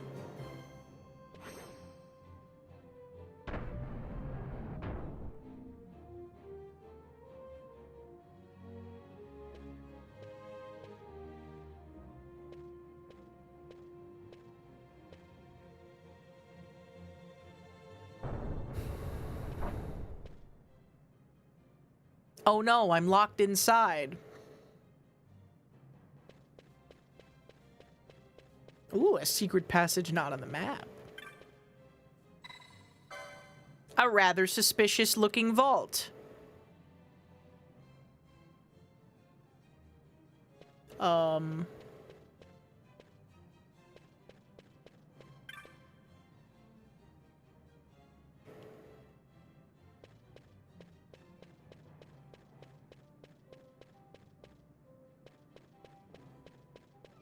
Suspicious.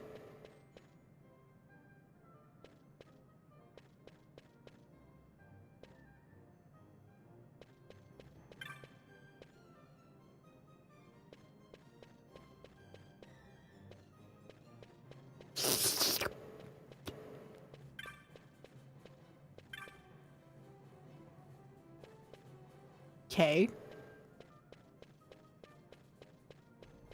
Get ye flask.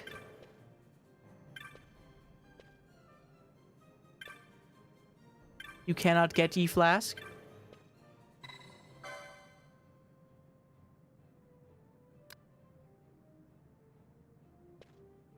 Excuse you?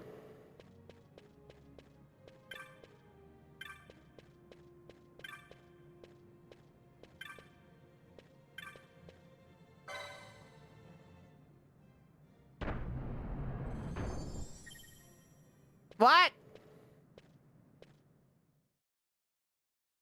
What?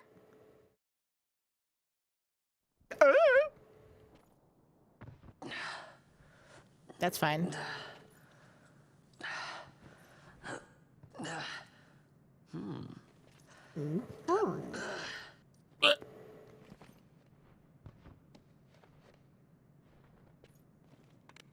Huh?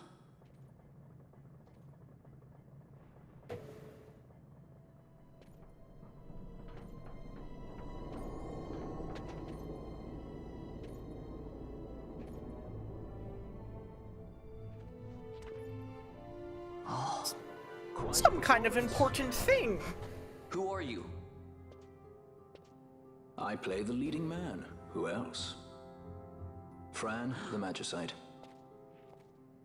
Now then, I'll take that. No, you won't. I found it. It's mine. And then when I take it from you, it'll be mine. He's such a little wiener. You don't even know what it is. Take a fucking gold bar. Exit stage right. The gods do not smile on us. I like it better that way. You obtained the goddess's magicite.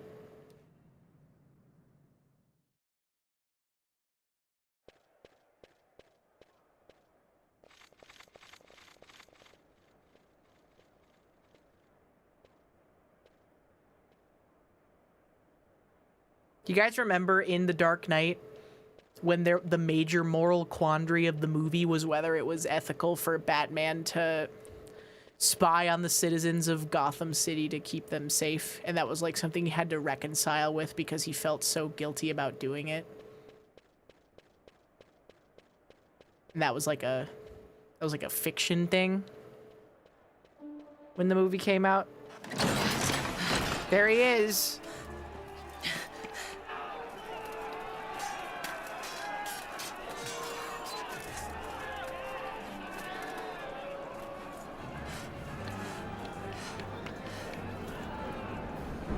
What's going on?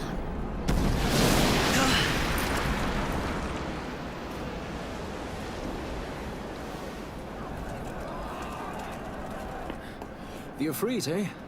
That's quite an entrance. Impeccable timing. If I didn't know better, I'd say they were waiting all along.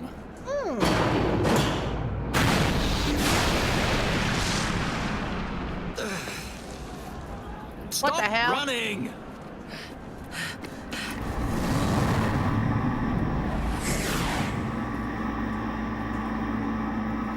End of the line. You have something that belongs to me.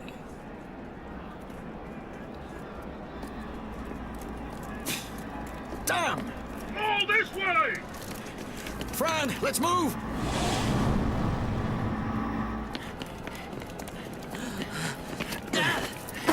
Off with you!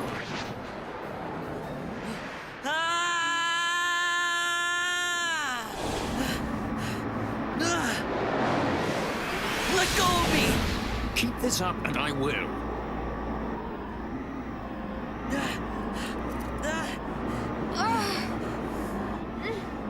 What's going on, Fran? I don't know, it's not heating me. Soaking wet. Don't have time for this. The cutscenes are still so loud. Not good.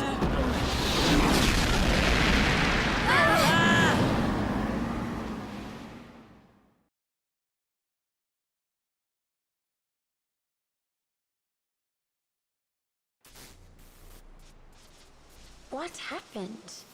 Our hover didn't just drop. It disappeared. Ah, forget it. Even if we could fly, the Ifrit's playing with fire, and I'd rather not get burned. We'll go the old-fashioned way.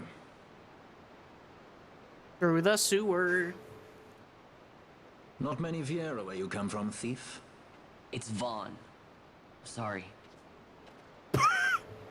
Well, Fran is special in that she deigned to partner with a Hume. Oh? Like a sky pirate that chooses to steal through the sewers. Pirates? You're sky pirates? So you have an airship? It's Balthier. Listen, thief, Vaan, if you ever want to see your home again, you'll do exactly as I say. Myself, Fran, and you, we're working together now. Understood? Don't even think you're getting this. The thought never crossed my mind. Yahoo! I still can't... You will not be able to leave this area easily. Yeah, okay, bitch. Bruh, they're level 6?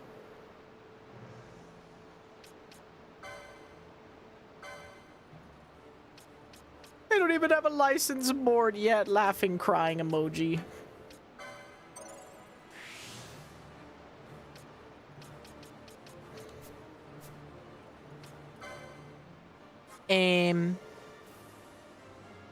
Machinist probably makes sense for Balthier.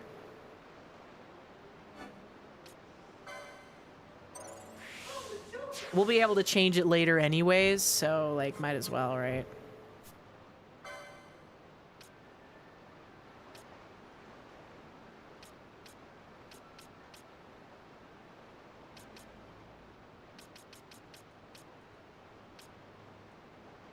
Arc scale, multi-scale.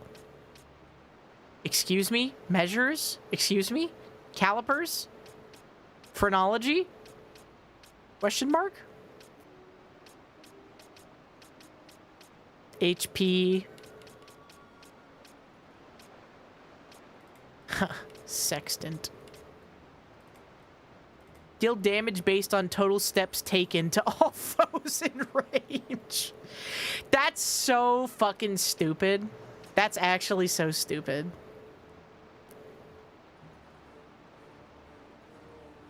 Deal damage based on a factor of time. Remedies remove stop, doom, and disease. Cat ear hood, nyan nyan. Fires of War. This is like endgame stuff over here. Swiftness is probably like really worth taking though. MP after defeating a foe, blah blah blah blah blah. Capture HP critical foes to obtain loot. Physical attack damage. Are guns bad in this game?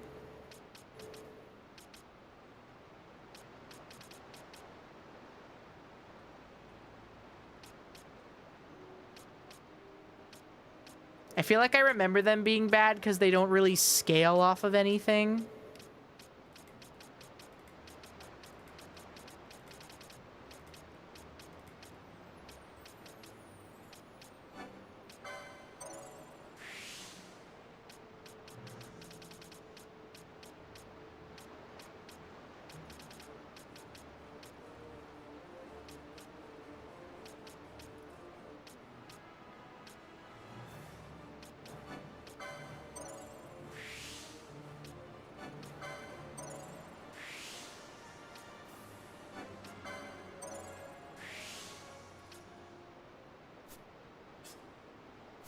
And then for Fran.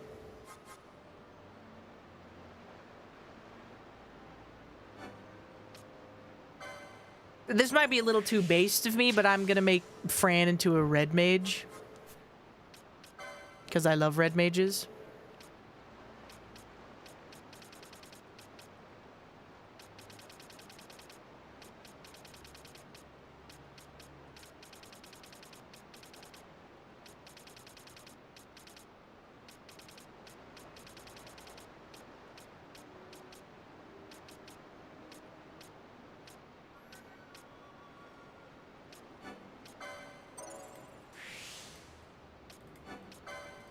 Nice. Quality build mage. I think Fran's whole thing is that she's really fast.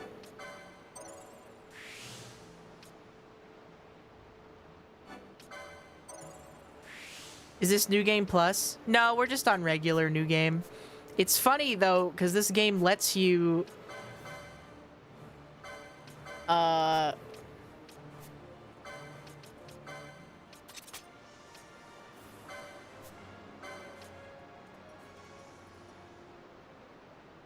13 magic resist. Reduces MP to 0. That doesn't seem very good for me right now.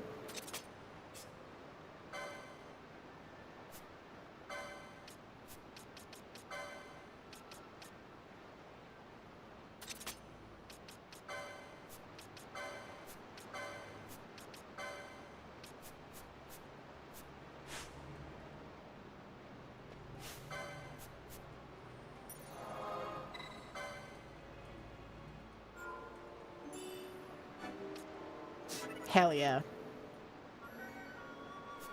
1, 2, 2, 3, 3, 3. No leveling, only license points. Is that bad? Is that hard? Is that like a challenge run? What's the difference?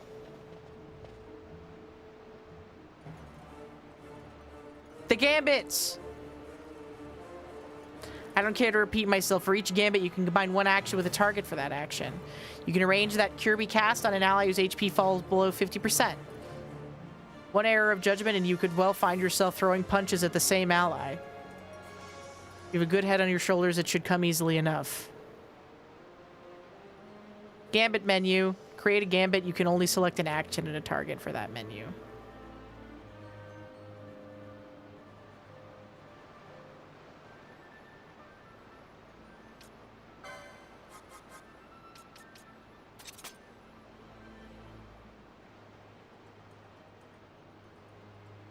Just target.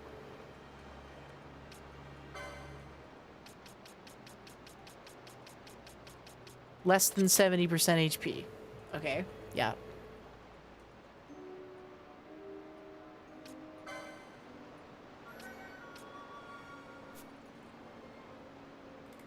Targets aren't so simple. You have to pick new ones from Gambit shops. Bruh. Okay. You can also prioritize your gambits.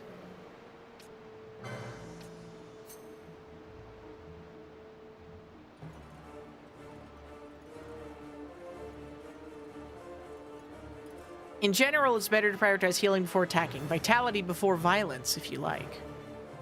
You turn off gambits on and off. Gambits won't do much good if they're turned off. Discretion is the better part of valor. If you need to beat a hasty retreat, try turning gambits off first.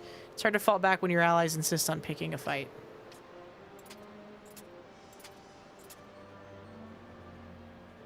Three gambit sets for each party member. Like cracking skulls, make a set. Rather indulge your magical fancies, make a set. Want to get comfortable with gambits first. Okay. Come across new actions and targets. Blah, blah, blah, blah, blah, blah, blah. Find yourself up against beasts don't take well to fire. Create a new gambit. Likewise, should we face a creature that uses poison, a gambit with Poisona casts on poison. Womp womp weep womp womp. Womp weep womp womp womp. Womp weep womp womp womp.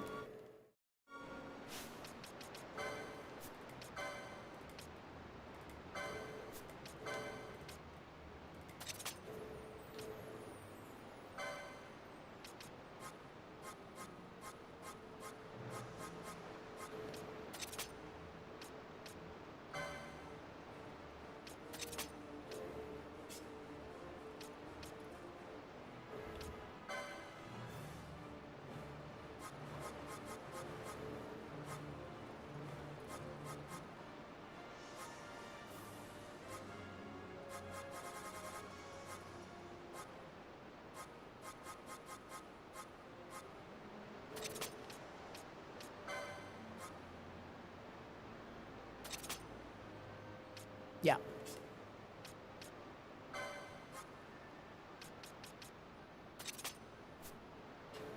That's probably Good.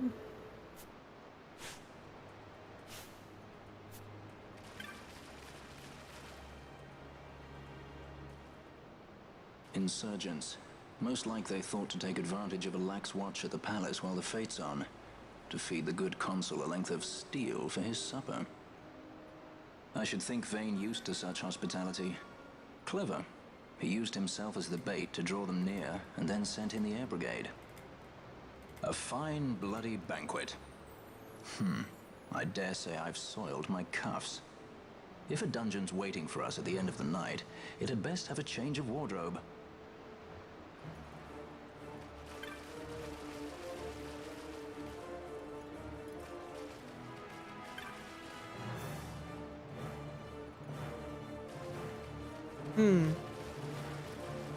Boink, boink, boink.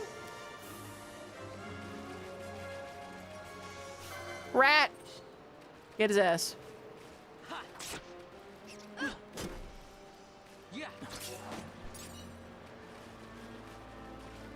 Rat.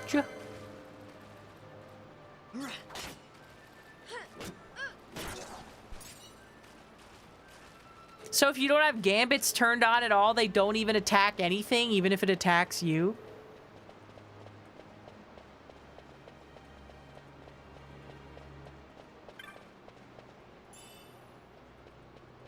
That's so silly. Brandon Balthair, you're so silly.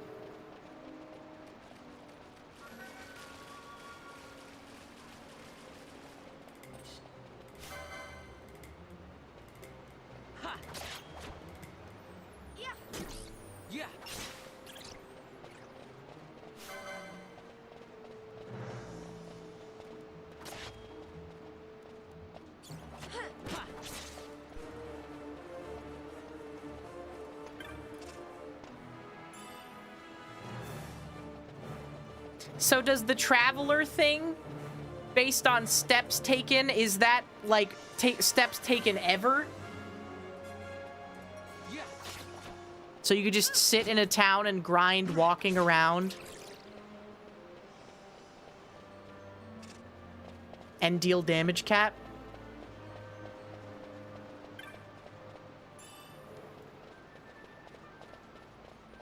Because if so, that's got to be like the easiest and fastest way to reach damage cap, right? Yeah.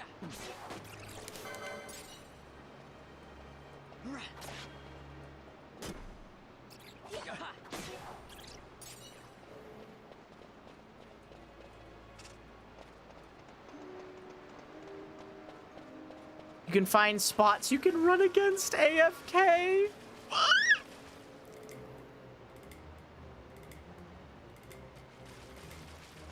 I don't know. Fast. Look at how many. We're going to take like 100 steps right off the bat. Right?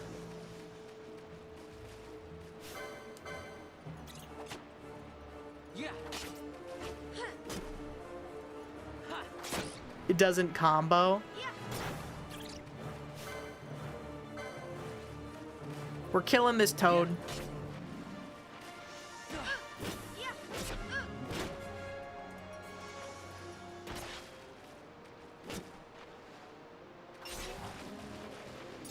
Fuck you, Toad.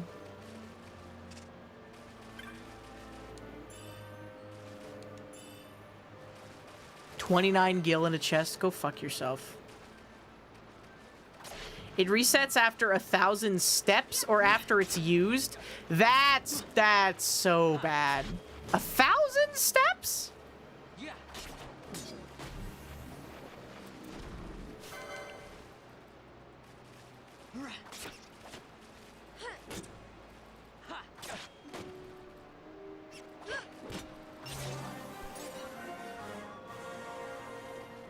Thank you, Fran.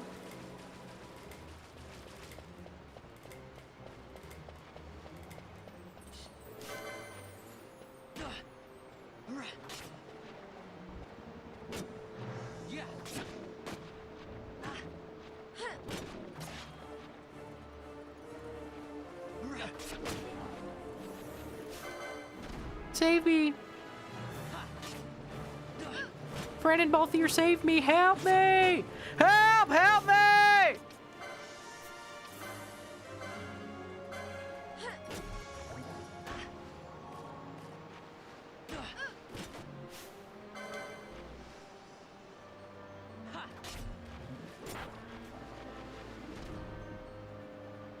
Fran, help me.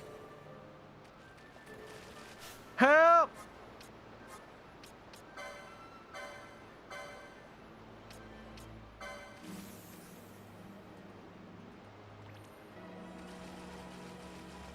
Help!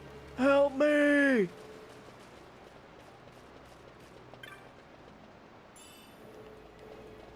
Guys, do you think they still have the peppermint shake at Chick-fil-A? Something that I think that you guys aren't ready for is that my favorite ice cream flavor is peppermint. I like mint chocolate chip ice cream, but something about peppermint ice cream is just so good. And they only have it during the fucking holidays, bro. It's so over. Shit tier, fuck you, bro. Fuck you. What's your favorite ice cream flavor then, huh? If you're gonna sit here and cast stones of judgment, lay your soul bare. Lay your soul bare. Coffee, you actually need to be fucking put into the stockades for that. You're gonna give me shit for liking peppermint ice cream and your favorite flavor is coffee? Okay, granddad. Let's get you back to bed. It's past your fucking bedtime, bro.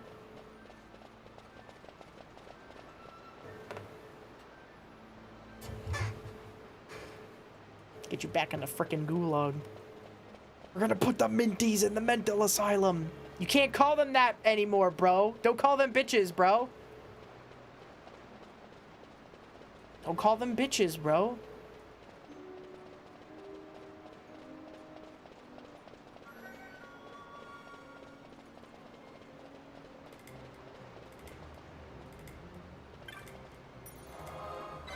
Mint ice cream is goated, though.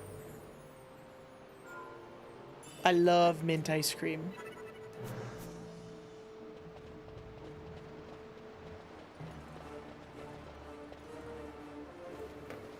Oh, there's a boss here. I remember this.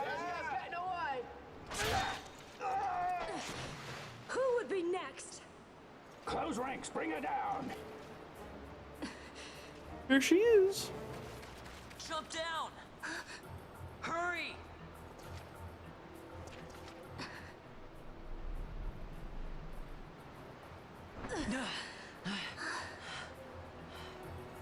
She's not alone. Our ranks grow by the hour. It is comical how when they were developing this game, Square Enix was like, no, you need to have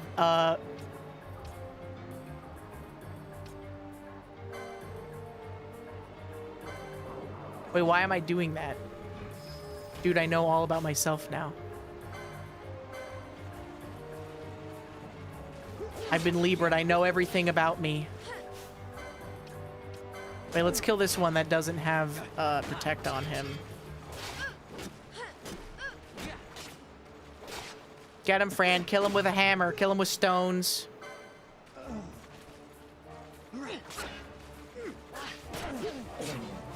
They were like, yeah, no, sorry, Balthier, he's too old to be the protagonist. And Balthier is 22.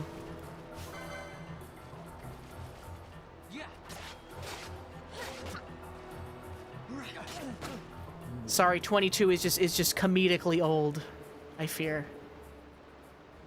Literally unk status if you're 22 years old. You all right? Thank you. I'm Vaan, and this is Balthier, and hey! What's your name? Amalia. Amalia, huh? Nice to meet you. You never noticed that she looks exactly like Princess There were Ash? others with me. I'm sorry. What's this fuck-ass thing she's wearing, bro? She's wearing a coat with a completely open back and hot pink booty shorts. Oh, now isn't that impressive? Don't get any ideas. I said it's mine. I'm afraid the jury's still out on that one. You stole that? Yeah. Have you finished? When the guards don't report in, they'll come looking for us. If they aren't already. You should come with us. Better than being by yourself. Very well. What's wrong with her? You have a lot to learn before we even get started on your thievery. What's that mean? Means you don't know women, bro. Will I be streaming longer? Probably. The situation requires I accept such help as I find, though it be from thieves. I shall accompany you until we find my companions, no longer. Let's think of her as a guest, then. Unlike Fran or myself, our With a goth guest girlfriend of probably the won't be racist taking wears a orders dress from me anyone and anytime belts. soon. Yeah, And you know she'll what's leave even when she more fucked pleases. up is that Lulu was originally So we keep to dating our affairs and she Chapu, to hers. I doubt we'll find her wanting Waka's Vaan, younger being such an brother, upstanding and then he member of the died. So then insurgents. she was just like, yeah, you're good enough. Actually, I'll just date the brother of my boyfriend who died. Lamau. What are we waiting for?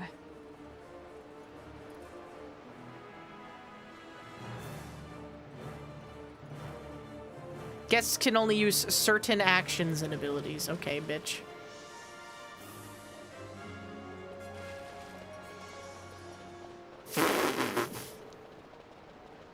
Wait, doesn't something happen here? Yeah. There's a horse. I remember there being a horse. That's not a horse. That's not a horse at all.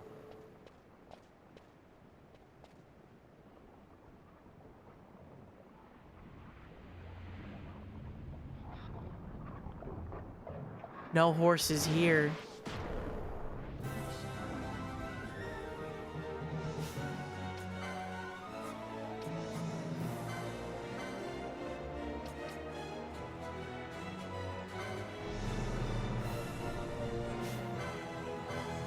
Dude, the boss music in this game is really good.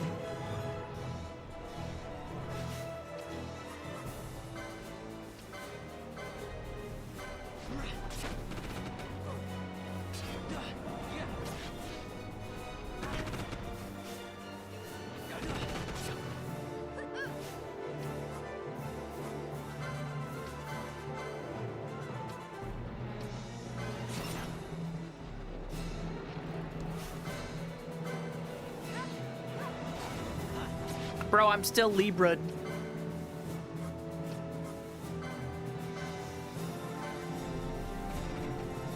They still know everything about me.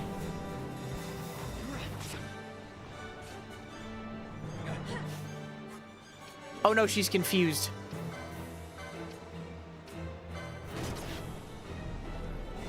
Oh wait, no, is she blinded? Is that what that icon is?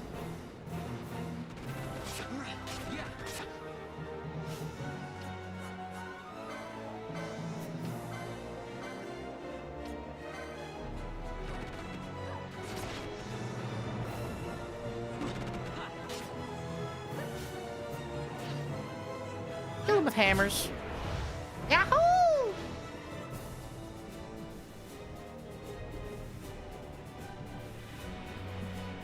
Why do I remember there being a horse here?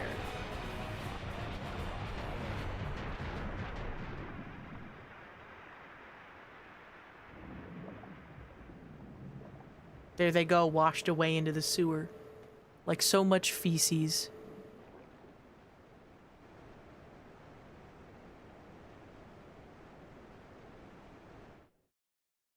Ada. Ah! Oh my god, they did the Final Fantasy music.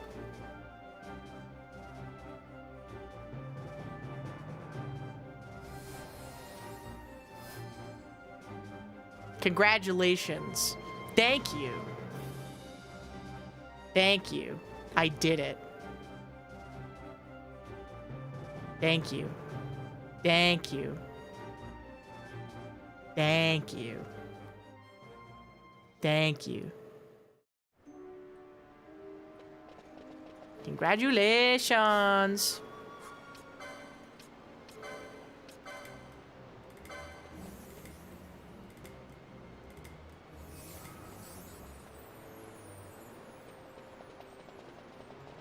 Congratulations.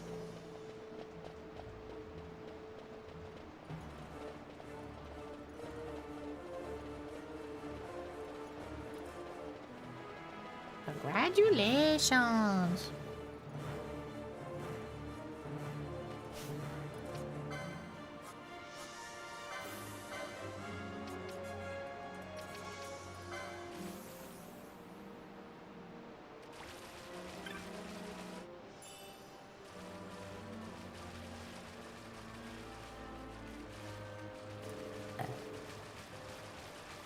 We're not fighting Yzmat or Omega Weapon?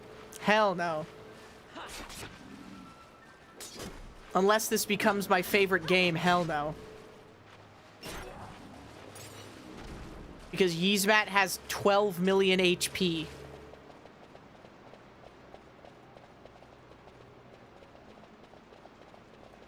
And takes several hours to fight, even with, like, capped out stats. Which is just crazy.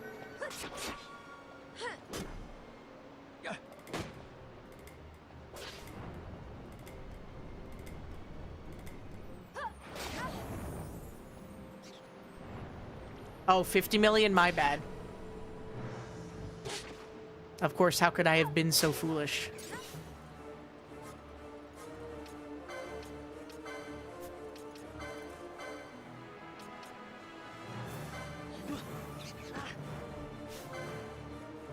You're at row.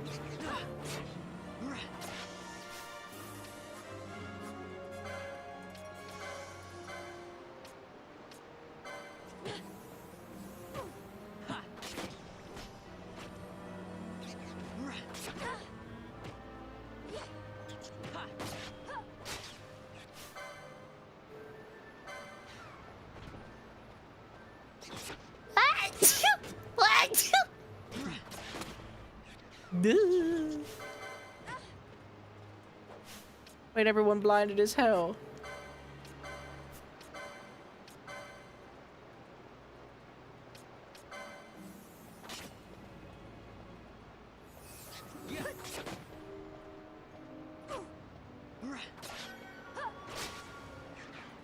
Fuck you, buddy.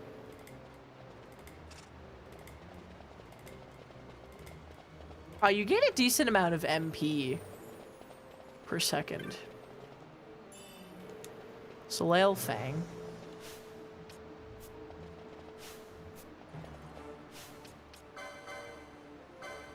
What dat?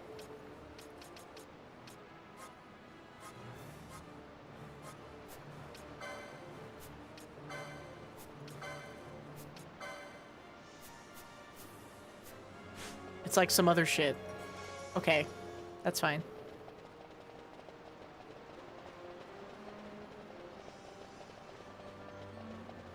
Took me 10 hours to beat recently with a Gambit guide, and it took me 45 minutes. 45 minutes for one boss fight? And you have to max to, like, grind to, like, maxed out everything? He's optional, right? What could even be worth it? What could you possibly get from an encounter like that that would make it worth it?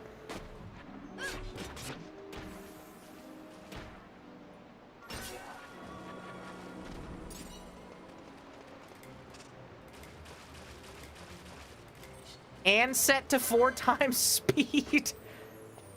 Well, it's a good thing I set the speed up to 4 times instead of 2 times. A cool bestiary entry. What's in the cool bestiary entry?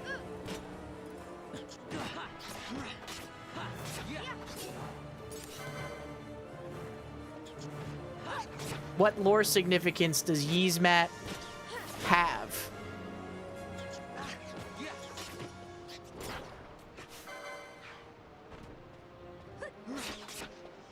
Why is he so strong? Why is he just there? He's also in Final Fantasy XIV, you know. No.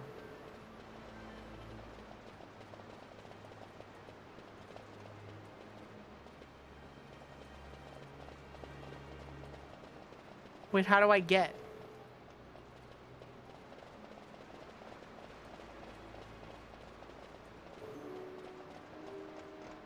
Yeah, ultimate weapons. You need ultimate weapons to be able to beat Yzmat. And if you can just beat Yzmat, then anything else in the game will be trivial. That's my biggest gripe with, like, the end game, like, Final Fantasy super bosses, because due to the nature of it, you have to be able to do them before you beat the mainline story, right? But because they're so hard and so strong, that by the time you do them, it will trivialize any story encounters that remain in the game, right?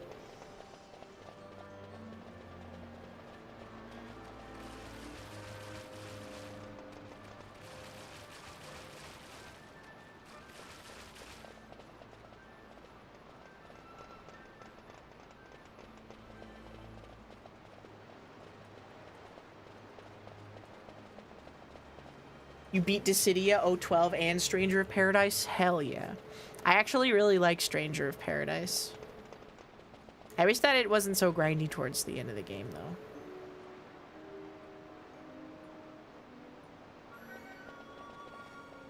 Is this where the horse is? No, this looks like it's a fucking puzzle.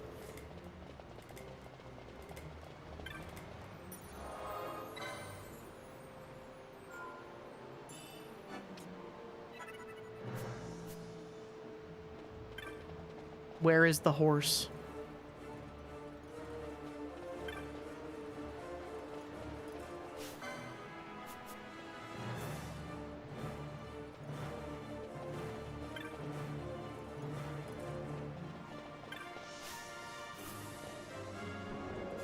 Oh, it just opens.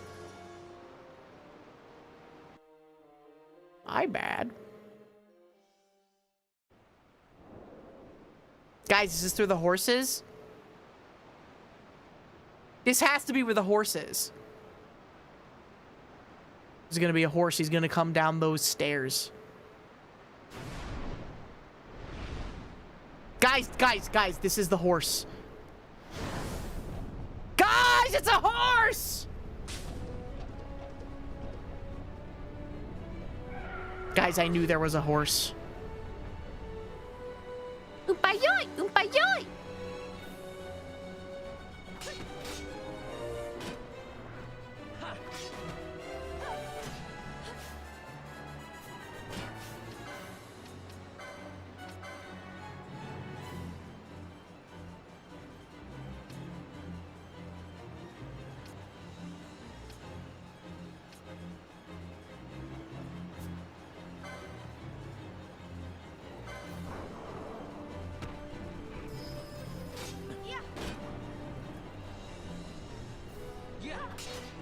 More information now. Oh my god, I'm gonna get my ass blasted.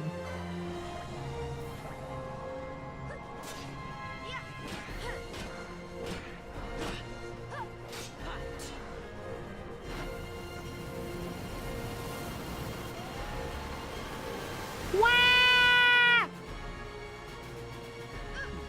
What?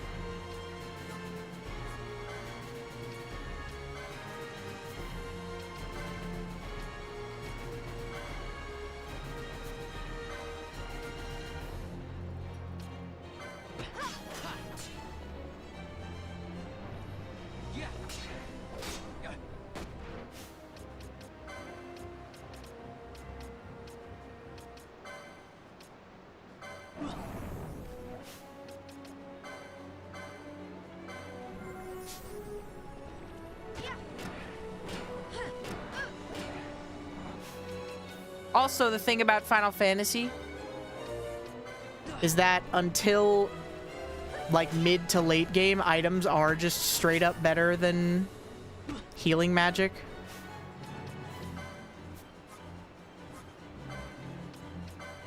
Because there's no cast time.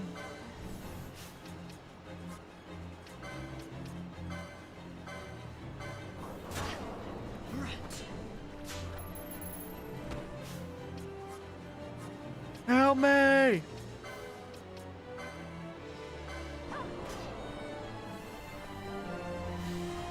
Miss? Oh, okay. I guess I wasn't HP critical enough.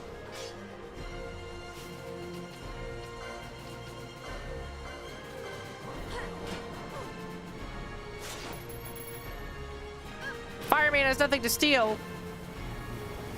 Oh, fuck you.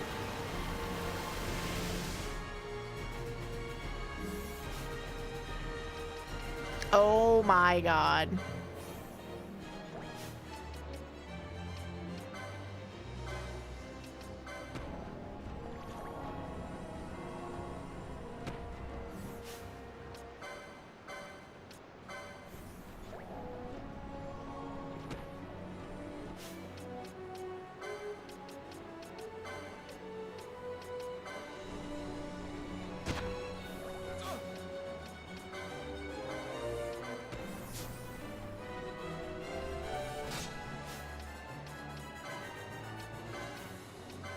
Get his ass. Why does this horse inflict poison?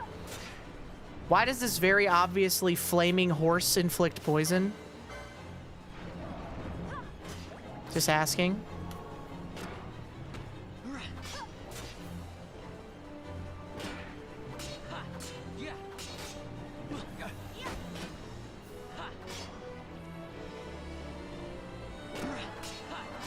It's a sewer flaming horse. He just lives here. Okay, I think we got this now. Dude, Vaan with the 6-hit combo? Sheesh! Now we can thug it out. He's doing it again. We can thug it out. We thugged it out. Nice.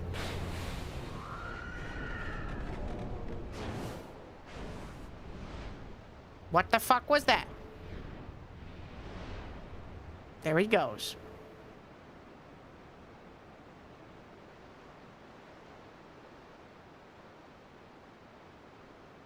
Stand where you are. Ah, fuck.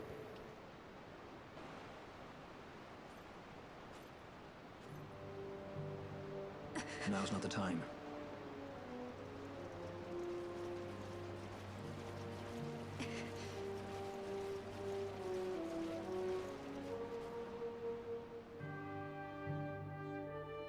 No, there he is.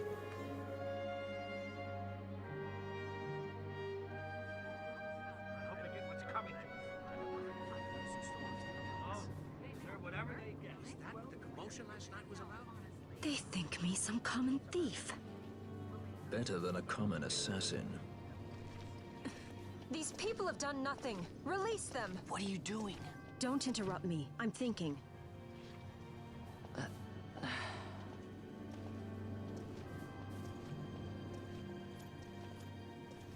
Wait! Where'd He you didn't think know you what he were was going? doing. You have to let him go. You have to. Penelo! Sorry. That dinner will have to wait. I told you. That's enough! Leave him alone. Hold on to this for me, would you? Just until I bring Vaan back. On your feet, you over here. All right. Edgy, aren't we? Aw. It's Balthier, my brother. What does that philanderer think he's doing? I was to kill Balthier, not those addle-pated Imperials.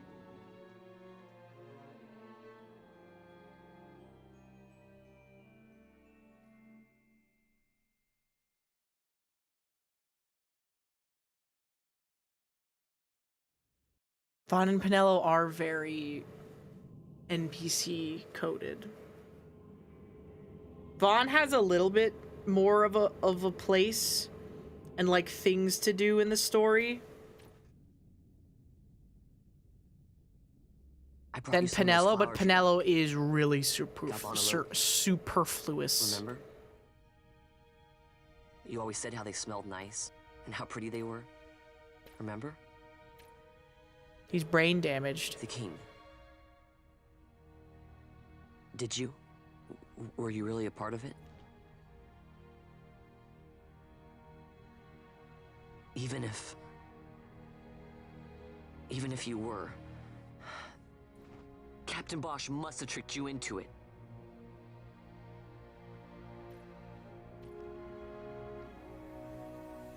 Oh my god, he's dead.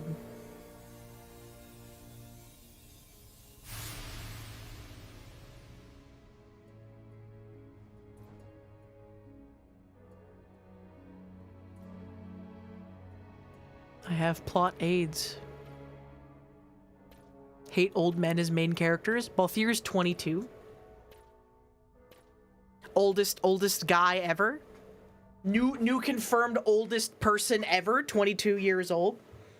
You're the oldest person ever.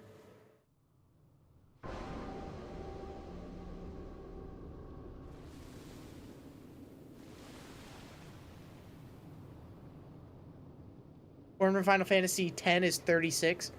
Yeah. And he looks 60. You're awake. Where are we? Prison, where else?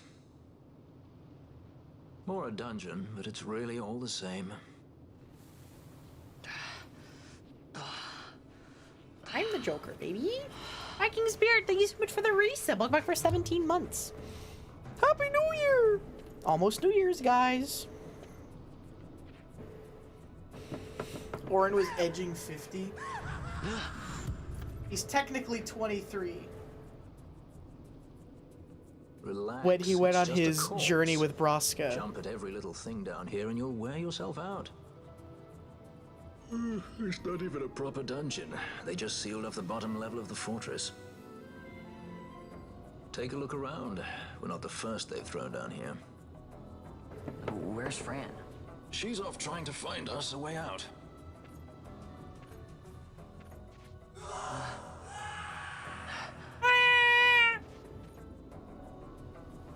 Remember what curiosity killed? Just a friendly word of advice. This is all the water we've got. I'd save your strength if I were you.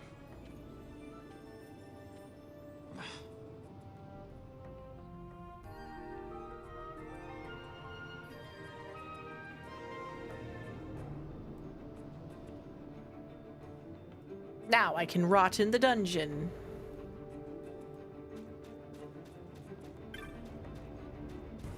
Oh, there's people down here.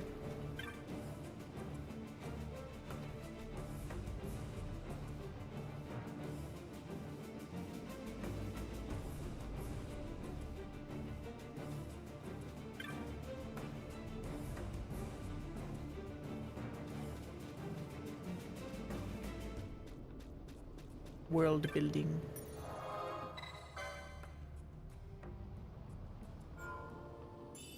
Lore. I'm trapped again.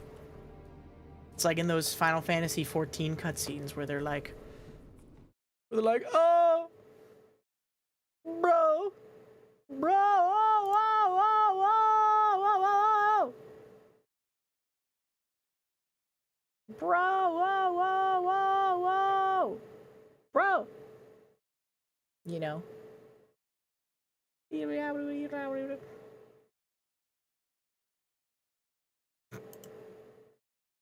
Watermelon. I'm sleepy. I'm sorry I'm normal now, chat. I regret to inform you I'm normal now. Regretfully informing you I am in fact normal.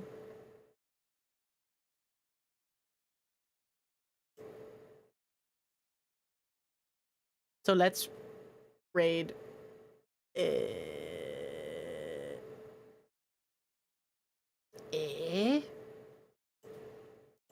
let's raid Crumbus. Okay, goodbye. Thank you, everybody. I'll probably play more Final Fantasy XII. When? Who knows? When I feel like it. But the next stream is going to be the Yakuthon on New Year's Day. We're not doing anything for New Year's Eve. So we are doing New Year's Day, and we're probably going to be here all day trying to get a Yaku. Unless we get really lucky, in which case, then I guess you'll just have missed it. But the VOD will also be up on YouTube, so that'll be epic. But I'll see you guys later, okay? Go be nice to Chromu. She's in VR chat, hanging out with people, having fun. Okay, goodbye, everybody. Goodbye, goodbye, goodbye, goodbye.